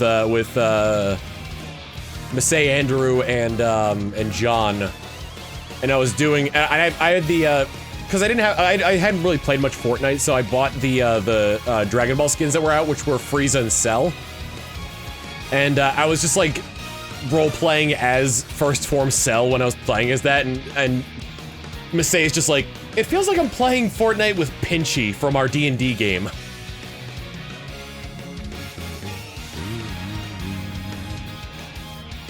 Excuse me while I drink this guy. Didn't even come out of the right hole. I think I heard a little whine. You want some cheese with that wine, Manatee?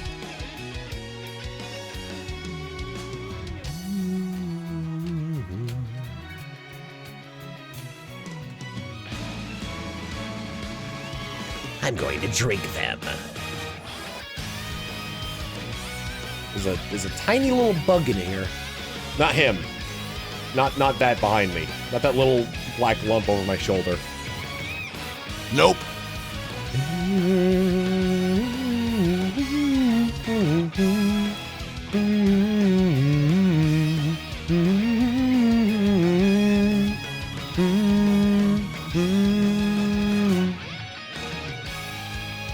Tell him I took a whole battle ball team at the same time.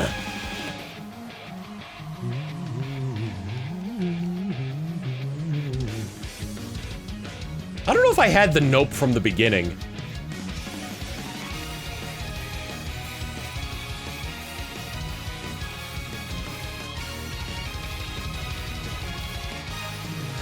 When Imperfect Cell is on screen, everyone should be asking, where's Imperfect Cell?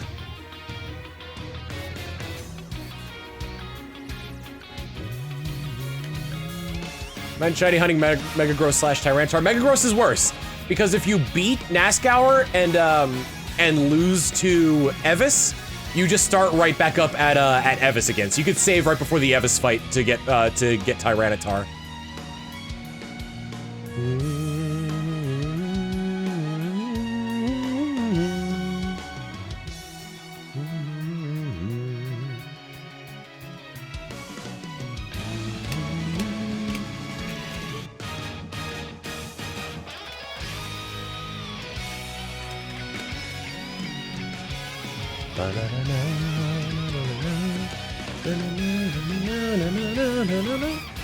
Blade combo, 3rd stage. Awesome.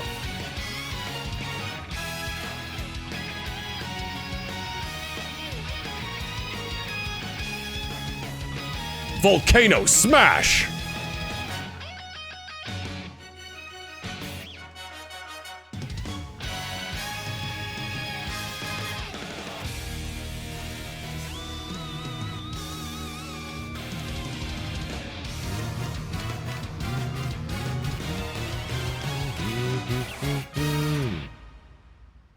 Ba-da, Legendary with 100 bits saying, wait, Goku, what's your favorite food? Favorite? He's him again!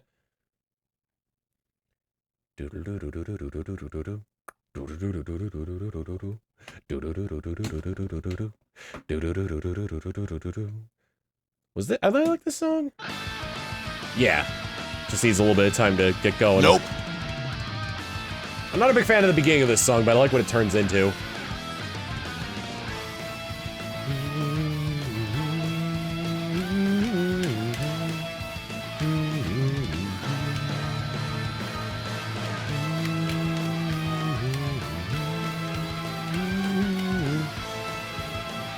Or are they gonna beat Black Frieza? Fusion would be, I feel like Fusion would be a good way for them to go about it.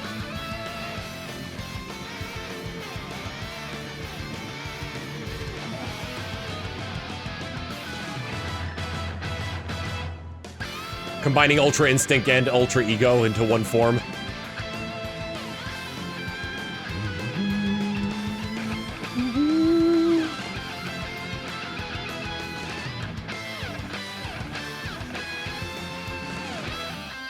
I don't think there's any green on Alolan Muck.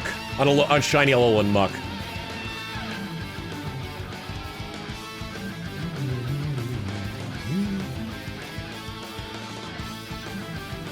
That way we get Ultra Ego Instinct Gogeta or some shit like that. I mean, like, considering that they are, the Ultra Ego and Ultra Instinct are essentially opposites, it would be sort of like the formation of like the perfect yin-yang. Legend of Dale with Thunderbit saying, the fight against Akos Patrolka and Mikhail is still one of my favorite fights from Xenoblade 2.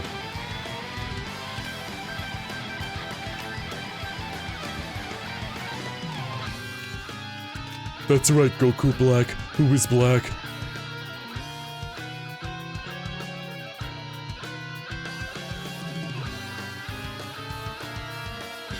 God, I like the shenanigans, man. They're funny, funny people.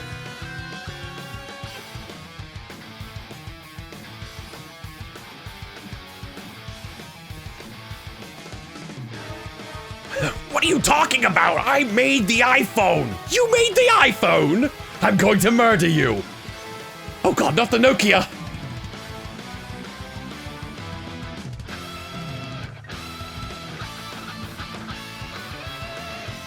Yeah, April 10th for the Silver campaign. And then after that, let the man rest. Nope. Shut up, Dell! Not the Nokia, that's cheating.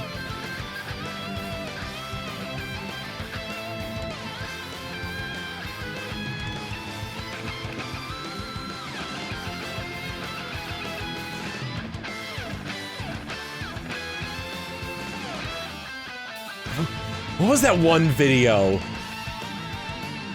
Oh yeah, Lee Lee was using the Android 16's self-destructing level 3.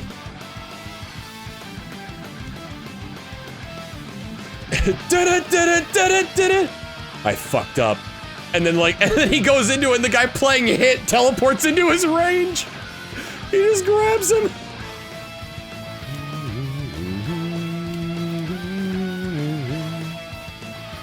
Oh my God, I watched the Maximilian Dude video of him looking at the thread on Twitter of out-of-pocket fighting game moments. Holy cow, that was so funny. I love the Shulk shield break to SD to backslash. With the kazoo version of yeah, the kazoo version of You Will Know Our Names.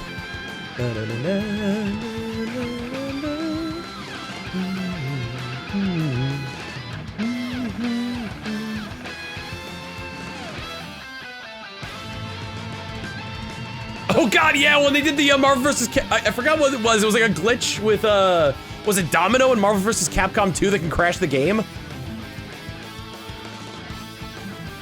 I want that man banned from this arcade!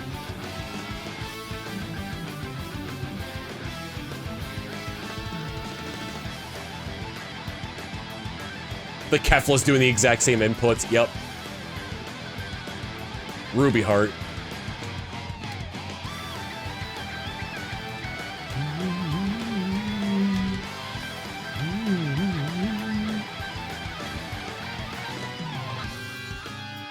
Shadow was lesbians the whole time.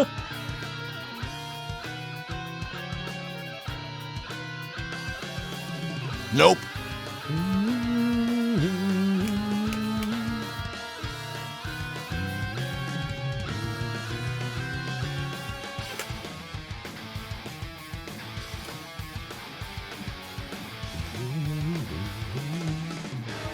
Oh yeah, the big band Happy Birthday is the best.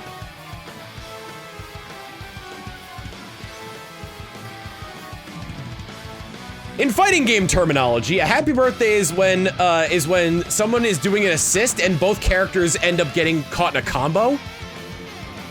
So both characters are taking damage, that's a happy birthday. Big Band from Skullgirls has an ultimate where in the middle of the inputs of it, time freezes, and for a little while you have the option to input notes. Someone learned how to play Happy Birthday on those notes, caught two characters in a combo, did that super, played Happy Birthday to it, and KO'd both characters.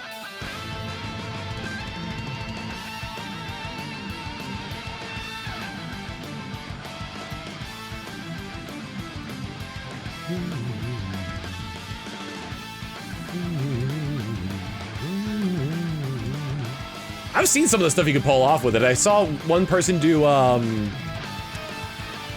god, what was it? Cruel Angel's Thesis.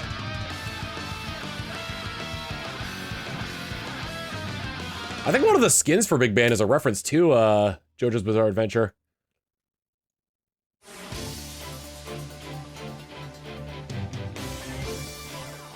Man, I went incoming.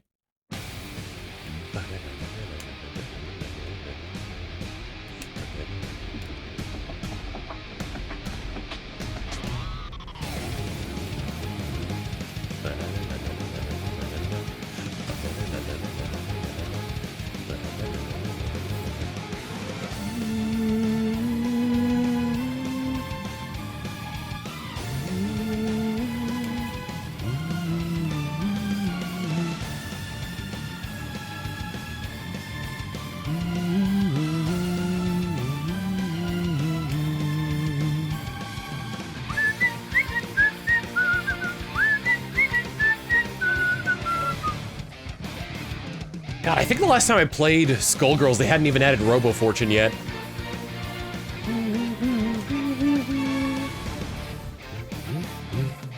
Nope.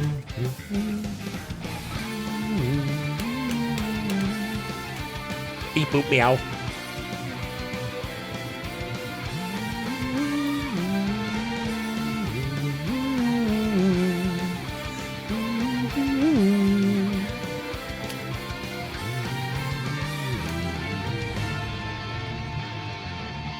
So that means I never got a chance to try Beowulf.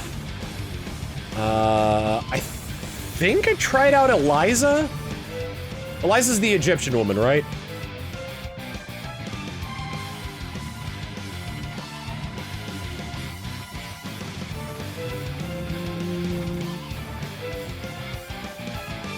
What characters did I play as? I think I played as Valentine. Valentine and Misfortune were two of my main ones. I could never pick a third one, though. I can never get the hang of Parasol and, the cartoon girl.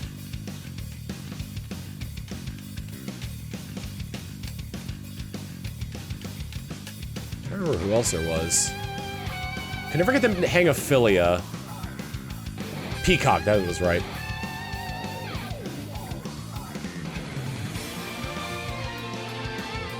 I tried Cerebella for a little while.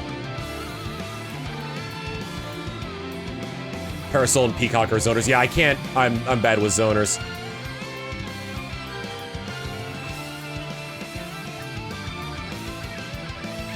I wanted to learn Beerus, but he's a zoner.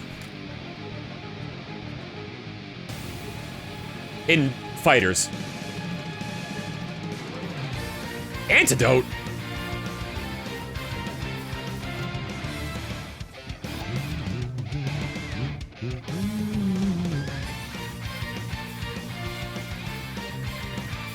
What's Big Band? Shoto?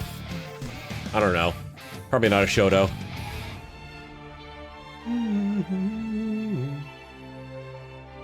Big Band is Super Armor Charge, okay. I don't know enough about fighting game terminology to determine, like, who would be what. Beowulf has 100 HP combo. Do you get more HP the less characters you use per character? Nope. I know it's like power scaling based on how many characters you select.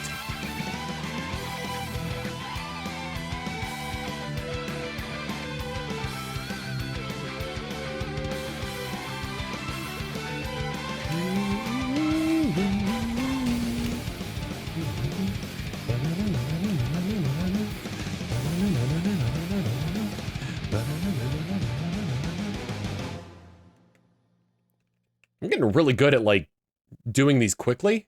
This is probably the fastest I've ever gotten to this, to 100. How's my day? Pretty good.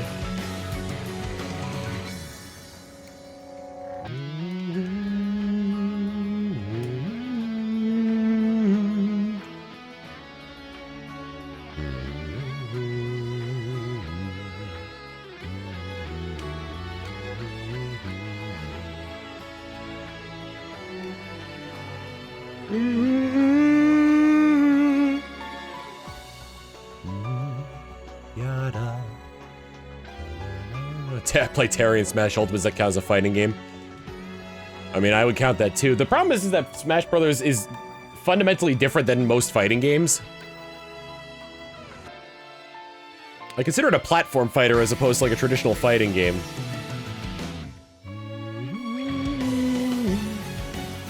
Plus, you can be taking the beating of your lifetime and not lose as long as you don't get knocked off the stage.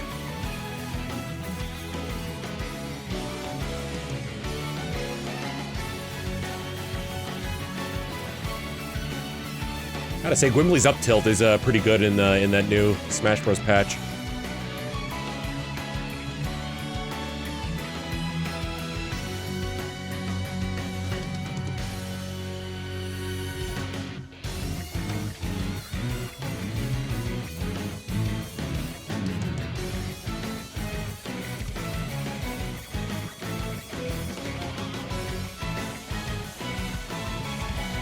Remember, he doesn't do his iconic Gwimbly dance for nothing.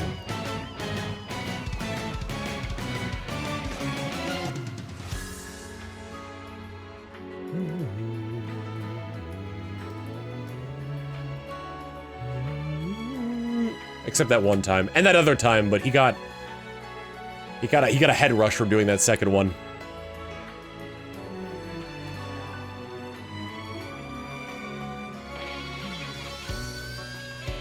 Guys, I had my nose ripped off my face. I did not have a good time.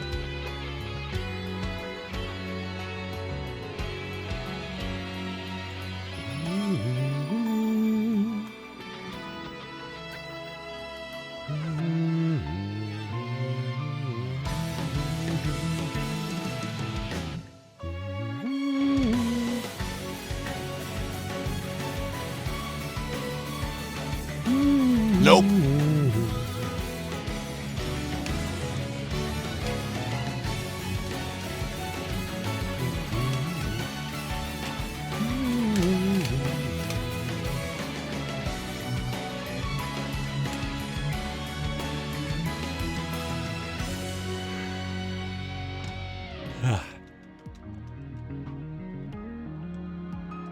But yeah, no, it's amazing to me, like...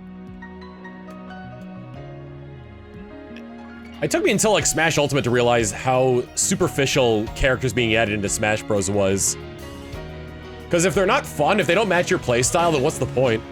I'm glad that Banjo's in the game, I never use him.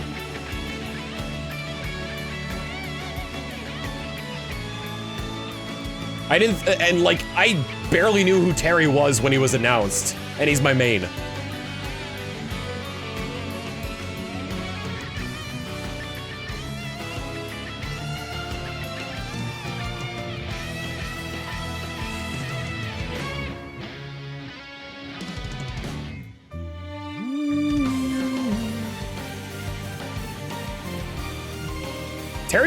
Terry's also kind of ruined me on 1v1s, because I'm so used to Terry automatically turning around to face the opponent.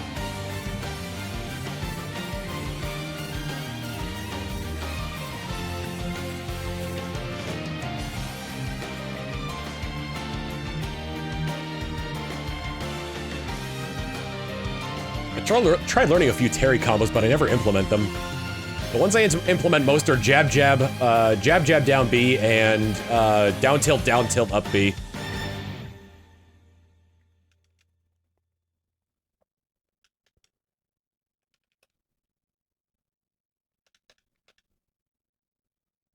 There's like some at like certain percentages that are like, forward tilt, back special.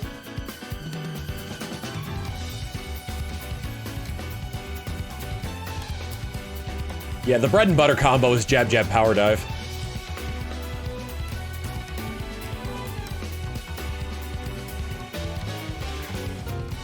Forward tilt crack shoot is good at certain percents.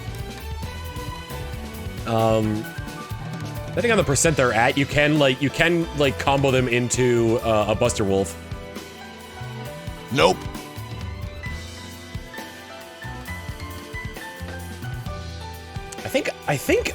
I want to say at higher percents up tilt Up tilt power geyser is a true combo.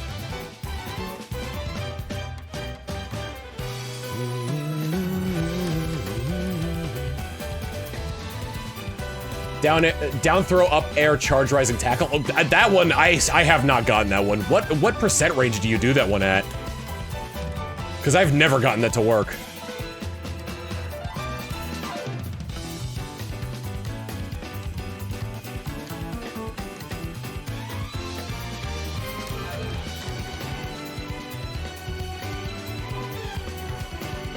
I'm not saying this to be pessimistic, but don't expect every character in this game to come back in the next Smash Bros. Game.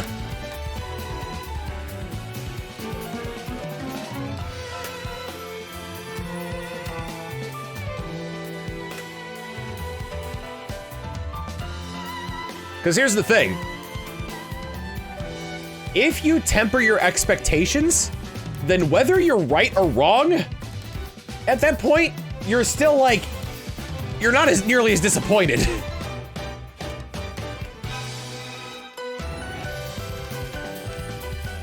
Not sure I even want next Smash Bros. Game after Ultimate. There's room for improvement. I want them to focus more on game modes.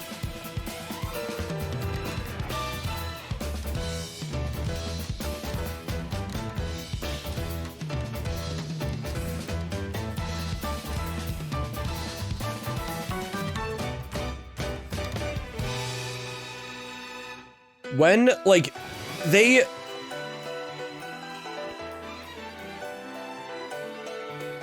so minimally take advantage of the fact that Smash Bros. Is a platformer on top of being a fighter. In the original Smash Bros., you had board the platforms and you had race to the finish. In Melee, you had the adventure mode. In Brawl, you had the Subspace Emissary. In Smash 4, you had Smash Run. And then in Ultimate, you just had nothing that really took advantage of the platforming aspects of Smash Brothers. Nope. Like, they had a story mode, but none of it was like... What was the only platforming segment in it was the final boss. Like, even in Smash Wii U, you had the Master Fortress.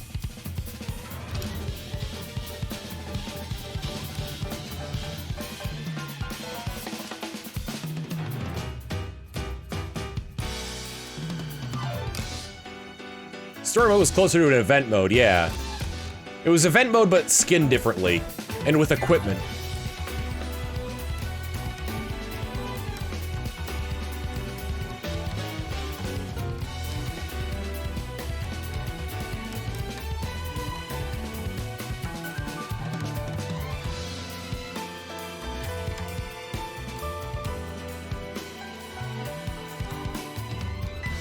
I would be okay, because they'd probably have to reduce the roster, I'd be okay if they brought back Subspace Emissary, but had it be like a sequence of like short campaigns of different crossovers, as opposed to one giant crossover, because it's hard to make a cohesive story when your roster is 90 characters.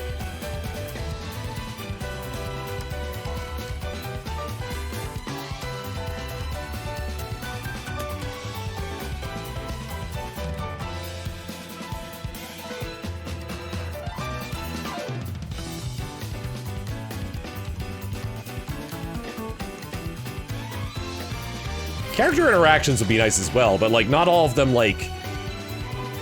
really speak.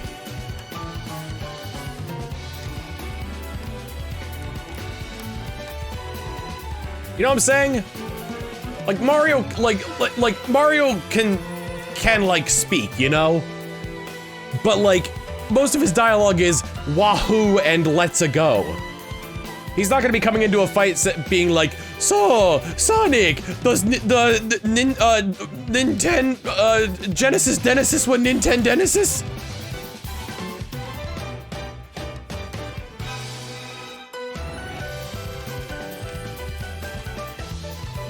And Sonic's like, which fanfiction are we recreating, Mario?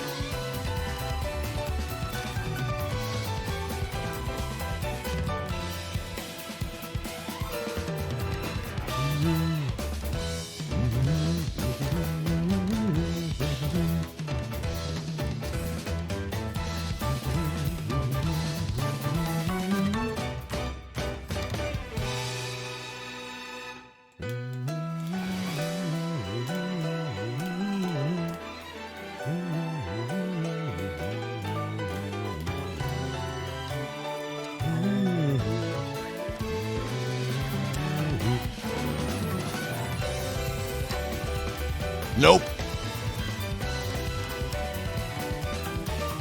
More indie game representation would be good. Like an indie game.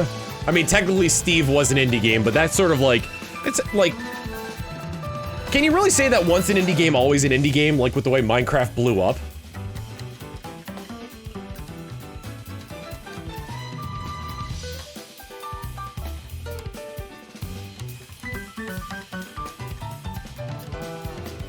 I love Shovel Knight as a playable character. I mean, but I'm also like holding out hope for a Monster Rancher representative, and that they haven't made a game of that, like a proper Monster Rancher game in, well, I mean, this is a mobile game now, but still.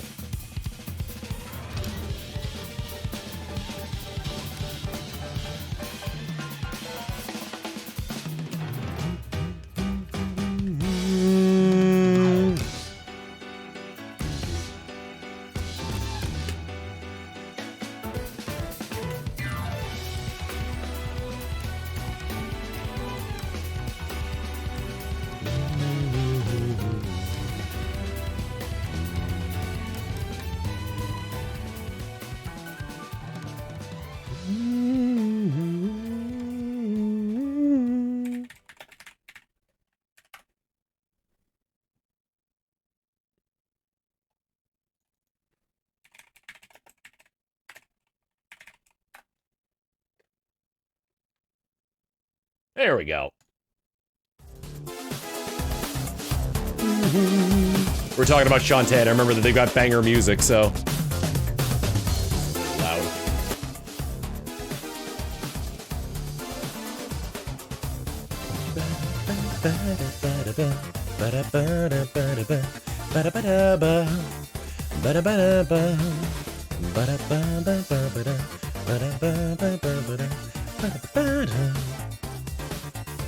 And of course, Tukey's neck wafer.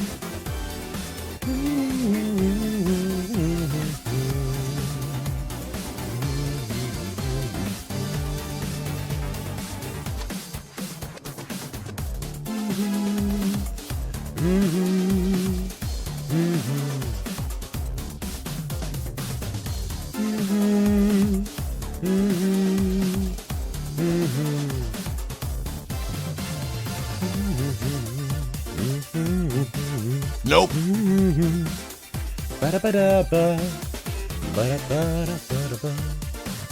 How exactly are you duping the luxury ball? Turn 1, I throw the ball. Or rather, on the first Pokemon's turn, I throw the ball. On the second Pokemon's turn, I switch the order of the Pokeball in the menu.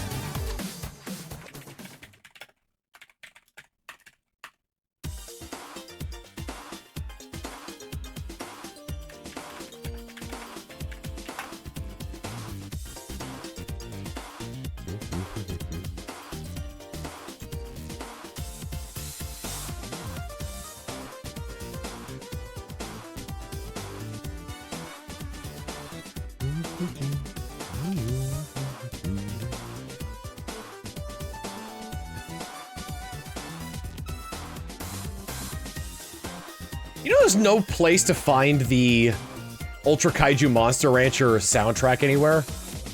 I've looked on YouTube, I've looked on KH Insider, I've searched for it, but like nobody's ripped that yet.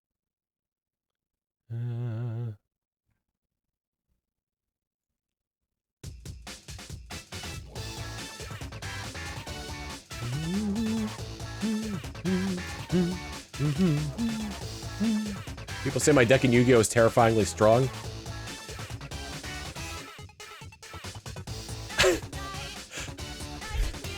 I don't doubt you. But that's the line that a minor character says right before they get their ass beat at Yu-Gi-Oh! I'm sorry, what deck are you running, first of all?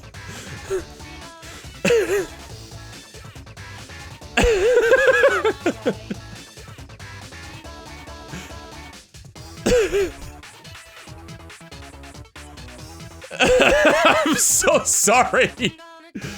Brandon Buster Blader. Okay. Really? I didn't think Buster Blader and Brandon would synergize well.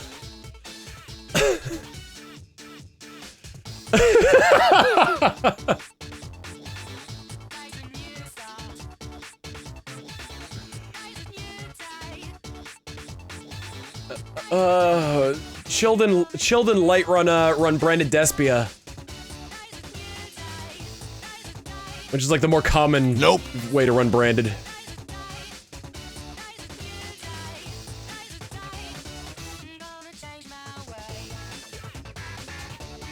I run Endymion, which is an outdated, it's an outdated archetype, but I have fun with it, so. I finally got a Jogan the Spiritualist, so I can run the Spellbook of Judgment combo.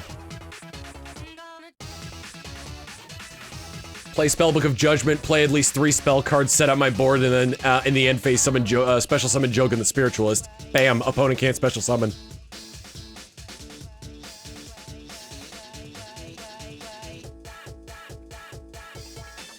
Kind of like it's a threefold deck. It's Endymion, Mythical Beast, and Spellbook. Mythical Beast I kind of have to run just because of the spell counter synergy.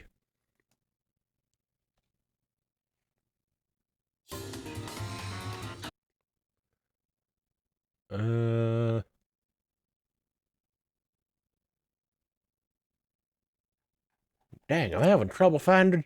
You know, let's do Battle Revolution music. Battle Revolution OST.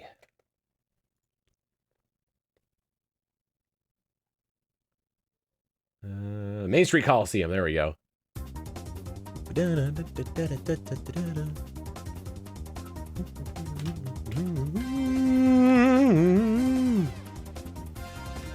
I just wish they would update XYZ Dragon Cannon.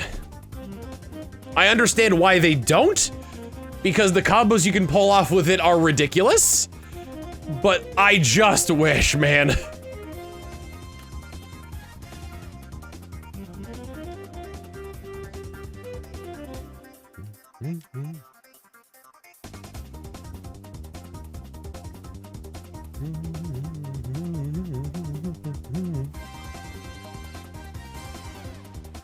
Because ABC is good. Child runs a deck that uses ABC.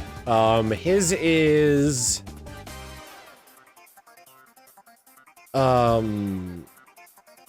He runs ABC with the Adventure Engine and Therian King Regulus. He runs, there's a few other cards he runs in there as well, but they synergize really well.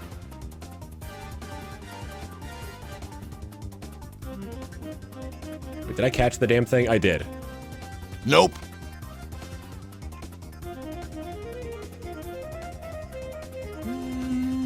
Want new Cosmo support. Cosmo is nuts! When my friend gave me those cards, I was like, this is unreal. If you haven't seen the Cosmo archetype before, it's Star Wars combined with the Wizard of Oz.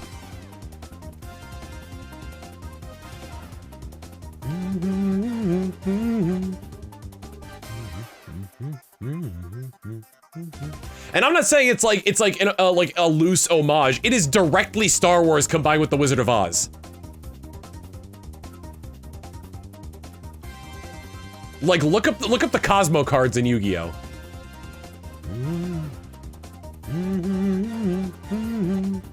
I want Magician Girl support. I'm choking on all this copium.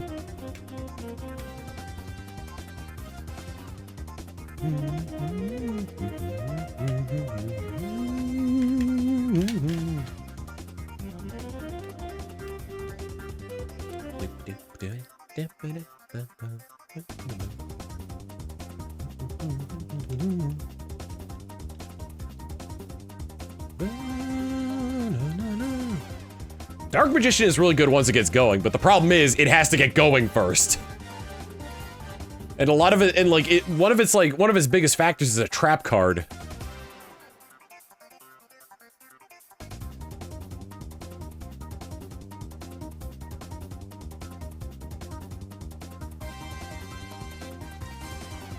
But no, like, yeah, like, A to Z is a little bit hard to use just because of its reliance on... First off, one of the main cards is a normal monster, which means you're wasting slots in your deck for, like, unexpected die or something like that. It's not searchable because it's not a union monster.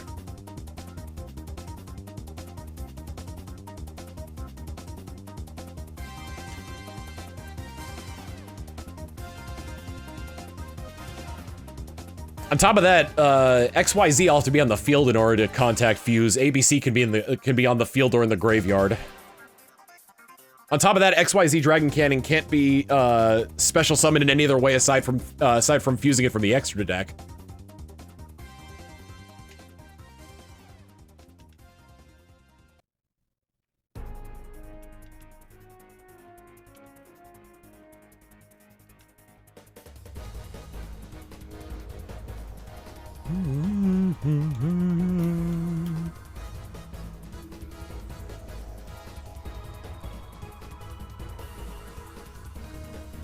Damn.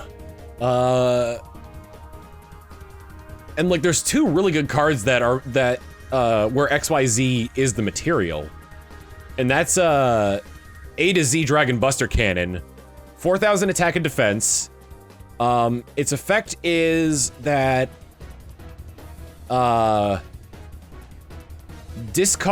quick effect, discard one card. When your opponent activates a card effect, discard one card, negate the effect, and destroy the card.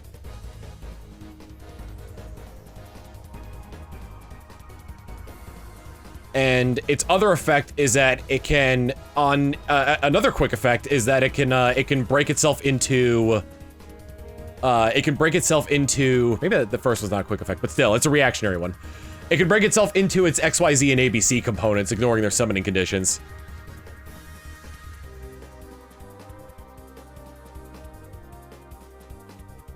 So it's good, like, so if you have it, you have to I think you have to banish A to Z, though, which is the problem.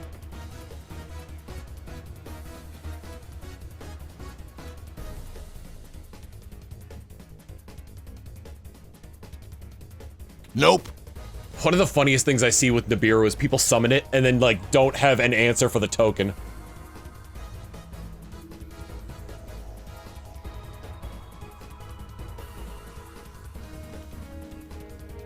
The other card that works well with it is, Armed Dragon Catapult Cannon. Which requires another XYZ fusion, VWXYZ Dragon Catapult Cannon. And Armed Dragon level 7. And that one, I love that card as a boss monster, but it is such a nightmare to get out. And if you get that card out, then you're probably winning that duel anyway.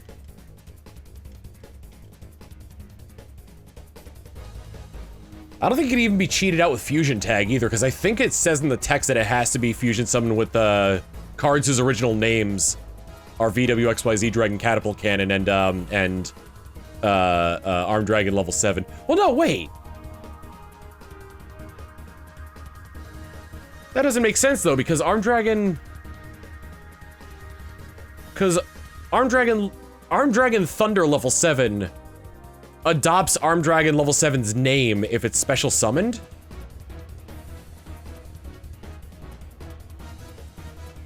And its original name is not Armed Dragon level 7. Wait, did I read that right? Maybe it was VWXYZ Dragon Catapult Cannon that has that Armed Dragon catapult cannon.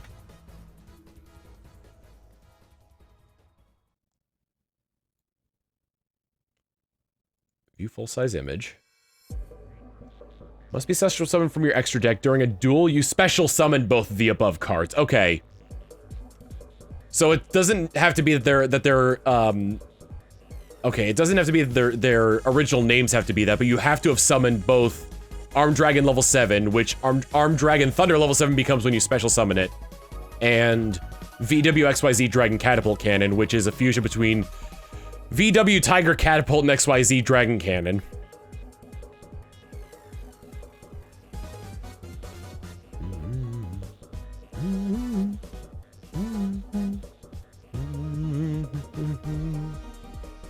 An Armed Dragon Catapult Cannon is one of my favorite effects out of any monster in this game. After its, like, summoning conditions here. Banishing the above cards from your field and or... Wait, what? Oh my god, wait. First must be special summoned from your extra deck in a duel. You special summon both the above cards by banishing the above cards from your field and or graveyard. You could, like, link summon... You could link away VW, V to Z Dragon Catapult Cannon, Armed Dragon level 7, and just fuse them later. That's nuts.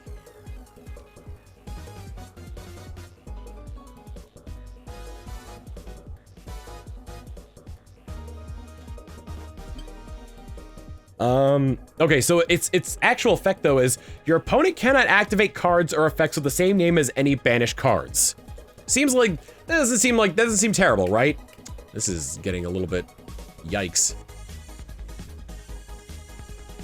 Like, that doesn't seem like too powerful. So, like, if let's say I banish, let's say I had, like, Called by the Grave banished. If I had this on the field, then they wouldn't be able to activate Called by the Grave either. Its other effect. Once per turn during your opponent's turn, banish one card from your deck or extra deck face up. Banish all cards your opponent controls and in their graveyard.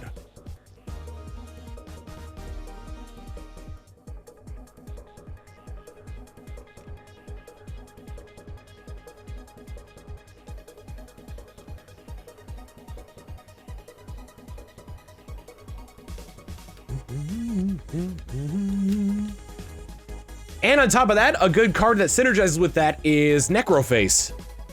Its effect is that when it's banished, banish the top 5 cards from yours and your opponent's deck.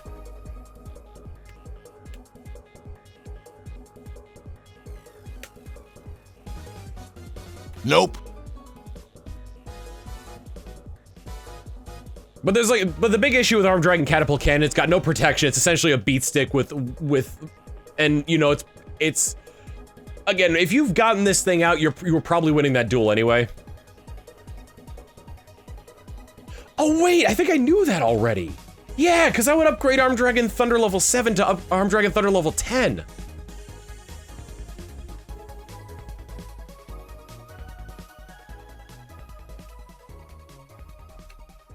I mean, Victory Dragon, any of those victory monsters, like the ones where you win the entire match, are pointless. Because your opponent can surrender at any time.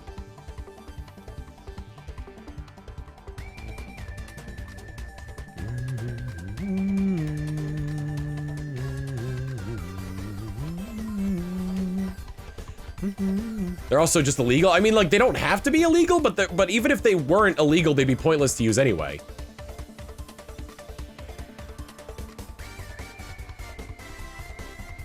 If your opponent surrenders the game, they don't lose the match if Victory Dragon attacked. Because they don't just, like, straight up attack for game. Like, the opponent gets a... I'm stopping at 1400, yes. The opponent gets a chance to retaliate, you know, if they have something, and what they have is the ability to surrender.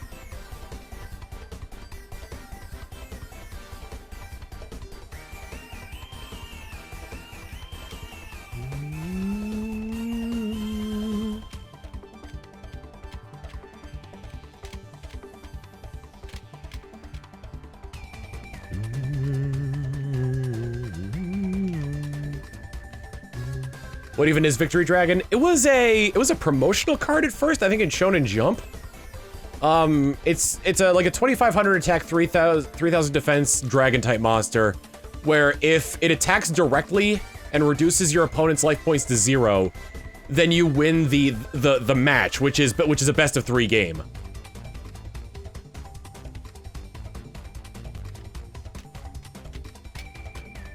Oh, I know all about Chaos Orb, because I also know the urban legend of the guy who shredded Chaos Orb in order to get the maximum effect from it.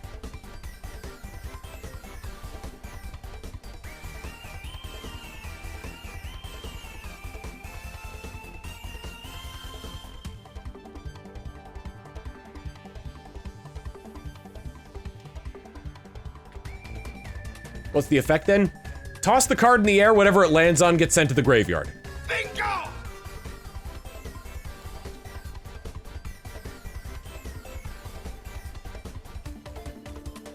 In a Magic the Gathering tournament, this is urban legend, I don't know if this is true or not. I think it is because they made an unglued card based on it. Somebody had Chaos Orb, tore it to pieces and sprinkled it over their opponent's field so the bits landed on everything on their field. The judges ruled that he was allowed to do that one time, but no one else could ever do that again. And then they made a parody card of it called Chaos Confetti, whose effect is tear up this card and throw the pieces on the field. Wherever the pieces land on, go to the graveyard. Nope.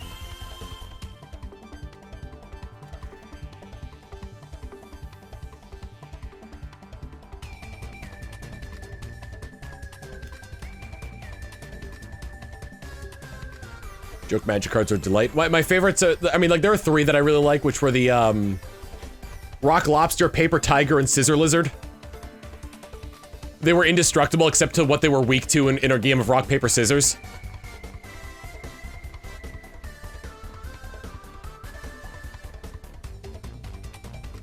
There was, one called Psychic Hotline, where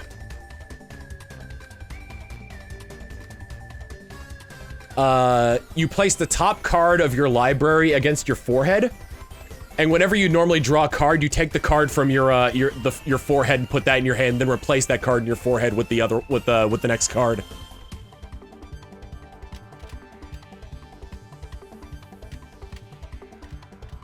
Okay, the original card from Alpha, Black Border, each card is worth $12,000. Good lord. That's just drawing with extra steps. Yes, but the card is facing out so your opponent sees what you have.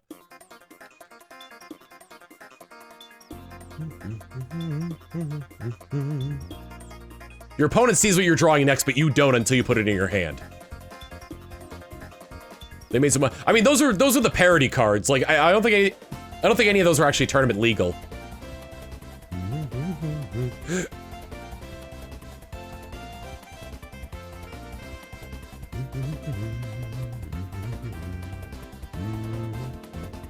So what's the point? They're funny.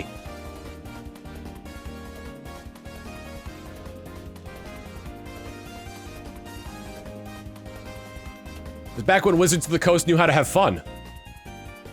As opposed to replacing all their D&D artists with AI and putting restrictions on creators who make D&D, who make content based on D&D games that attracts people to play D&D and buy the stuff.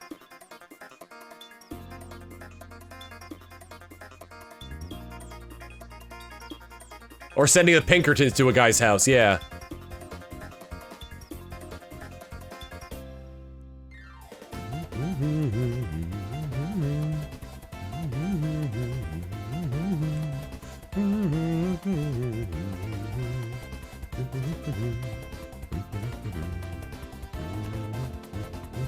Bingo!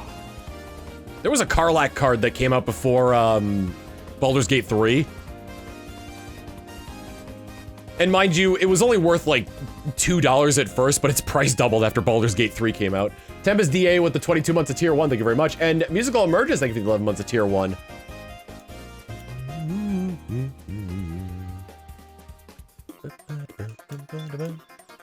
Karlach, Fury of Avernus, yep.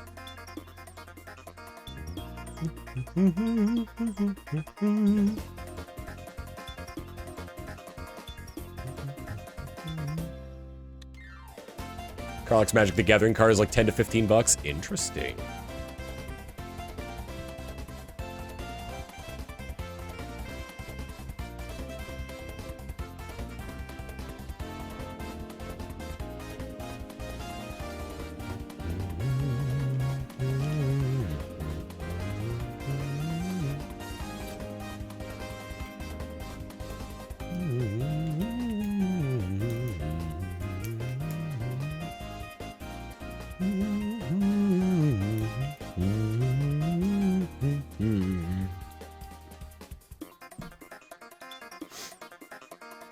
But yeah, no, Arm Dragon Catapult Cannon is my favorite Yu-Gi-Oh card.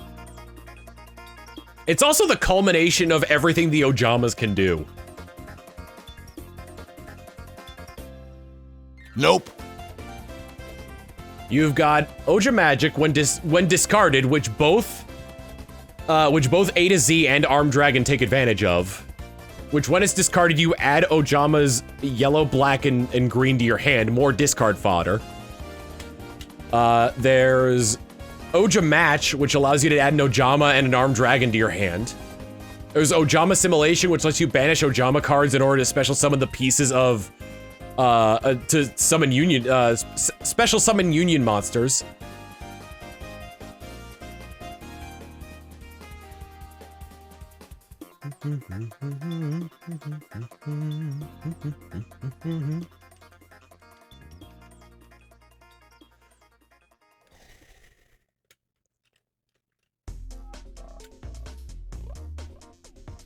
Ojama is like a Japanese pun based on like getting in the way, I think.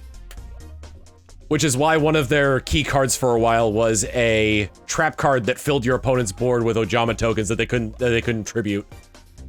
However, that went severely wrong when Link summoning came about, and that card essentially became useless. I run one copy of Ojama Duo, but it's not for its summoning capabilities. It's for its graveyard effect. You could banish it and then special summon two Ojamas from your deck, I think.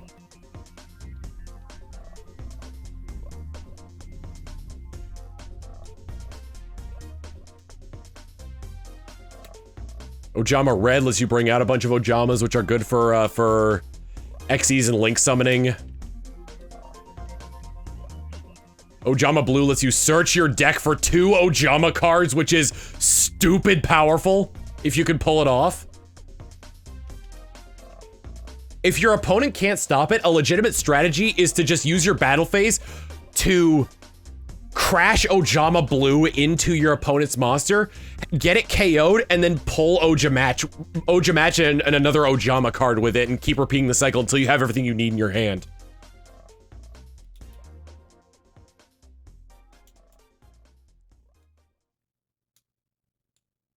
Also, the more you thin out your deck of Ojama cards, the better. The problem is that it's very easy to brick in an Ojama deck.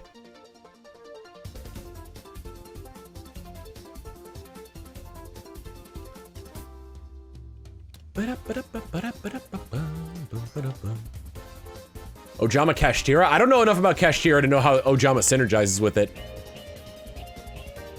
I'm trying to think. I'm pretty sure I've got at least one of every Ojama card except for Oja Muscle and Ojama Knight.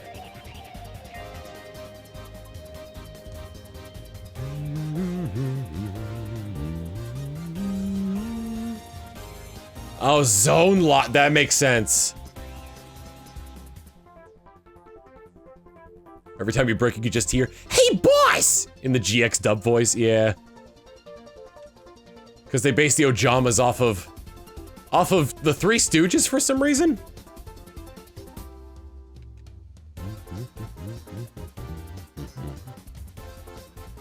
I still love the one scene from Yu-Gi-Oh! Yu-Gi-Oh! Vrains, where both sides brick, and they look at each other and goes, "I have exactly what I need in my hand."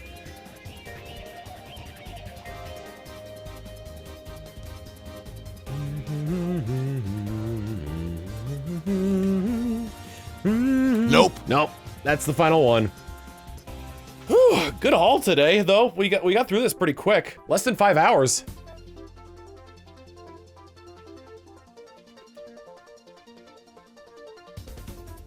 All right. Let's go over some fan art. We are 28 subs away from hitting our goal to reveal the plush.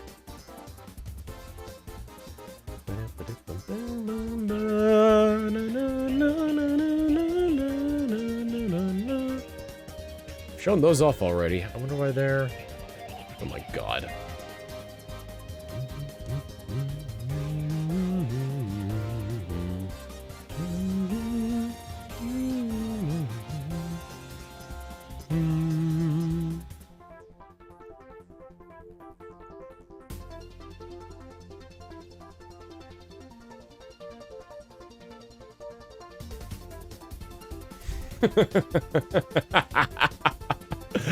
I like that one a lot.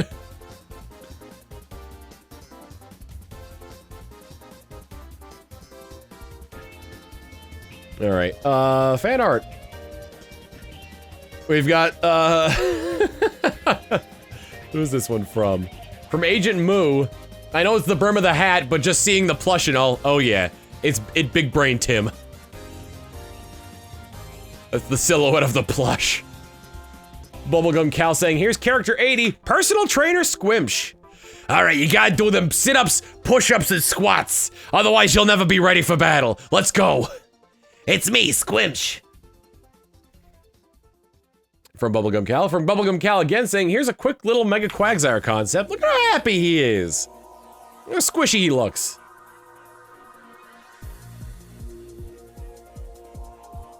Hi, bud. I'm almost done. From Steel Bouncer saying, 2 more to the pile, an old school Quag and a patchwork plush Quagsire. Oh, I like that. It's wait a minute, is that a shiny Dunsparce behind that wearing a mask? I also didn't notice the glowing red Quagsire last time. Good lord. I do like the patchwork plush one. That one's very cute. You're gonna need to expand your drawing space here at some point. Fairy Fruit with a Get Smoked hat on top of the Quagsire hat pile. On top of Chopper's ashes, Smitty, Werbin, Jaegerman, Jensen's, the Leprechauns. Serena's, Haruka's, the T-Rex from Meet the Robinsons, mine, party hat, cowboy hat, top hat, beanie, toboggan. Drawing time is 3 hours already. Good lord. And Nerd Game saying, the truth they don't want you to know about, Ash is Quagsire.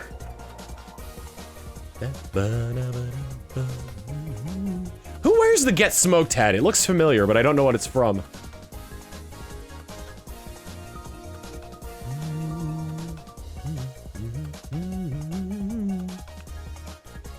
Shinya from Persona 5.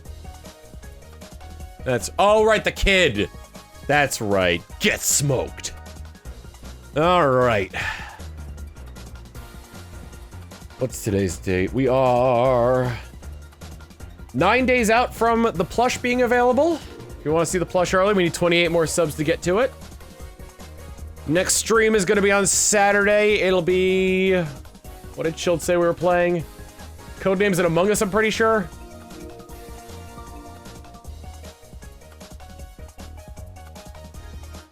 Ah, he went to bed. I was gonna say we could raid Jeremy, but he's... I mean, he's online, but... He's not. But he's online, but he's... But he's not. But he's online, but he's... But he's not.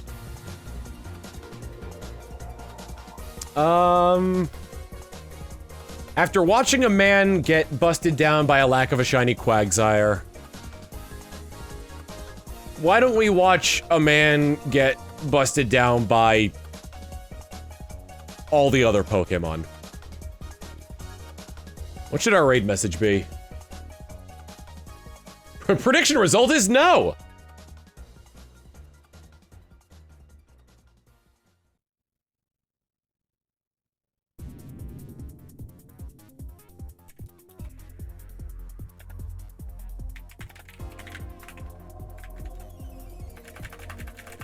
$1,400 and counting. We're rating Matt Bragg, who is doing his rental randomizer. With you, the chat, able to make him have to start over despite the fact that he's got a good team. I'll see you all next time. Later.